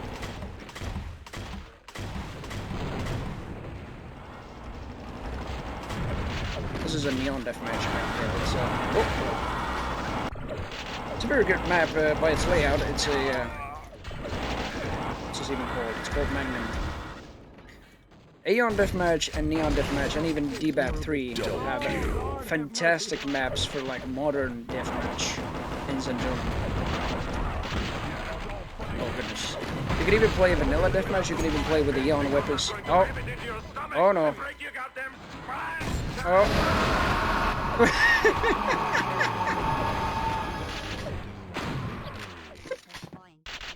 That's Arnold. Yeah, that's Arnold just jamming into one of the jibbing, and he was like, I hope you leave enough room for my fist because I'm going to ram it into your stomach and break your goddamn spine. And I guess he did. Just shoots a bunch of Arnold hits, very pissed off and just yelling, shut up! And they have their duration, I think it's 4 seconds.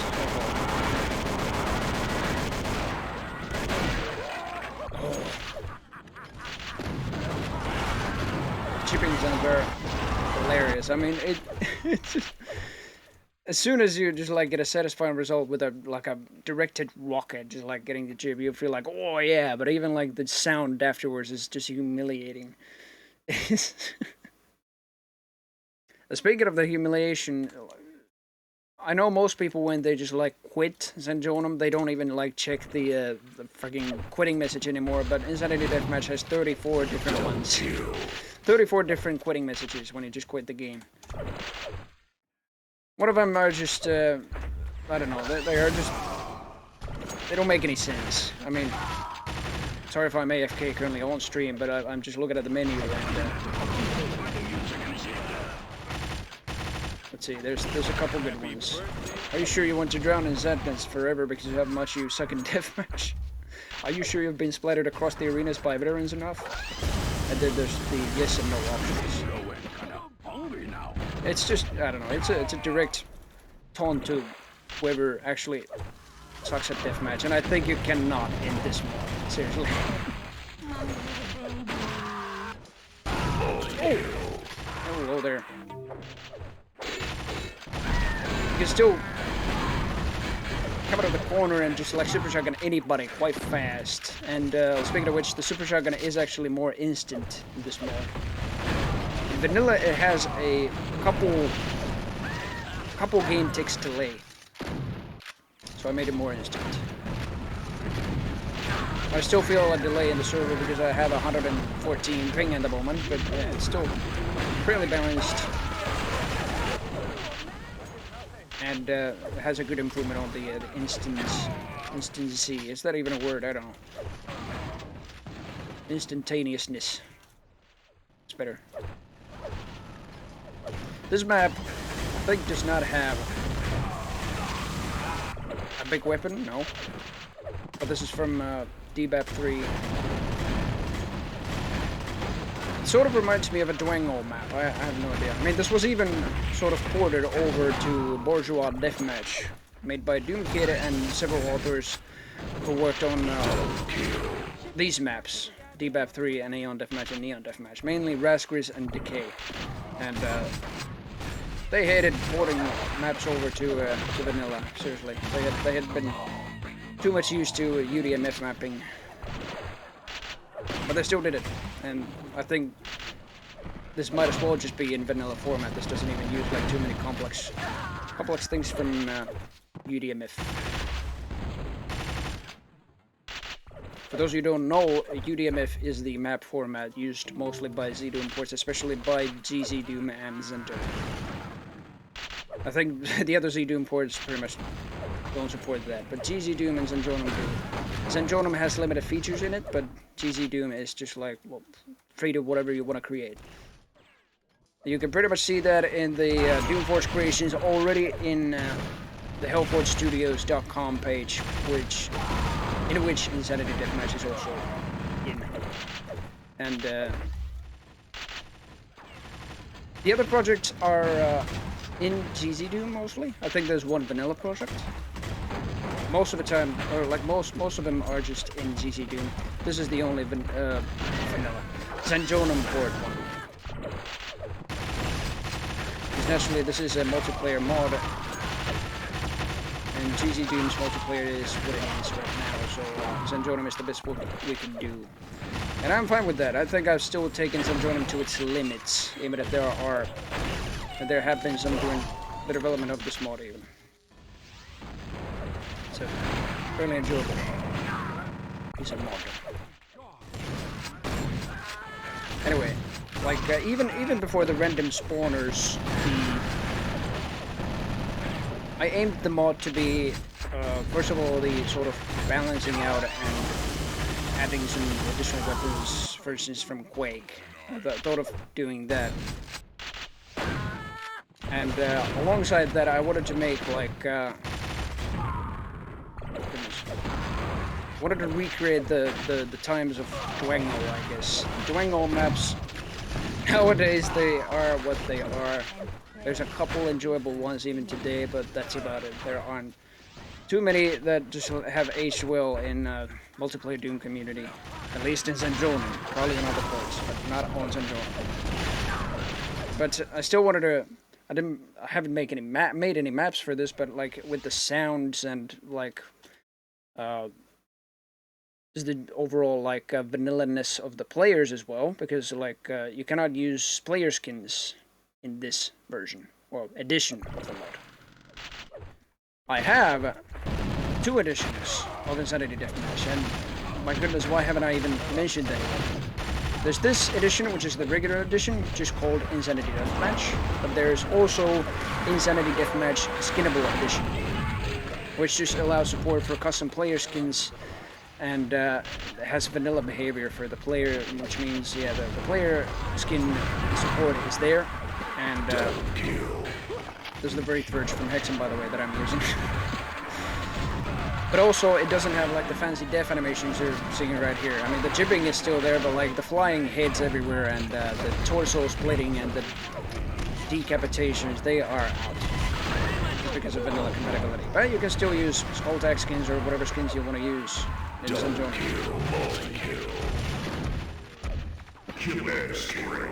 And I think I'll develop Insanity Co-op and Survival and Insanity Skull Tag on the skinnable edition of Insanity Deathmatch.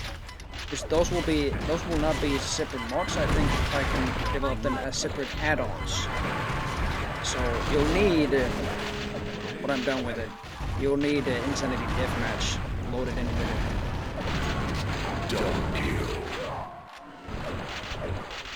But yeah, this is the Wraith Verge. This is one of the big weapons. That's where the BFG is supposed to be in Vanilla Doom 2. That is from Hexen, and it is way more powerful here. It used to be a little bit too powerful, actually, just like covering the entire map with wraiths, or whatever you call these spirits in Hexen. It was the ultimate weapon of the player, Easter eggs, in Hexen. I even got a monster kill with it, good god. And then I killed myself. What a feat. Ow. Yeah, there's so many kills with this. I'm in a lead with freaking 34 frags already.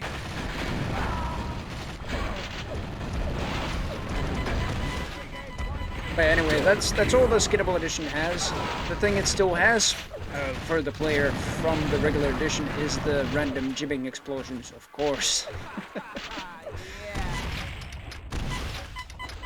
And yeah, just like the randomness is still there. This edition was, I don't know, just for the sort of more vanilla look. Even some of the weapons, I mean, especially the vanilla weapons that I just upgraded in this mod, they are still in their vanilla format, so I didn't use like any smoother sprites or anything like that. Still wanted to keep it sort of vanilla style, and I think it still is, especially with this.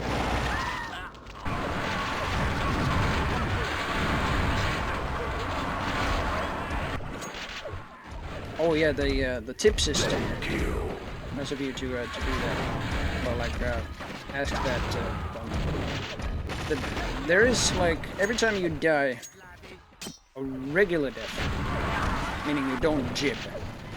The game has a chance of giving you useful info in the form of random tips about the mod. And why is it always this? Okay, where did he jib? Oh god. Okay, I think he's won the game. No, actually not. I'm still in the lead. Oh goodness. Anyway, the regular tips happen when you just like don't die jibbing all over the place. And if you do get jibbed, it just it has a rarer chance of sort of either taunting the player slightly or yeah, I don't know. It's like passive-aggressive messages that it just sends the player in the center of the screen. Those are less useful. You wouldn't even call them tips. And there's some neat Easter eggs there as well that I added. I wanted to include some people's quotes there as well, mainly again from the Hellforge, and a couple interesting ones from elsewhere as well. Oh yeah, make sure to also aim the gun before shooting at it. That is one of the jibbing texts that can show up. It has a higher chance than the jibbing explosions, but it still isn't much.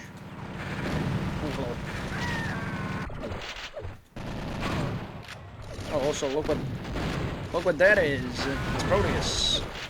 This is from Neon Deathmatch. This was a QC Doom Edition. This was made compatible for that mod as well.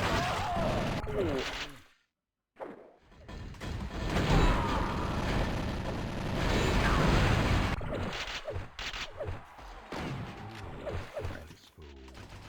It's supposed to be a power-up down here. I think I already picked it up. Anyway, yeah, these maps have like separate skill settings for separate mods, and well, Insanity Deathmatch does not have a setting for them, but to play Insanity Deathmatch properly on these, well, on Aeon Deathmatch, on Neon Deathmatch, and on DBAP 3 maps, you need to set the skill to Ultra Violence in a multiplayer. In Zanjonum, it's skill number 4. And then the game places vanilla Doom 2 actors or things on the map, which Insanity Deathmatch then replaces with random spawners. And it'll be a hell of a lot of random fun from there on. Oh, hello.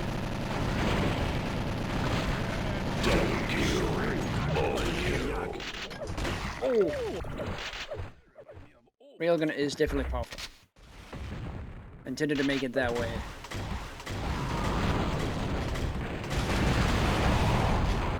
More importantly, like when I was aiming to make this like more of a Quake arena FPS.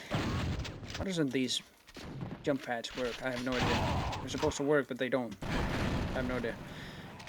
In any case, when I was supposed to make this like sort of a Quake-styled arena FPS, more like, I was supposed to base it on Quake 2. I mean, you could already see it from the Super Chain Gun, which fires was exactly like the Quake 2 Chain Gun does. It just like spools up to max rate of fire after a certain amount of shots, and it just consumes bullets like no time, but still chews on them, on the enemies, quite fast and quite deadly.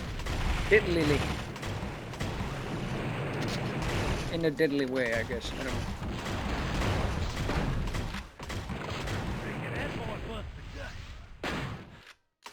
Exactly, yeah, Don is pretty much right. The Hellforge did scored. Even though, like, Hellforge has been, like, they have been doing quite a marvelous job, just, like, bringing a lot of, like, upcoming standalone games into Realms Deep and everything. It's still a magnificent community. I mean, just... They have been a huge part of creating this mod, especially on the sort of meme-y part. And yeah, indeed, you have added quite a lot of stuff in here. And I'm only grateful that I've had the chance to have the events over in the Hellforge.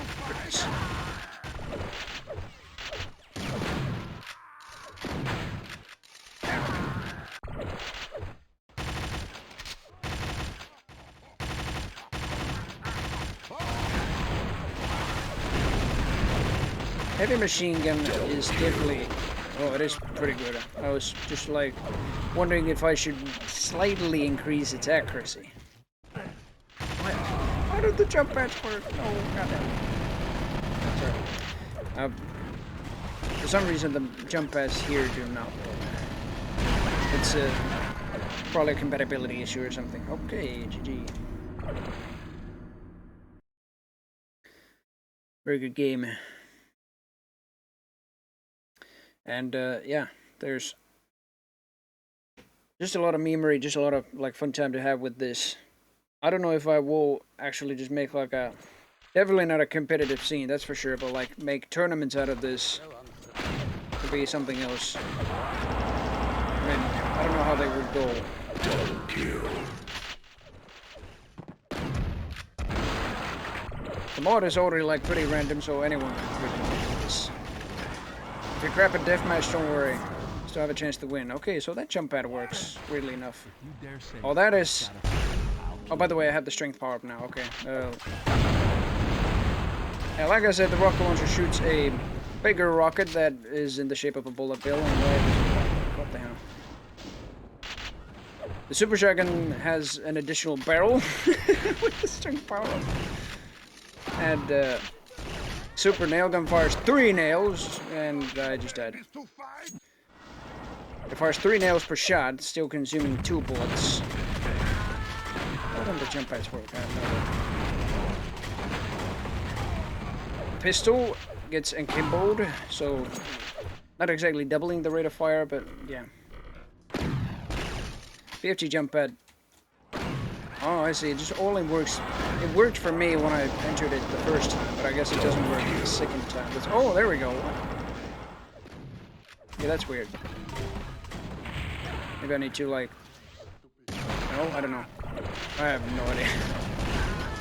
How to... This is madness. Getting out of here. That's No. gotta hurt. Yeah, the jump pads don't work. Okay. Anyway, here is the plasma machine gun. It is a... I guess you could just call it a white plasma gun. It has interconnected barrels, so it's a double-barreled plasma gun, fires double the amount of plasma, and a worse accuracy. But for a slow projectile weapon, it is very much an upgrade.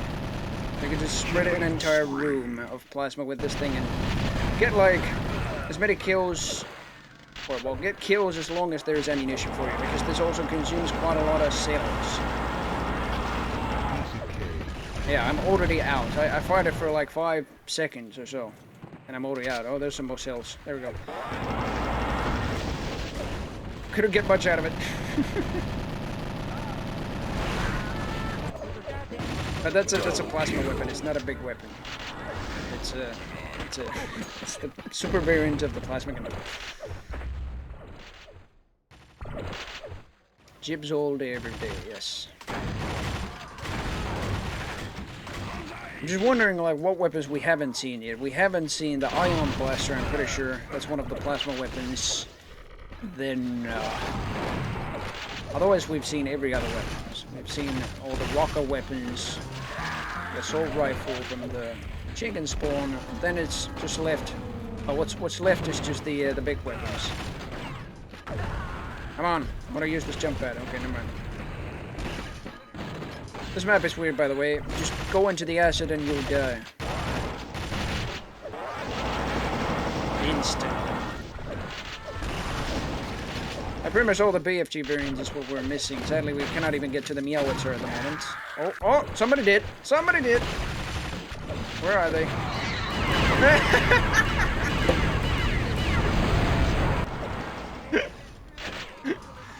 That is the Meowitzer.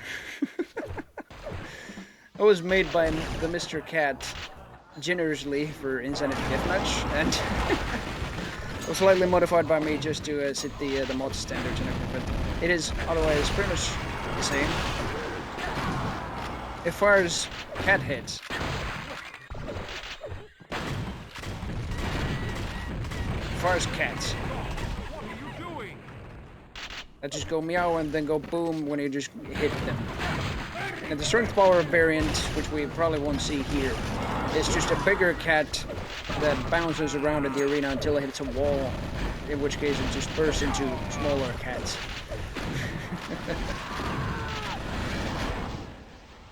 It's a cat cannon. It's even called the Meowitzer. It doesn't fire like a howitzer, but that was just the best pun I could ever make. It was originally called the Cataclysm Cannon by Mr. Cat, but quite a lot of people just like insisted that it just should be the Meowitzer. Alfredo, good God. He wins. Shoutouts to him also. He's from Hillforge Studios Discord. Also making his own projects.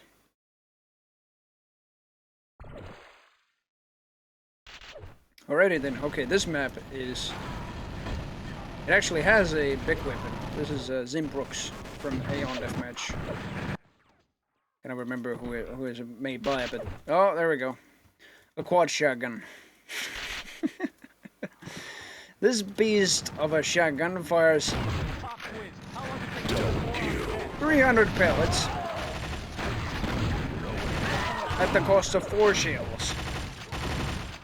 300 in a bigger spread as well than the super shotgun.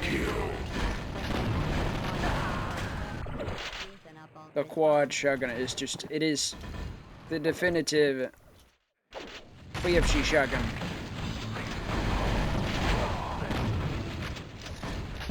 They still need to get close enough just to get kills. I mean, well, oh my god. Come here. Why am I hitting my pellets? Oh my god. 100% Jonum can handle the amount of decals and bullets in any case that it just fires. I have no idea.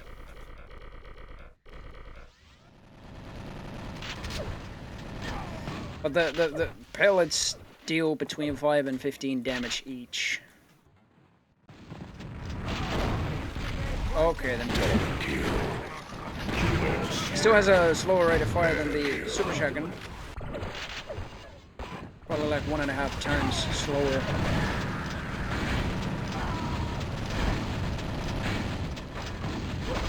I would expect that the vultures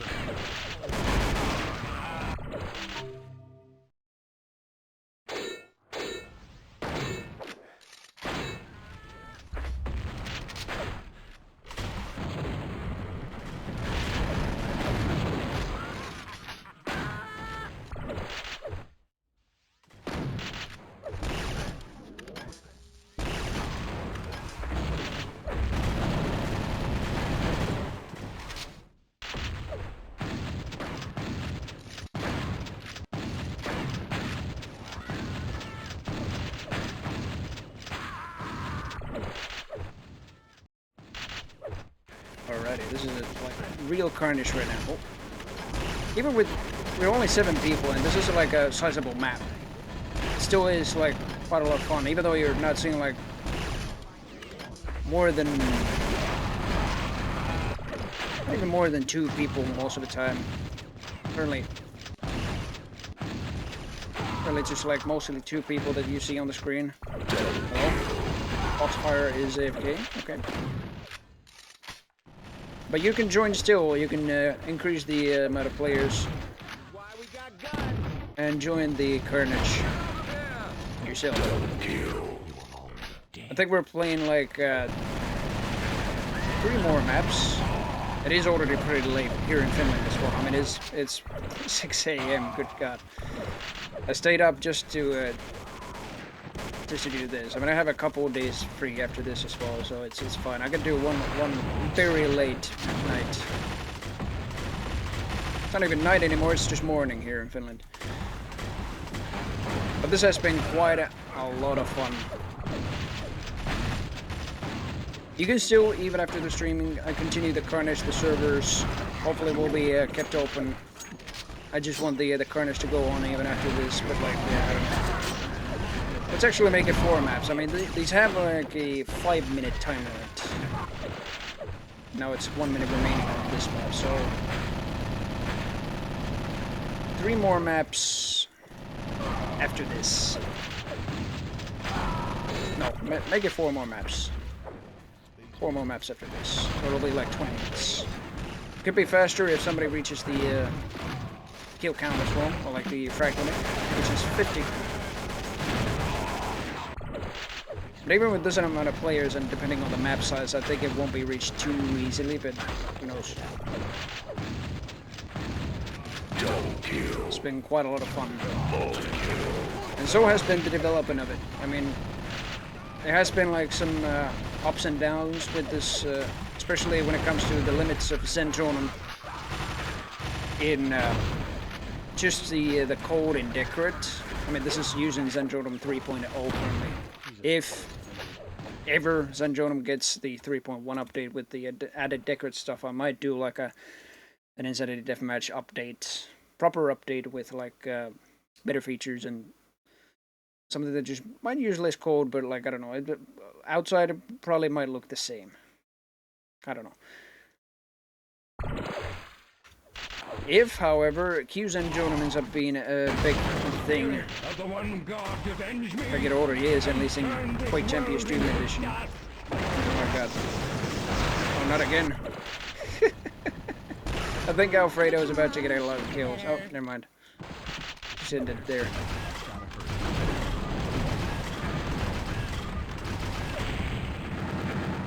What was that?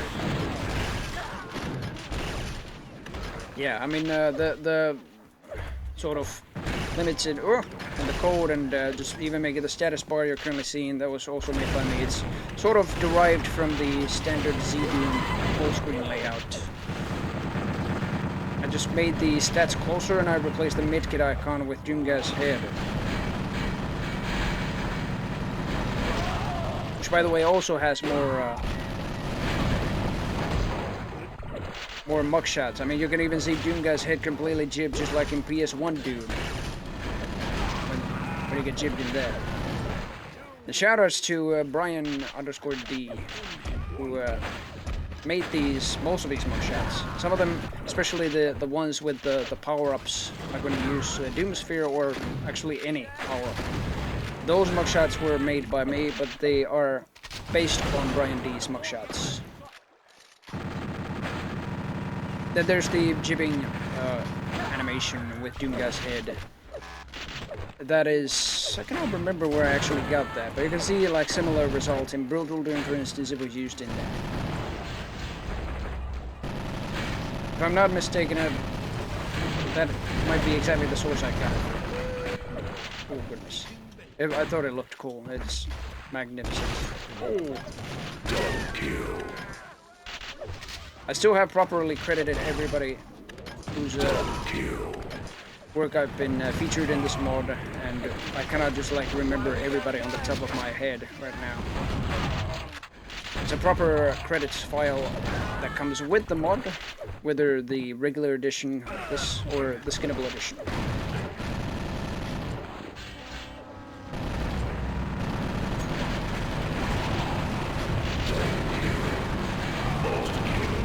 Oh hell yes. Nailgun, sorry, the Super Nailgun is on a very good level right now, in terms of balance. It certainly has that, you only can have 150 bullets if you don't have a backpack, and it might consume them quite fast, but still it deals quite a lot of damage with that fast projectile that it fires. And here is the Ion Blaster. Another interesting weapon I plan to do for the plasma. Oh! First I plan to do like an electro gun, even based the sprites on the electro gun in Realm 667. And I thought it would fire like a very slow rate of fire. Ow. Very slow rate of fire, like a lightning. Not a ball, or even like a, I guess just like it fires light. It would have fired lightning. That just like rips through enemies, but like moves slower. But then I realized that I could make an even better plasma weapon that's 4 times as slow as the plasma gun, but deals quite a bunch of damage, so much so that it can actually one-shot people sometimes.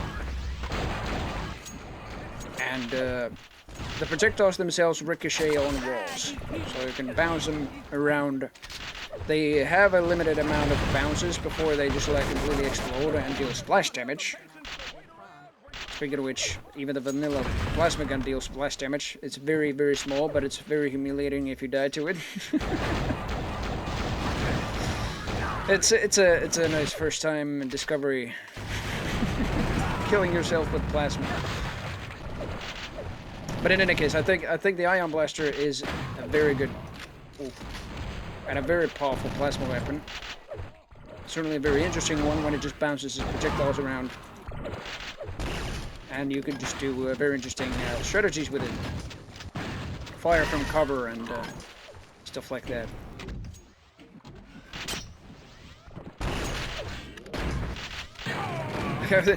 UT voice was pinched or something. Yeah, exactly. Most of the player sounds I got were from Quake, Quake 2, and then Unreal Tournament, I think. A couple of them are from Blood. Like the cultist death sounds. Those are just like I've seen so many great situations where they just love to hear the cultist death sounds from the Doom range. Just like every time they die. Aeon 05. This is this power up is Prosperity, and it gives you infinite ammo for 10 seconds, and a random light armor and 200 health. And in addition to that, full ammo for everything. It doesn't say that. I will probably have to sort of like fix that. I thought it was just like a little bit too long in the first place, but like yeah, it gives you also full ammo. I gotta fix the sort of pickup text that just comes in the center of it.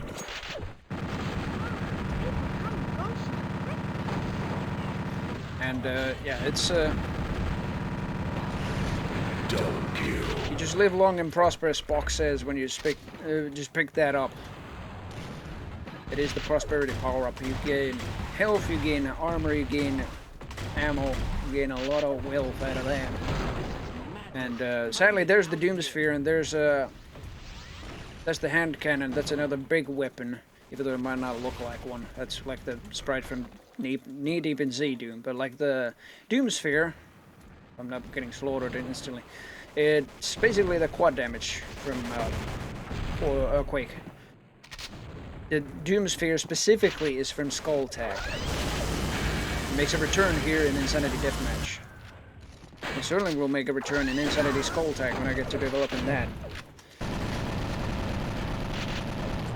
But that is a power-up right there, especially if you use it with weapons that just fire suppressive shots with a rapid fire.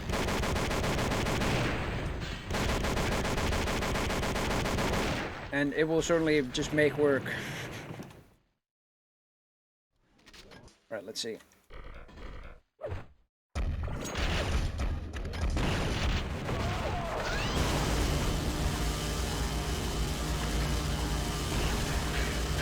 Come on!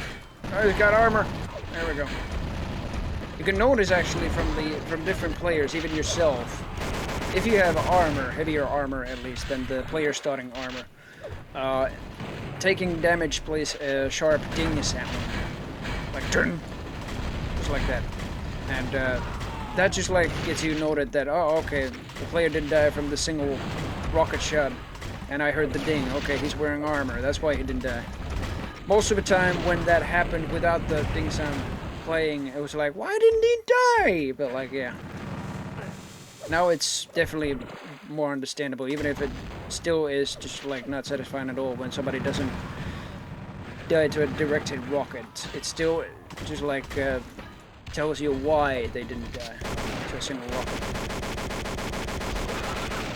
They had armor.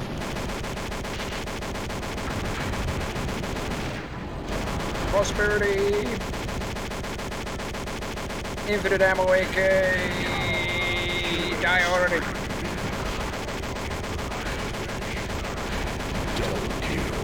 Spray and pray all the way. Oh goodness. I don't know how many kills I got there, but quite a lot.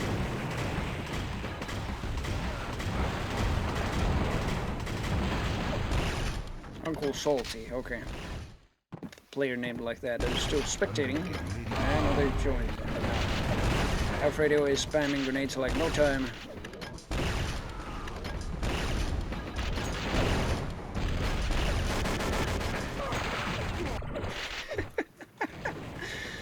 It's especially satisfying when you just see the enemy fly across the map 200 miles an hour by your grenade or rocket. It's just like, whee! Especially if they do. Doesn't even have to be a rocket or anything, just like a heavy damage attack. Oh my god, I just got a double whammy.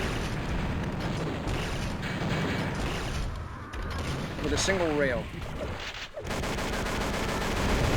That can happen, yeah. The railgun still penetrates through enemies just like in Quake. I think so, at least. I mean, if Quake 2 or, well, any actually other Quake game besides Quake 1, of course, had railguns that didn't penetrate through enemies.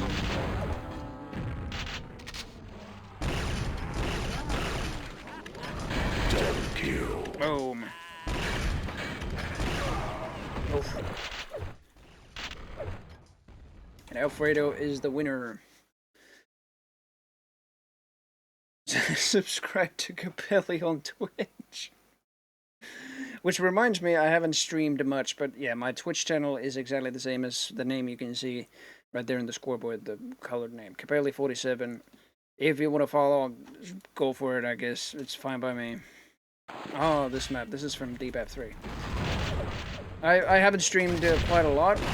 Later streams that I have done have been developing Insanity Deathmatch, even in like having the multiplayer events at Hellforge Discord, but like what I developed. I mean, what I did on stream before that was like a retro FPS playthrough series that I did, and it was called Goals of FPS, and I sort of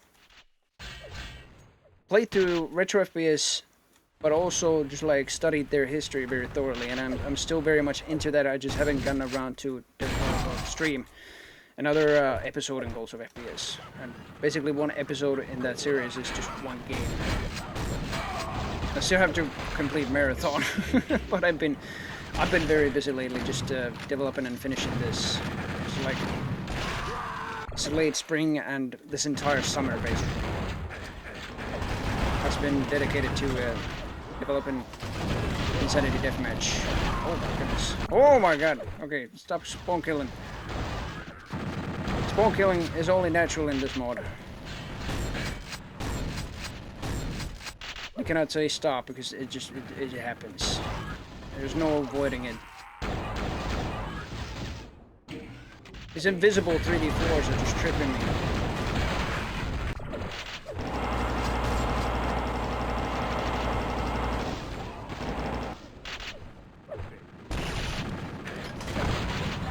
Oh. Oh my god, can I even pick up a gun? There we go, Uncle Salty Dad at least. Midair.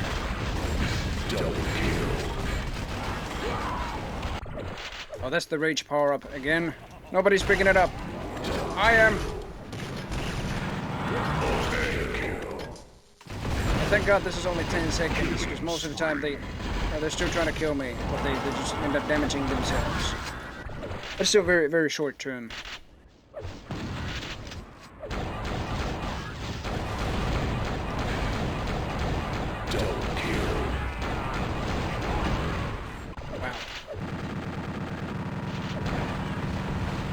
Yeah, like I said, this is still in development, at least version 1.0 is still in development. You can still go to hellforgestudios.com and in the Doomforge section to check Insanity Deathmatch out, as well as other really cool Doom projects over there.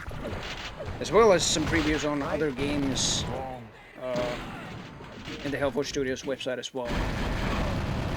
But Insanity Deathmatch will be in the Doomforge section, and you can find the download link on ModDB for version 0.99c, which is the current public sort of release version. And both for this edition and for the skinnable edition of Insanity Deathmatch. And they are fully playable on servers if you want to play them out and test on different Doom 2 map packs. Be mindful though, if you start a server on this, this only works with like Doom 2 maps or maps specifically designed for Doom 2 things, like vanilla Doom 2. And it will not work with any other weapon mod, it will not work with Skulltag, it will not work basically with anything else that isn't maps for Doom 2. We're using Zendrospree here, which is like the sort of homage to Unreal Tournament's announcement system. And it is working fantastically. So you can use mods like that maybe, but like do not, I repeat, do not use any other weapon mods with this. Compatibility for them is not guaranteed. And if you want to develop a map for Insanity Deathmatch, currently, or you have to use an Ultimate Doom Builder as the mod itself, but I am probably going to develop a proper development kit for that as well, which only has basically the weapons, or the code of the weapons in them. That's all. I think that's all it needs. It doesn't need like any additional things like the sounds or anything like that. I mean, you don't play sounds in Ultimate Doom Builder, do you? But yeah. I think, what time is it right now? Okay, one more game, and I think that will be it. You can still keep on playing in the server. The server can be found on Doomseeker or Doom Explorer, whichever you use when you play Zenjonum. If you don't have Zenjonum, go to zenjonum.com and download it, and Doomseeker comes bundled with it. You need that to play multiplayer Doom in Zenjonum.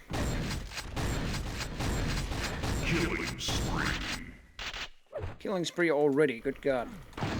And it seems that this elevator also does not work. I have no idea why, but there is supposed to be a power-up up there. Oh, it only works if you jump on it, okay. There's the Megasphere up there.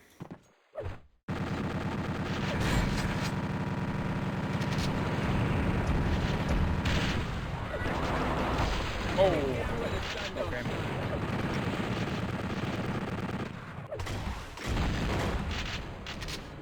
And yeah, I cannot promise an exact date, like I said, when 1.0 will be released, but it will be this month.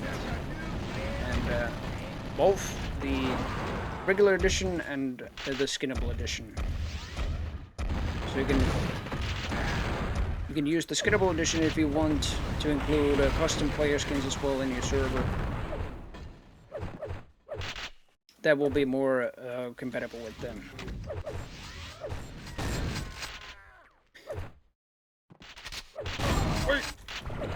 Screw gun is definitely powerful. One change I might do to that is to lower the rate of fire, that's it.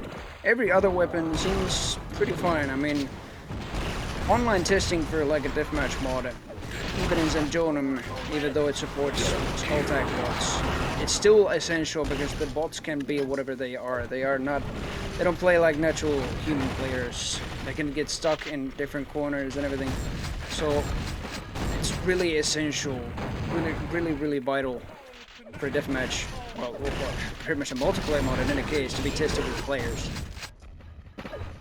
But especially the deathmatch mods, because like to get the balance on the weapons and basically anything that just like deals damage on the player, get the balance on those right is just, it comes from player feedback, it comes from like experience online with real players. It's really important. And I can only thank mostly Hereford Studios for that, for having the chance to, especially with so many players, to test the mod out and just have more sort of constructive feedback on it, and learn a lot about just developing a deathmatch mod in any case. It's been quite a journey. It actually just started out with like an insane roster of vanilla weapons, and it just come to this. It is. I'm glad where it's come.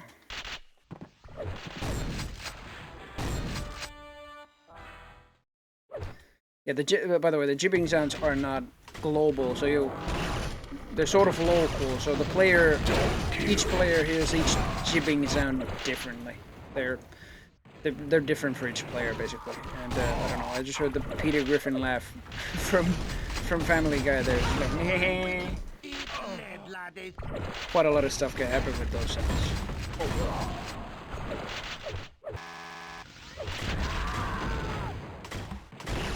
But yeah, anyway, as soon as Insanity Deathmatch releases in 1.0, it will be also updated on HelpWatchStudios.com.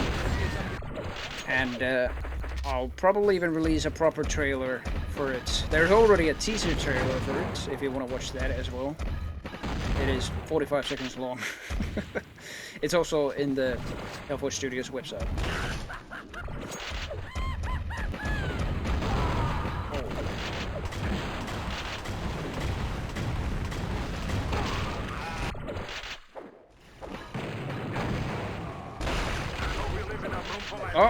Oh, that's me. I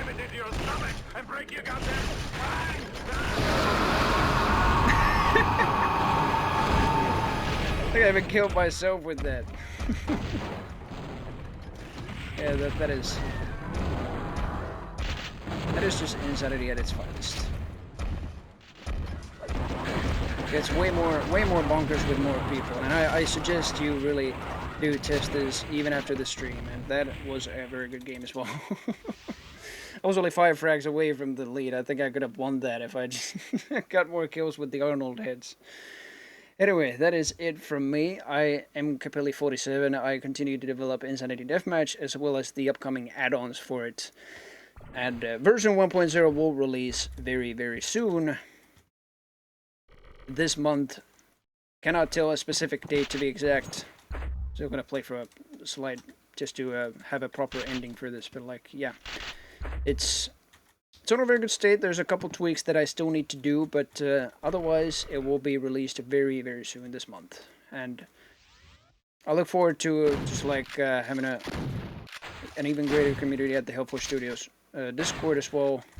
If there's like an actual link on that as well. But like, yeah, shoutouts to them. Like really big shoutouts to them for having the chance to have such big deathmatch events with a lot of players who give a lot of constructive feedback on the mod and just experience it in action in its beta phases where they actually just need it the most of it. And also, just, I don't know which specific people I could shout out, but yeah, also, well, special thanks, of course, to 3D Realms for including Insanity Deathmatch here. And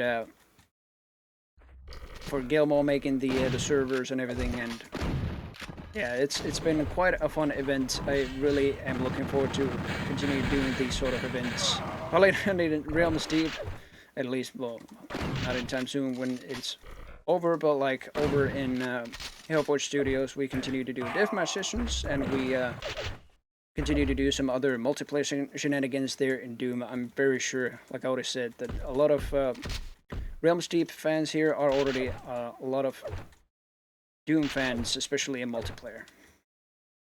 So that will be all from me. You can, like Tom just said, follow me on Twitch. I still have some plans to continue my streams over there, but you can also follow me on Twitter. It's the same name, Capelli47. Most of the time I just post progress on Insanity Deathmatch over there, as well as new versions, as well as some other like classic FPS stuff. But otherwise, I'm done here. You can keep playing it wherever you are in the FFA US server, and I really encourage you join the server. I think I have the server still here. Yes, I do. You can still join and continue the carnage. I don't know how long Gilmore will continue to keep the server up, but hopefully we can create quite a lot of carnage there. So, otherwise, it is Bon Voyage. best of luck to your future endeavors. Thank you so much to 3D Realms and to the entire Realms Deep community for including this. It has been a fantastic time. Alright, goodbye for now.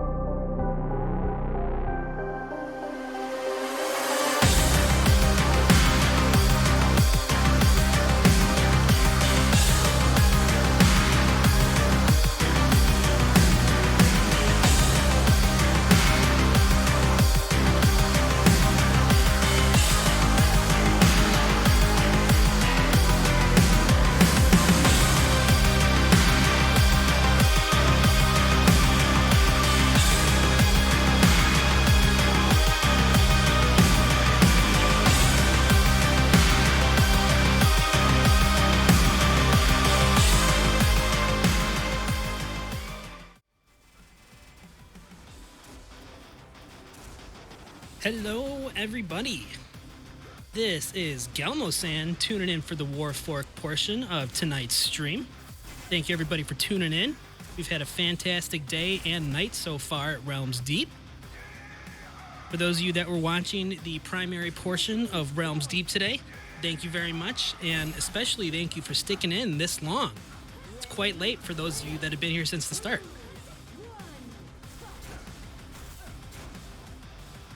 We started off tonight's multiplayer portion of Realms Deep with a Doombringer duel tournament. We followed up that Doombringer duel tournament with the Insanity Deathmatch segment that was hosted by Capelli immediately prior to this portion of the stream.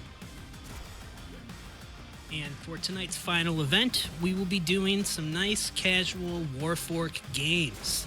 So we have plenty of Insanity to continue. Those of you that are not familiar with Warfork, Warfork is a arena FPS based on the Q Fusion engine. It features a variety of Quake 2 and Quake 3 mechanics, along with some advanced movement mechanics. One of those movement mechanics is the dash mechanic, and that dash mechanic can be used to start a dash on the ground.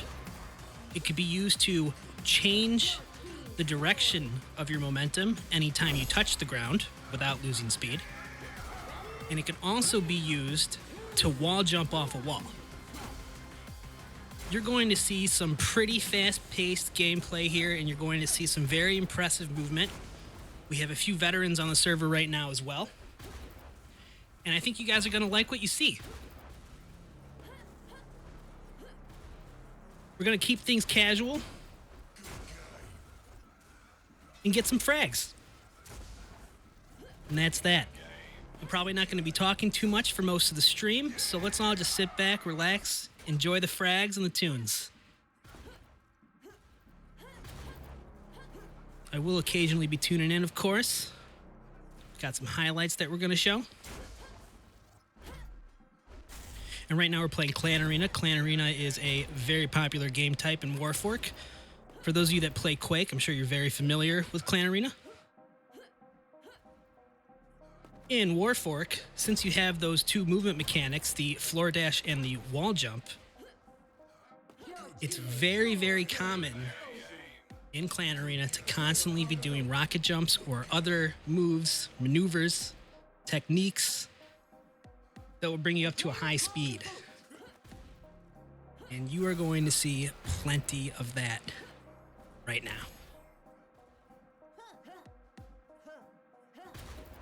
Thank you. Oops.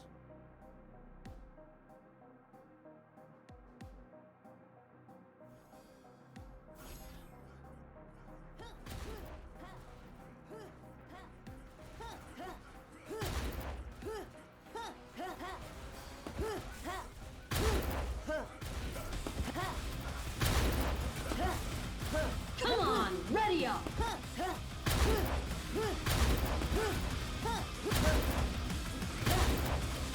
Get ready, fight. The vote has passed.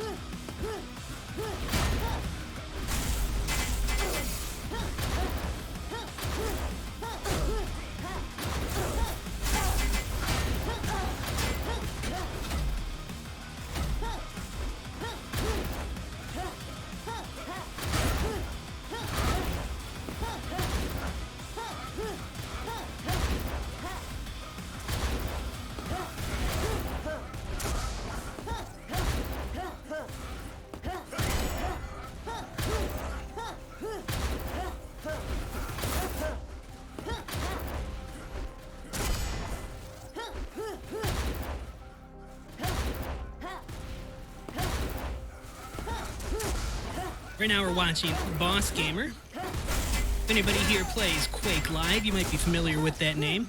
Boss Gamer frequents both Quake Live and Warfork. Get ready to fight. He has progressed so much over the last probably 6 months that he's been playing Warfork. It's incredible.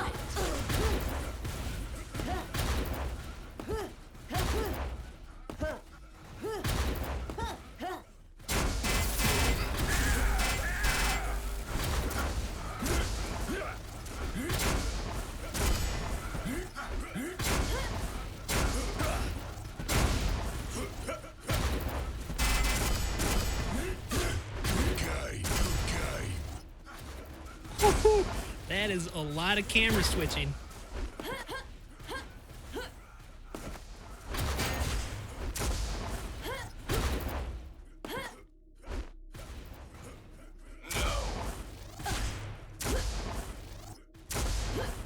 The player that we're watching right now, Minions Man, is probably the best Warfork player in North America right now. He's a longtime player of both Warfork and Warsow. And I think you guys are going to be very impressed watching him play. Ready? There's really not much more to say about it. You're just going to have to see it for yourself. One, fight.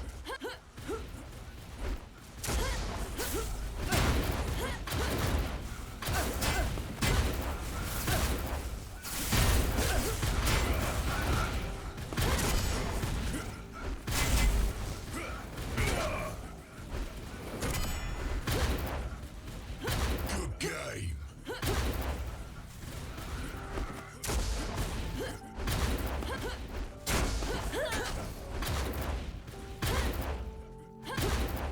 Yes.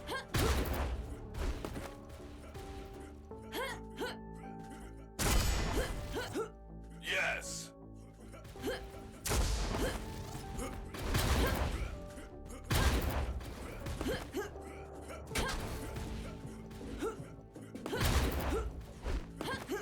Good game.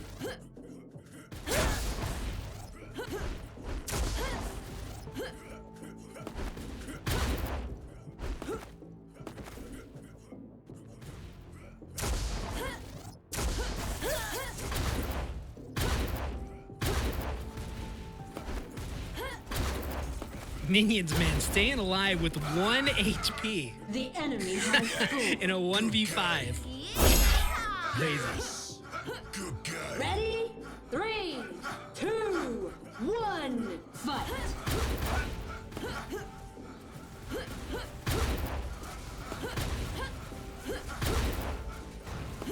We got King J in the stream chat.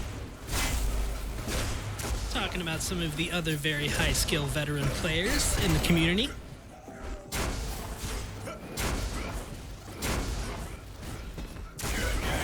And absolutely, those players undoubtedly give Minions Man a run for his money. It's really, really fun watching them all play together. It's too bad that they have such a big ping discrepancy between them.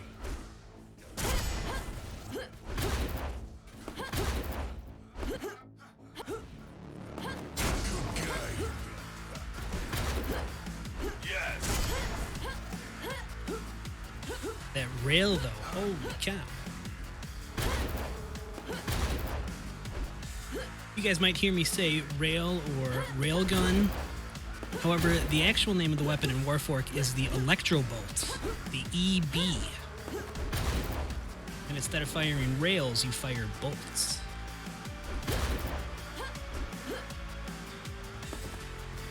But it's a bit of a bad habit of mine that I frequently call it a rail regardless, so my sincere apologies to the dev team. Yes. The enemy Yes. has scored. Good game. Ready? 3, 2, 1, fight.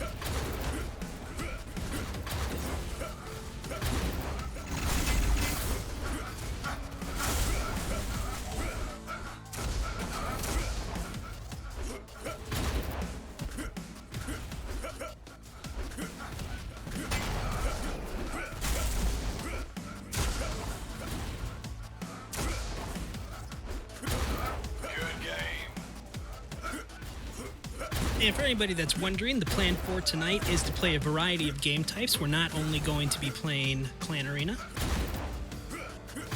And I think you guys are going to be very impressed with the wide variety of game types that are available. The enemy has scored. Good game. Ready? 3, 2, 1, fight! Shubile, this is Warfork, and this is not a tournament. We decided that it was more in the spirit of Realms Deep to just have a free-for-all bash, even though we're not actually playing free-for-all. Just wanted to have a nice casual time, showcase some Warfork, give it some love.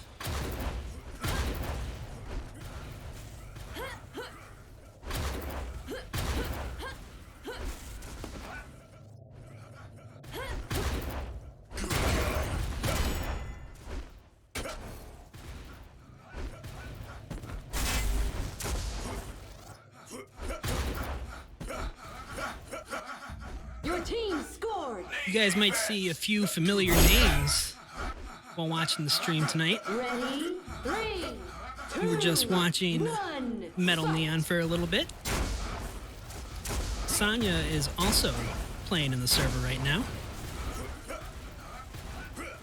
Sonya and Metal Neon are part of the Project Absentia team.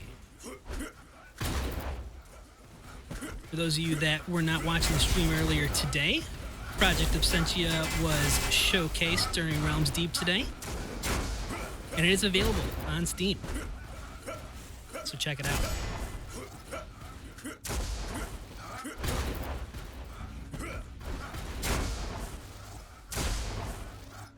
Your team scored! Good game. Ready? 3, 2, 1. Shubel, the server is open. If you want to join in on the fun or if you want to spectate so you can control the camera on your own, you're more than welcome to do so. This is the In the Keep US East votable server. Speaking of In the Keep, I'm part of In the Keep, and we host a community event for Warfork every Friday night. It's called Fork Friday. There's a European player named Tanto Epfer, or VJ Tengen. He goes by a few different aliases. And he also hosts the European Community Night every Wednesday night, and that is Warfork Wednesday. So if any of you are ever looking for a great night to get some Warforking in, if you're in Europe, you should join on Wednesday nights for Warfork Wednesday. And if you're in North America, you should join for Fork Friday on Friday nights. Those are always going to be posted in the Warfork Discord.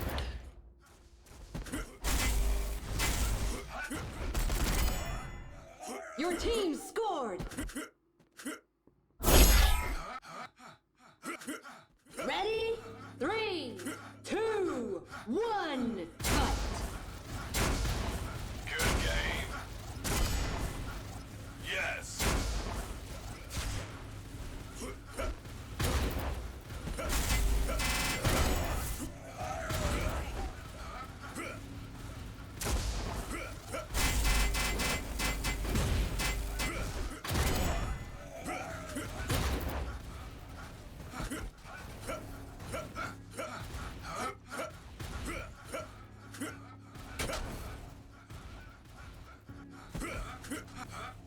Your team scored! Ready? 3, 2, 1, fight!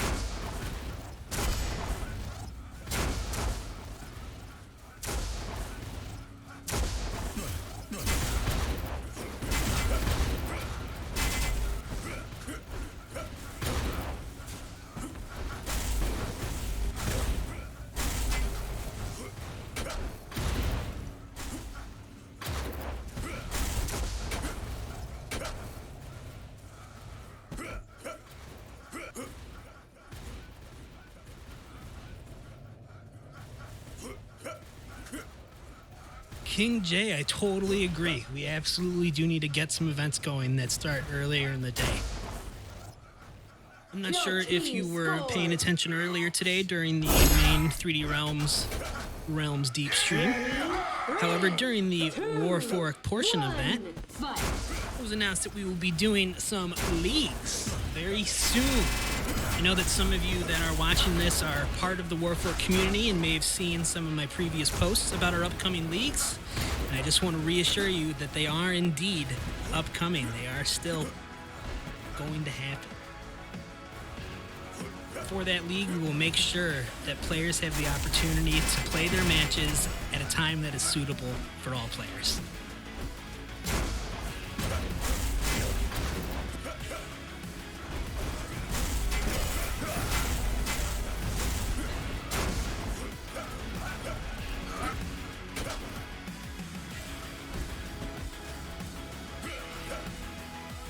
Your team scored.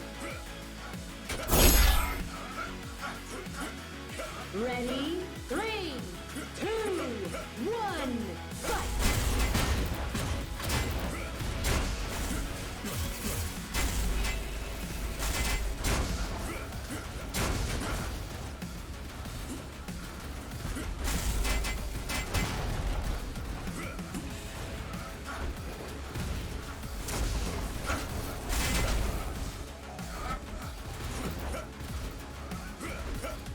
Shubel, that is correct. The posts are in the Discord. And when the leagues are formally announced, those will also be posted on Steam. Your team scored. Ready? 3. King J, right now we are not planning on a Instagib league, but I would love to do an Instagib tournament, both free for all and Clan Arena. I think Instagib is one of the best ways to showcase how Warfork separates itself from some other arena FPS games. I would love to do an Instagib event.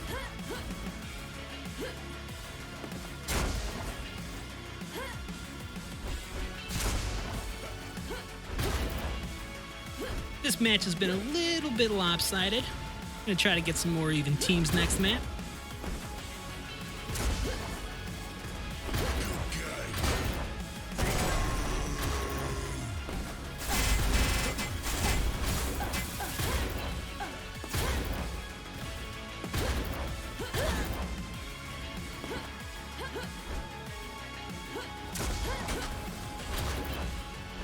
Ooh, Boss Gamer suggesting playing some RDM. That's a great idea. RDM is a game type that really, really suits Warfork. RDM is Raging Deathmatch, and I'll explain that in a moment. Good game. Good game. Good game.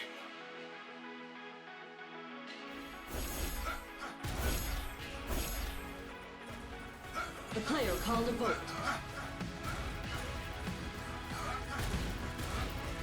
Game over. Good game. Good game. Good game.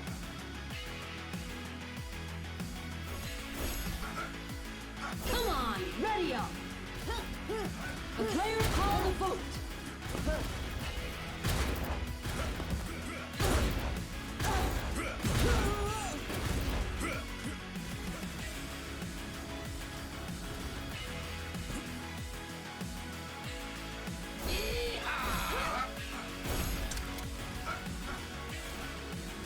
The leagues are going to be tournament based. There are a variety of game types that we'll be doing. We will be doing more than one league.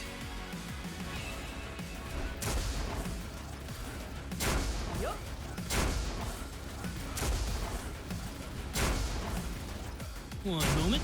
Just got to figure out which game type everyone would like to play. Looks like we have some mixed results here on the vote. Come on, ready up. Come on, ready up.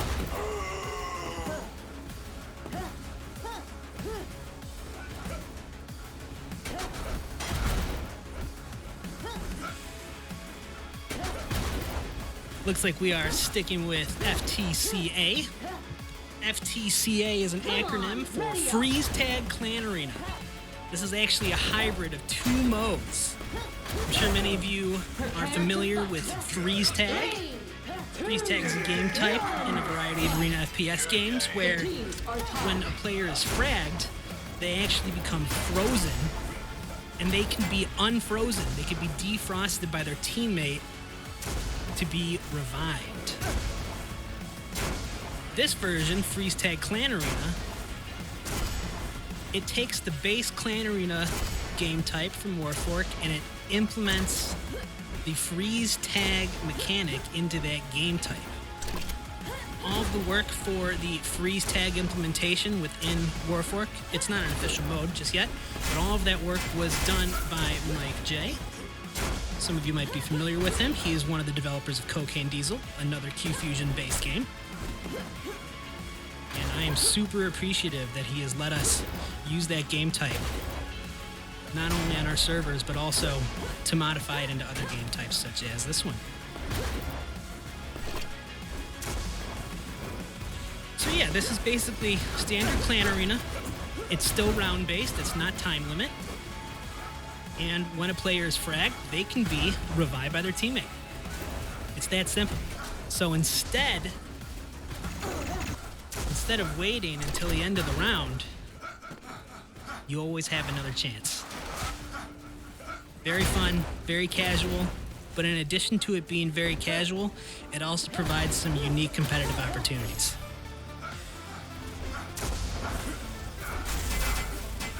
For example, if you're doing a 3v3 or a 4v4 Freeze Tag Clan Arena match, what you could do when you get down to a 3v1 is push all of your frozen opponents together and force the living opponent to go to those frozen opponents if they want to have a chance at winning the round. So you can control where the engagements happen in this, which is something that is not as common in Clan Arena and Warfork because of the high movement speed that usually occurs while you're playing. Adding the freeze tag mechanic to it slows it down a little bit and adds a little bit more competitive variety.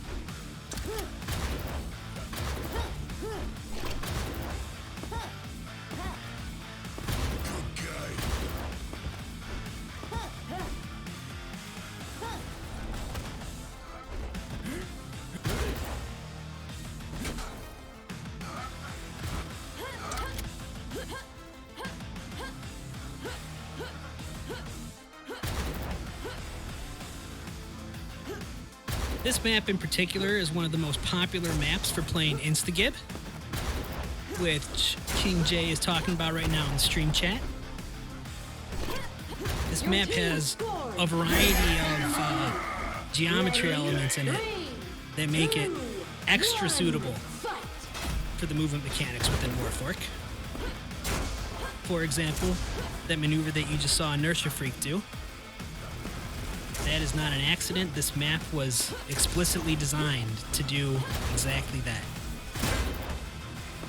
And this map is loaded with those opportunities.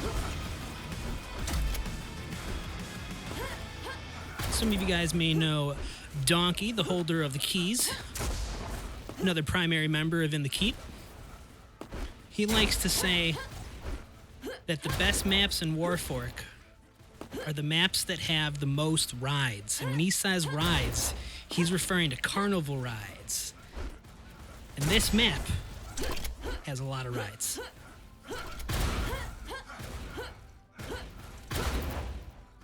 Your team scored. Ready? 3, 2, 1, fight.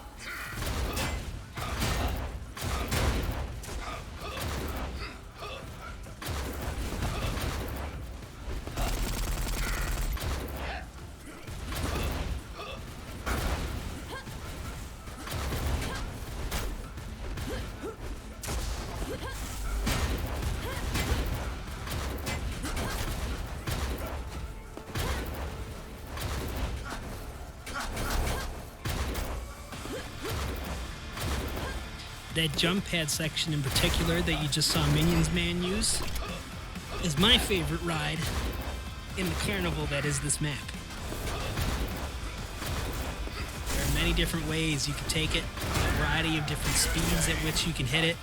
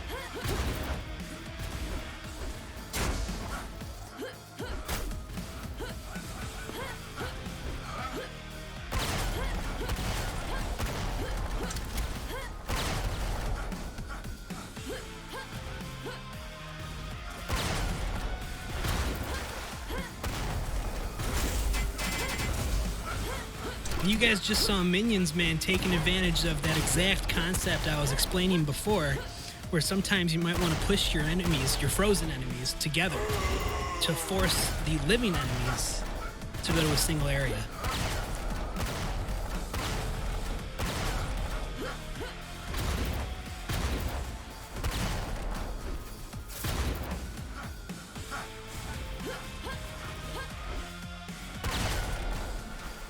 Your team scored. King J sounds good.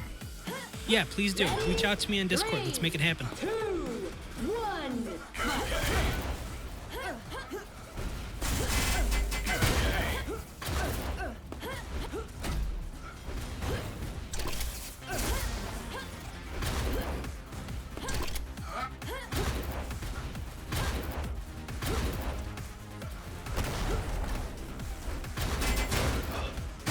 Good game. Good game.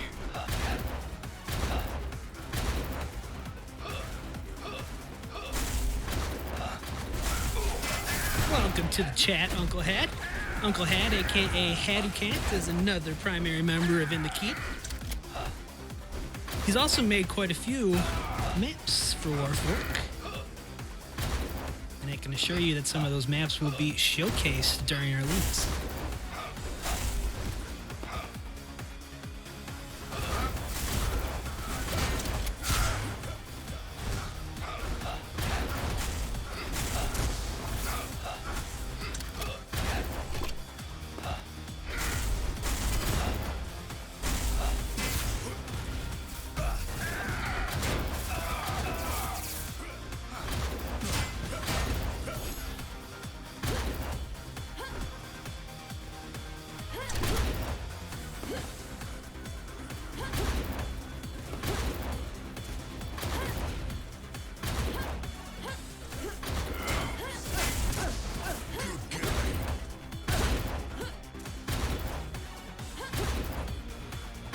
Sounds good, Kirby. Looking forward to hearing from you.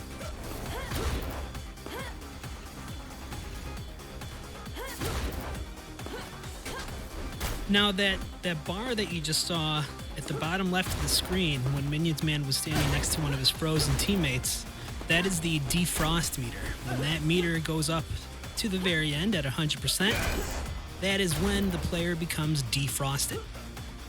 Now, in this game type, Freeze Tag and Freeze Tag Clan Arena, the rate at which you defrost a teammate stays the same in most cases. It is a static rate.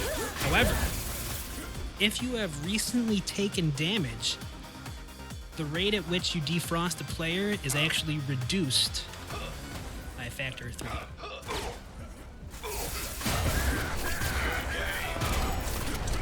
And that was implemented due to a little abused mechanic that was often seen in other variants of Freeze Tag.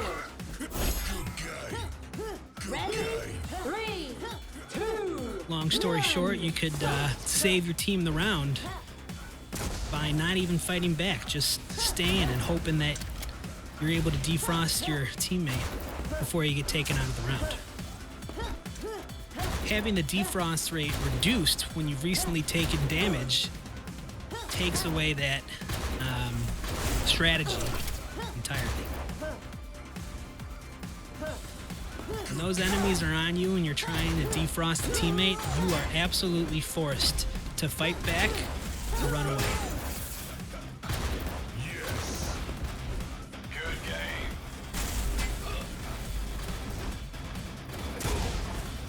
Good game.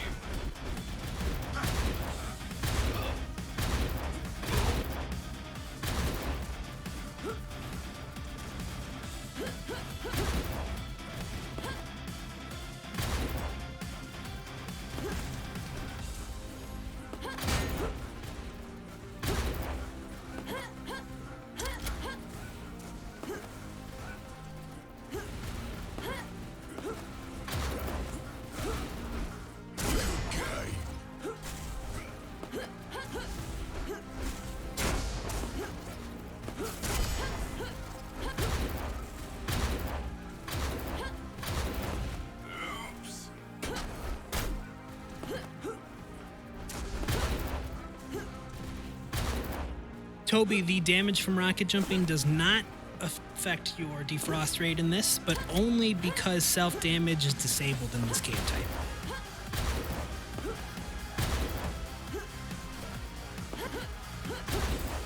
In the standard freeze tag variant, the classic freeze tag, not the freeze tag clan arena variant, what you suggested is true. If you take damage from your own weapons, the rate at which you defrost your teammates will be reduced. And for those of you that are used to playing freeze tag and Quake Live, the classic freeze tag variant that we have on our servers will feel very familiar.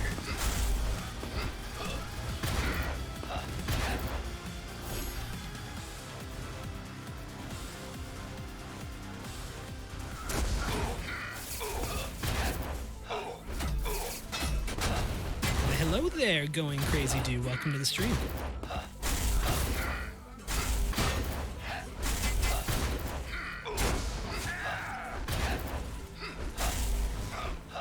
Yes. Good game.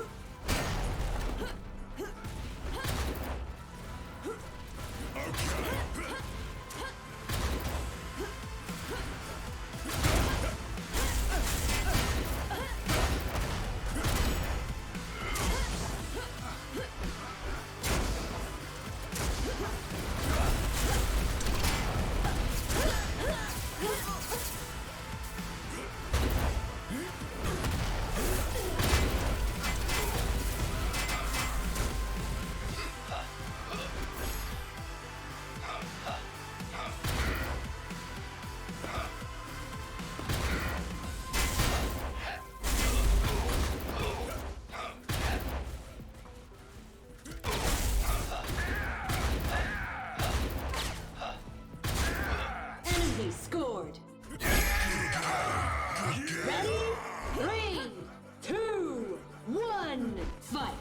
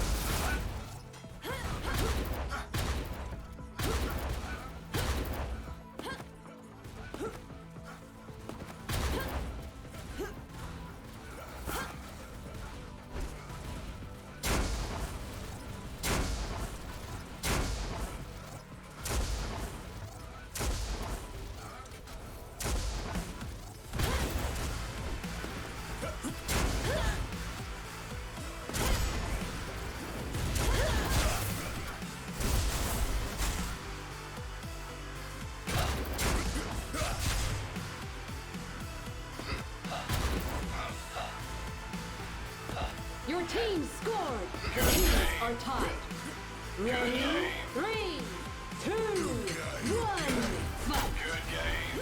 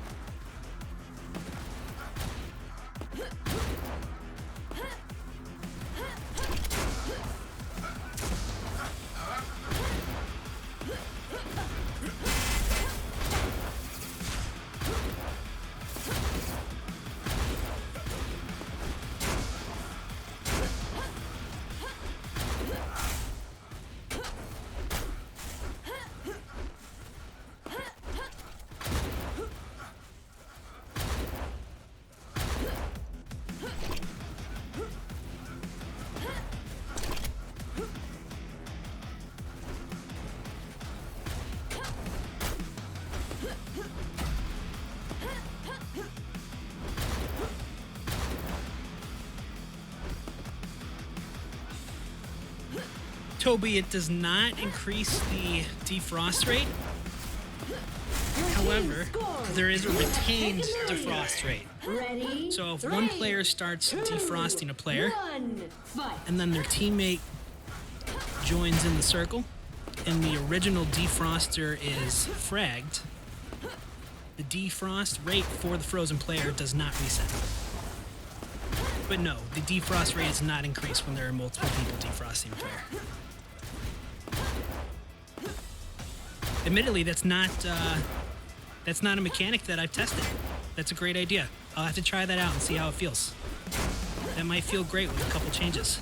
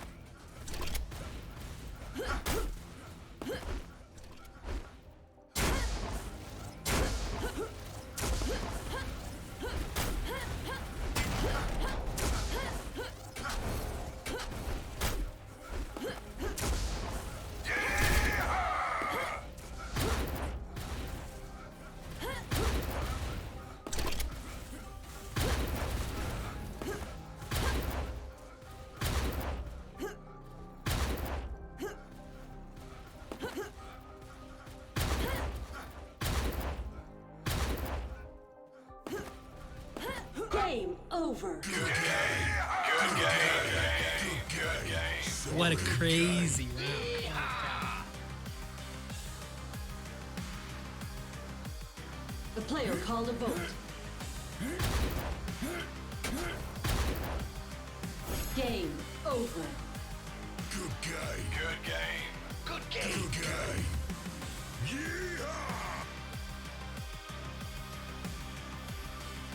Yes.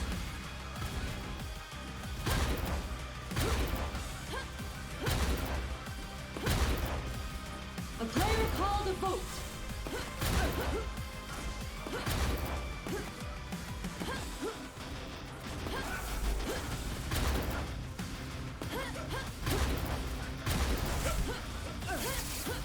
Vote now.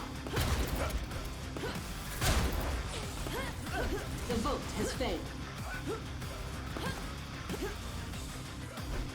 Come on, ready up.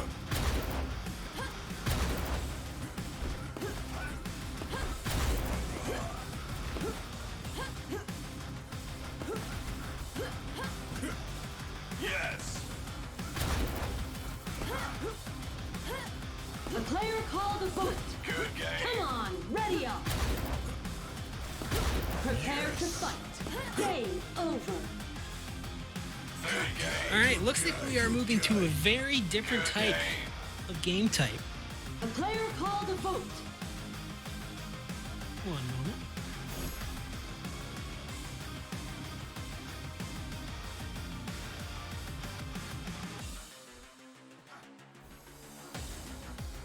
Vote now. The vote has failed. The player called a vote. Game over. All right, so we are switching to bomb. For those of you that are familiar with the bomb and defuse game type in Counter-Strike, as well as a variety of other similar games, you might know it as Seek and Destroy, a very similar game type in Call of Duty. This is the game type where one team starts off the round with a bomb, and the other team has to defend 2 bomb sites. The team that starts out with the bomb has to place the bomb at the site and then plant or arm the Come bomb. on, ready up. And if they are able to do so before the time runs out, the enemies then have to defuse or disarm that bomb in order to win the round. Now, this game type uses normal weapons, as you can see. Come on, ready up.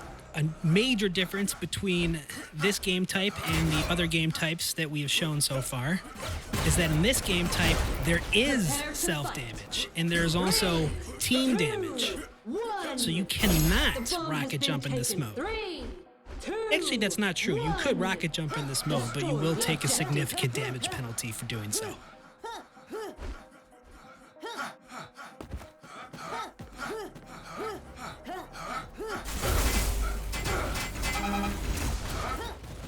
That sound that you just heard is the sound that it makes when you have damaged a Bomb is teammate. in place. Now that slider that you see, you may recall seeing that slider in the last game type. In this game type, that is shown when a player is planting. I'm sorry, when a player is arming, or when a player is disarming the bomb. Bomb defused. Enemy And they were just destroyed. barely able to defuse the bomb. Bomb has been taken. If the bomb has 3, already been planted, 2, you are not 1. guaranteed to win the round just by defeating the enemies. You also have to defuse the bomb before it explodes.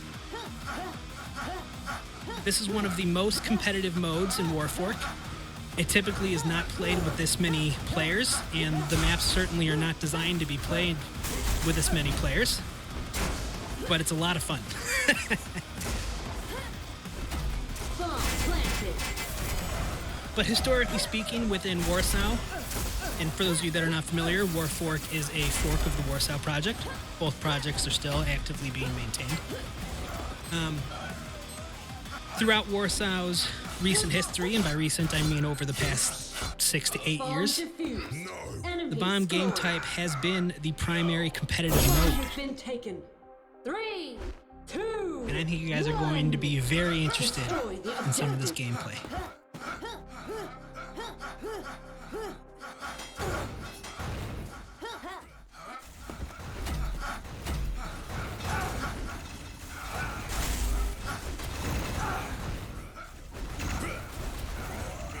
Good game. Another major way that this game type differs from other game types in Bomb Warfork, has been taken. even including other game types where you do have self-damage, is that in this game type, there are no weapon pickups, just like in Clan Arena. However, the loadout that you start with is significantly reduced. You will always start with a loadout of 3 weapons, 2 primary weapons and 1 secondary weapon. And you cannot choose exactly which ones. There are sets of loadouts. And the loadout that you choose to play directly determines the style in which you play. You might use certain weapons for holding the bomb site from a certain angle. You might choose certain weapons for preventing the opponents from defusing the bomb once it has been planted. There are just so many scenarios that I couldn't even begin to describe without showing an example. Bomb planted.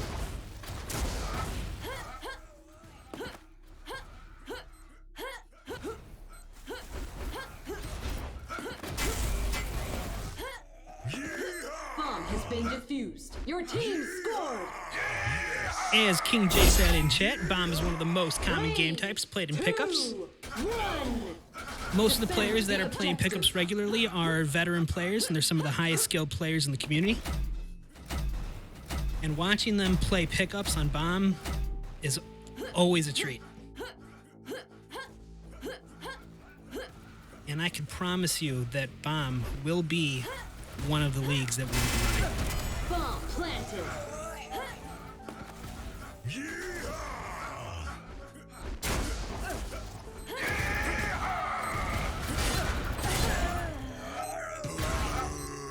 Good game.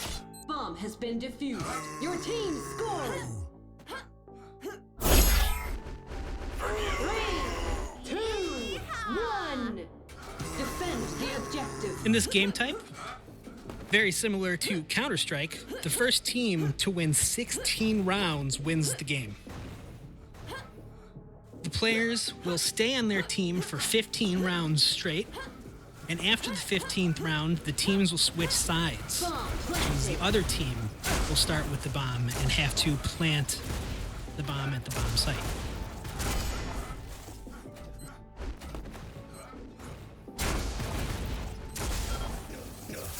I know some of you might be thinking the score is 6-0. These teams might not be that even.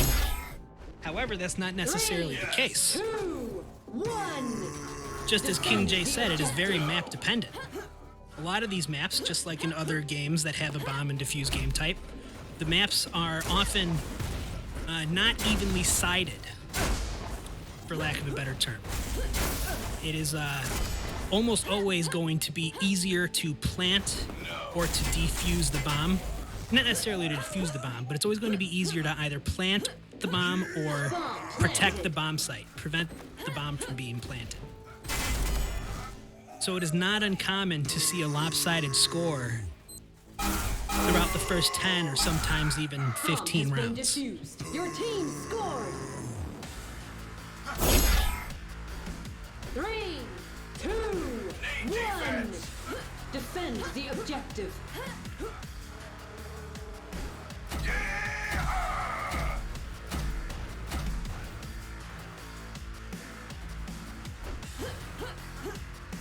I'm also working on a couple other game type modifications, one of which is Bomb Clan Arena. Very similar to Freeze Tag Clan Arena, where I implemented the freeze tag mechanic into Clan Arena. I would like to implement the bomb mechanic into Clan Arena. And implement's not really the proper word. I'm not the one implementing it. The vast majority of the work related to these have been done by other people. I'm simply making minor adjustments to alter the gameplay.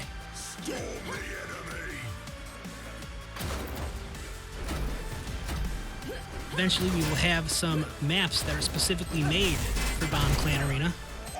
And those will be maps that are designed to show the same type of gameplay, but they're also designed to utilize Clan Arena style high-speed movement. 3, 2, 1. And I think it's going to be very enjoyable, not just for casual play, but also for the veterans. I certainly wouldn't call it highly competitive, especially in comparison to standard bomb, but it's fun.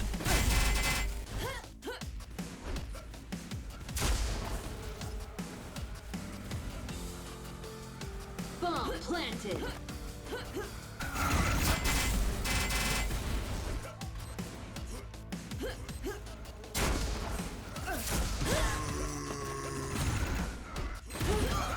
game.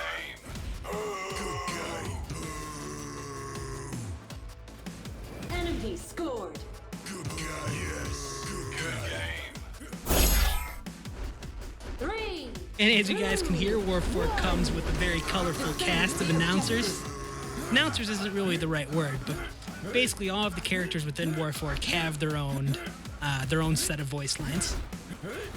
And there are a variety of commands that you can use while you're playing to play those voice lines. Bomb planted.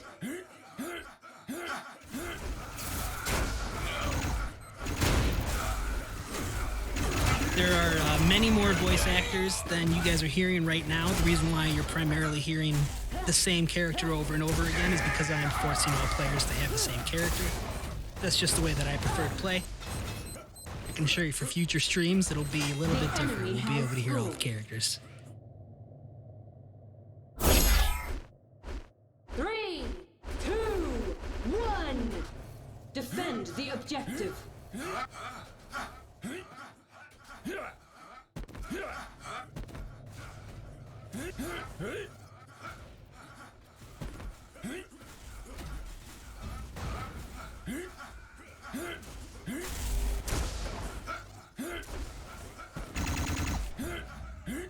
Bomb planted.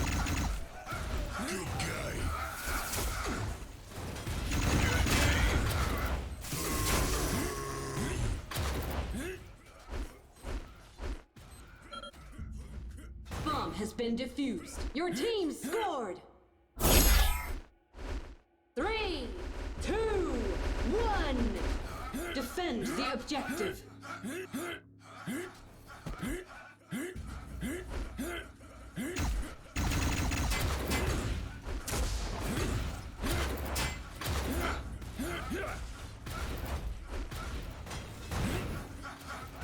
Bomb planted.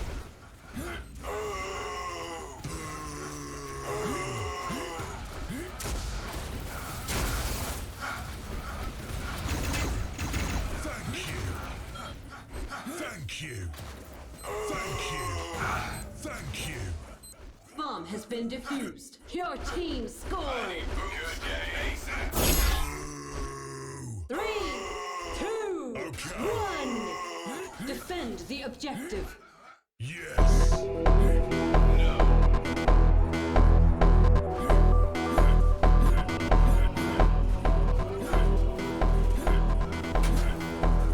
Thank you.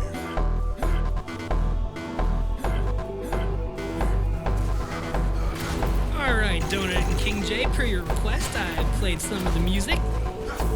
Work just had a major update, quite a few. One of the things that came with that update, actually didn't come with that update, but an update that shortly followed, is a brand new soundtrack. The soundtrack has been created by Avalanche. 3, 2, 1. Defend the objective. Thank you. And a variety of the Warfork music can be found for free on GitHub.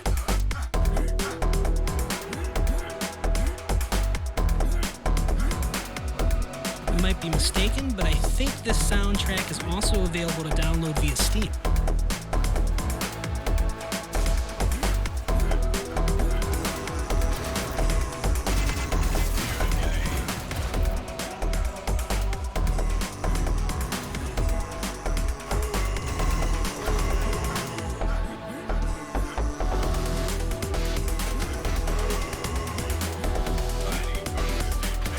Your team scored.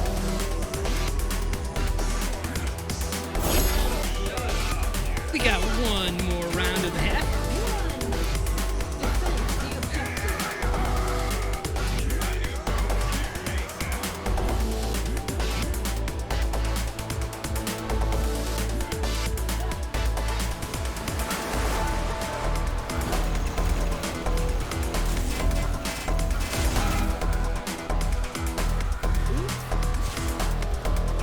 objective.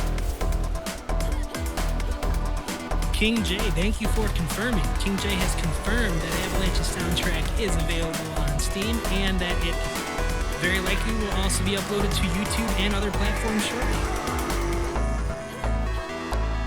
Shortly is not the right word, but in the near future.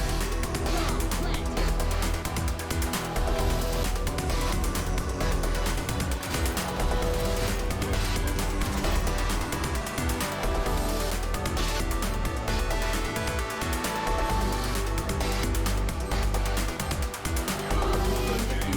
Your team scored.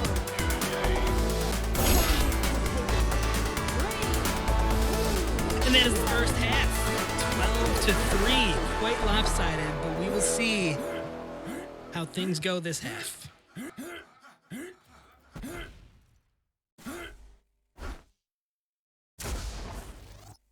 Bomb is in place. Bomb planted.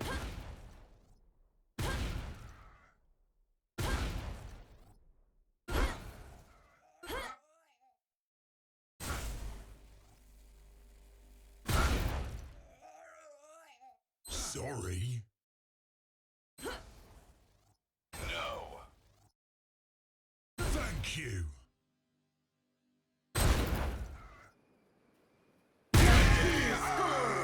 No.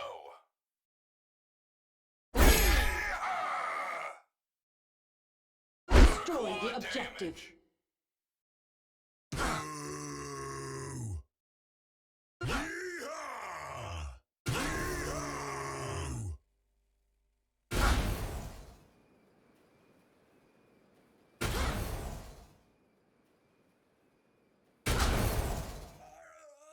Bomb is in place.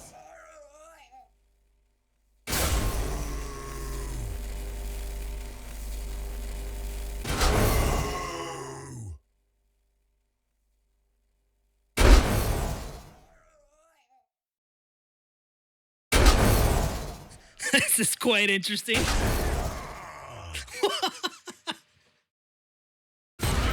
There's a lot of fun to be had, I'll tell you that. Hey, have a great night, King J. I'll talk to you tomorrow. Thanks for tuning in. Bomb has been taken. Also, I wonder what happened to the music. I'll have to look into that.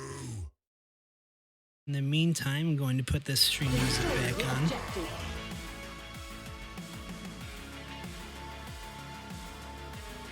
Bomb is in place. Yeah, it looks like a variety of the sound has messed up. What has happened? This is an interesting bug. I have to look into that later.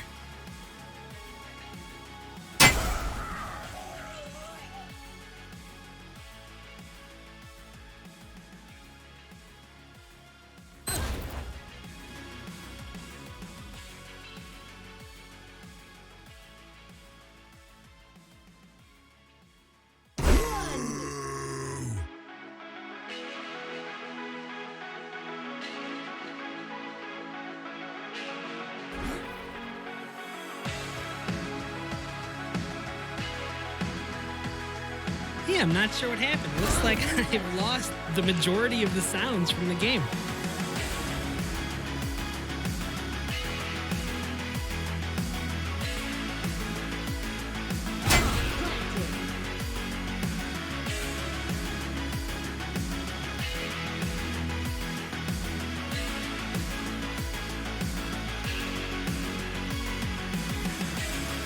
You'll have to excuse the technical difficulties for now. We'll see what happens after this map. The map has just ended.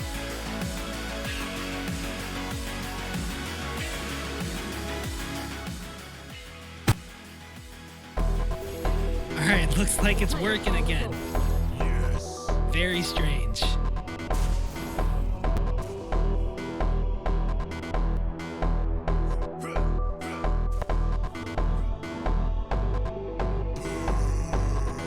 The player called a vote. Game over. Okay. The player called a vote. Good game. Sleepy Adam, how did you know that I was spectating you? Sounds like you were trying to stream snipe a little bit.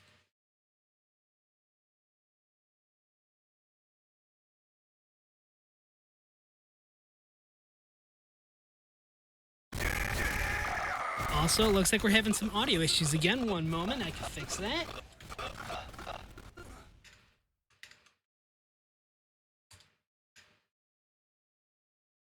Or can I? Looks like the game might crash. All right, we're back. Yeah, that was unusual. Now. Not sure exactly what happened, but if it happens again, I might need to take a short stream break to fix that.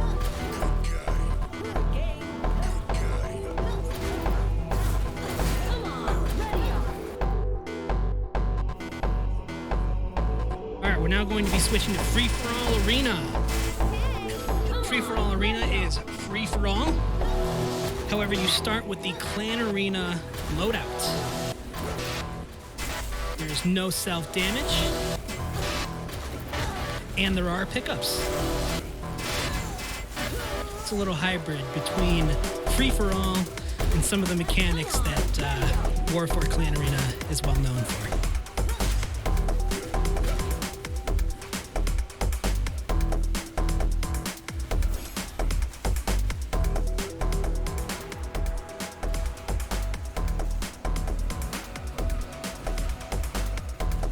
Come on, ready up. Prepare to fight. Vote 3, 2, 1, fight. You are tied for the lead. You have taken the lead. You are tied for the lead. You are tied for the lead. You are tied for the lead. Heck yeah, so dope. Yeah, if you're a fan of movement in video games and you like high-speed gaming, not only is this game the game for you, but this game type in particular, Free-for-All Arena, I think you'll find especially fun. It's not quite as chaotic as Insanity Deathmatch, which is the Doom mod that we were watching before this portion of the stream, but it does get pretty insane.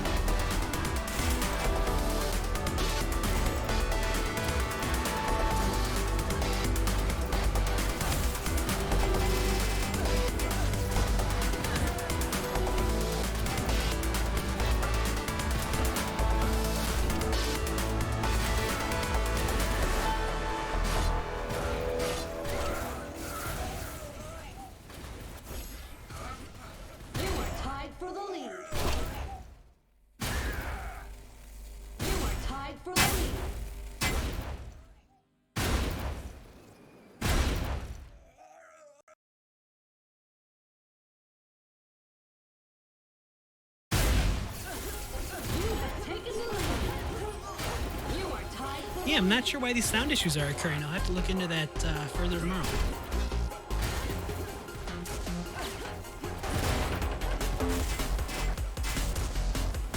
You have taken the lead.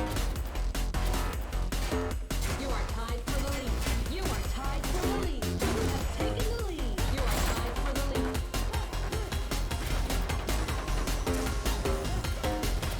You lost the lead. You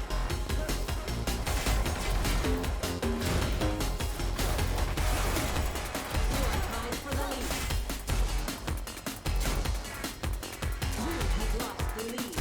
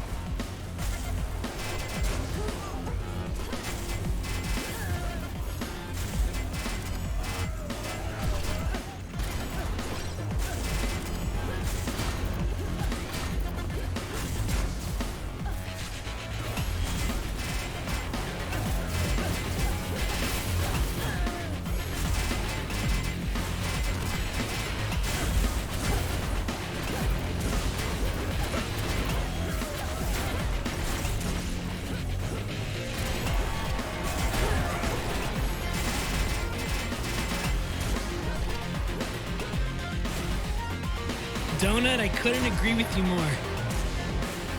I'm really appreciative that all of you guys showed up for tonight.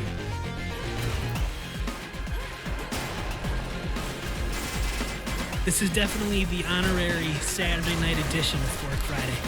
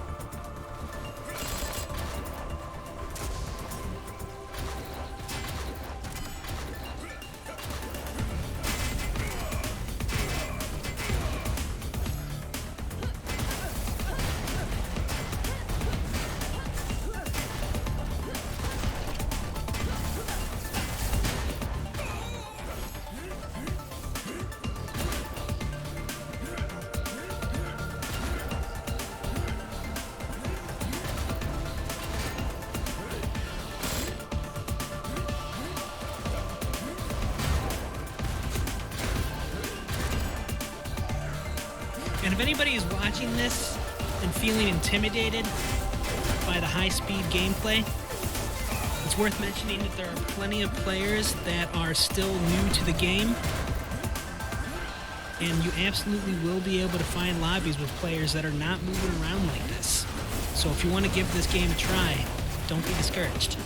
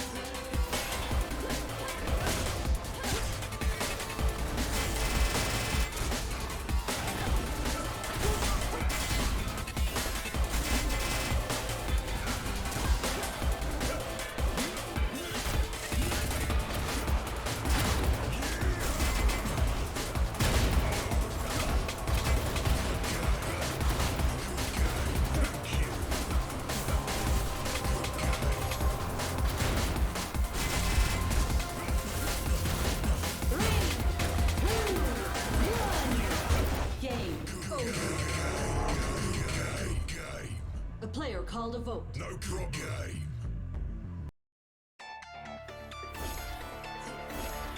The player called a vote.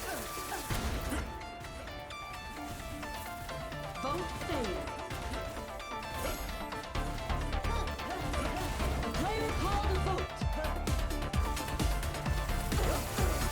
Vote failed. The player called a vote. Come on, ready up.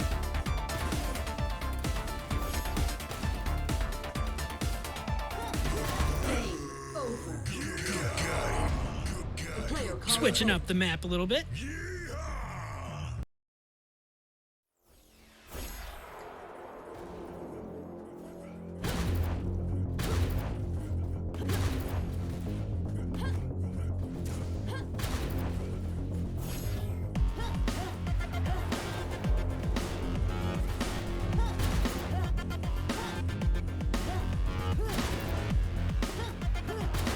The player called a vote.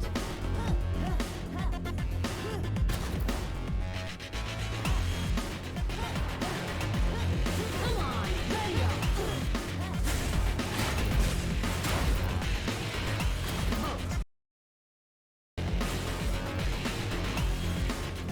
Vote. Vote failed. The player called a vote.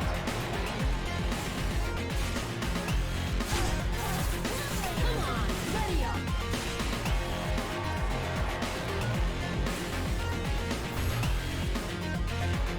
Prepare to fight. Vote 3, 2, 1, fight. You are tied for the lead. Game over. The player That last called a second vote. pass vote. Switching maps again. Can get a little chaotic The player sometimes. called a vote.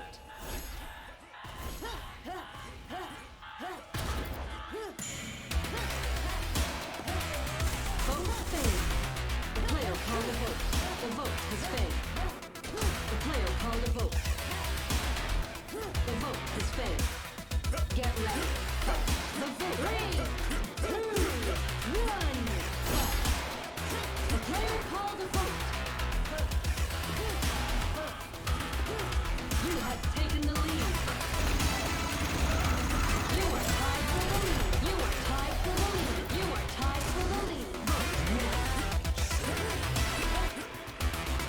Looks like we got a little party going on at the statue on the top section of the map.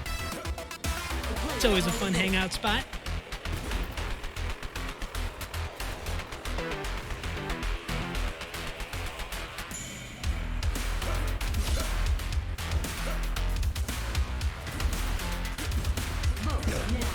And this is not a team mode. This is free for all.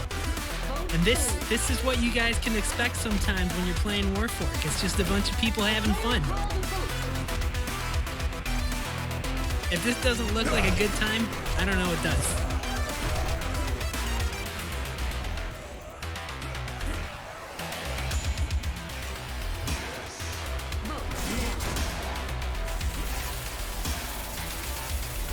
The vote has failed. You are tied for the lead. You are tied for the lead. You have taken the lead. The player call the vote. We got Jen going for the easy points, grenading the people at the statue. There are many ways to have fun when you're playing Warfork.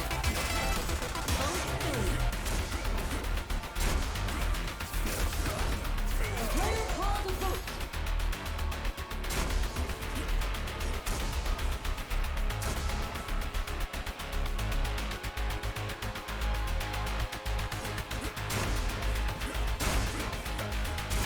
Vote now.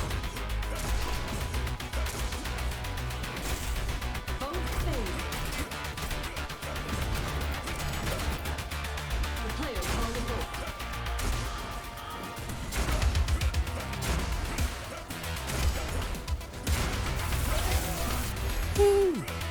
That was a lot of rails in a row. Oop. On a roll. The vote has failed. Yeah, I'm not sure who this is playing with his alias, but they are on a roll tonight.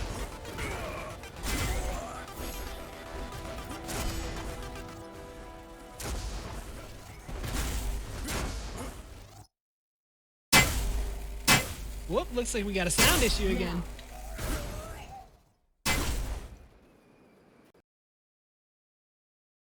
Sorry about that. The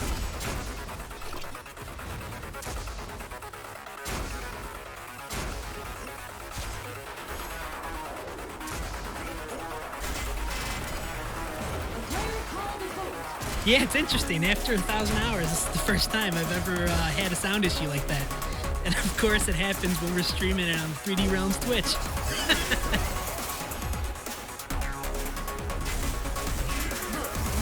That's all right. I'm sure that the issue will be discovered or identified and resolved soon enough.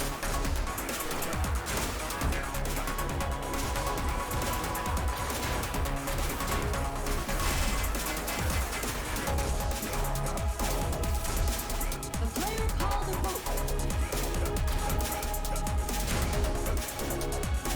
Looks like we got a trigger happy voter in the server right now.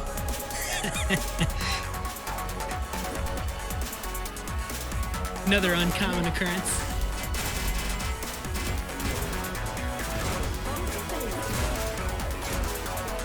But we're not going to let that ruin the fun, are we? The player call the vote.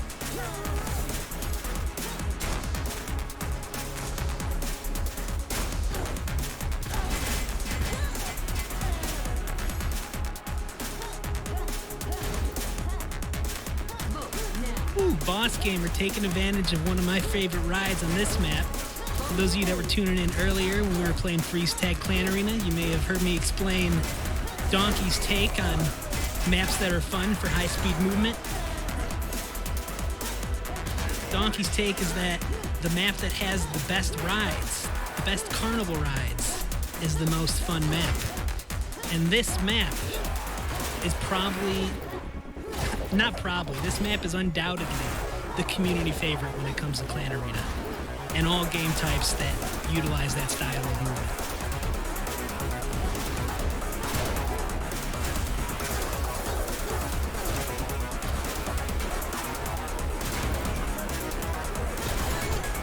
Woo, Boss Gamer with the direct.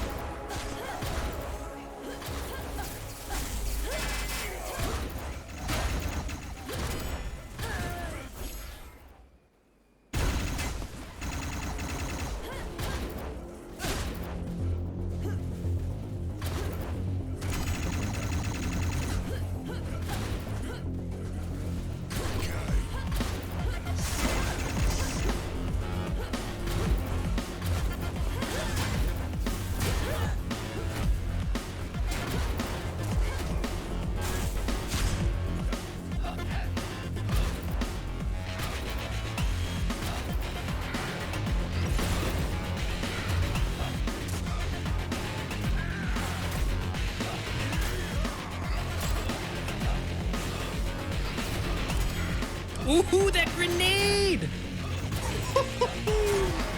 Oh my goodness, Jen is on fire. Oh, now Jen is literally on fire.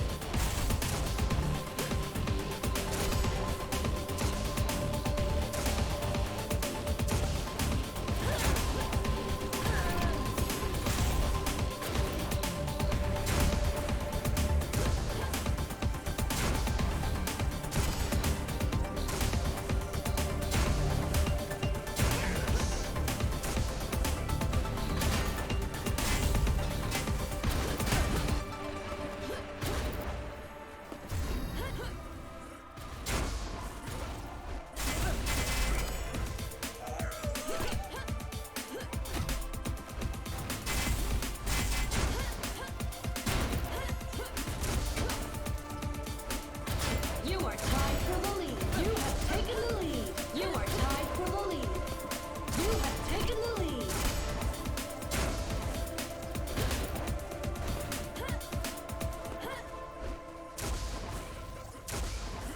Demolish A!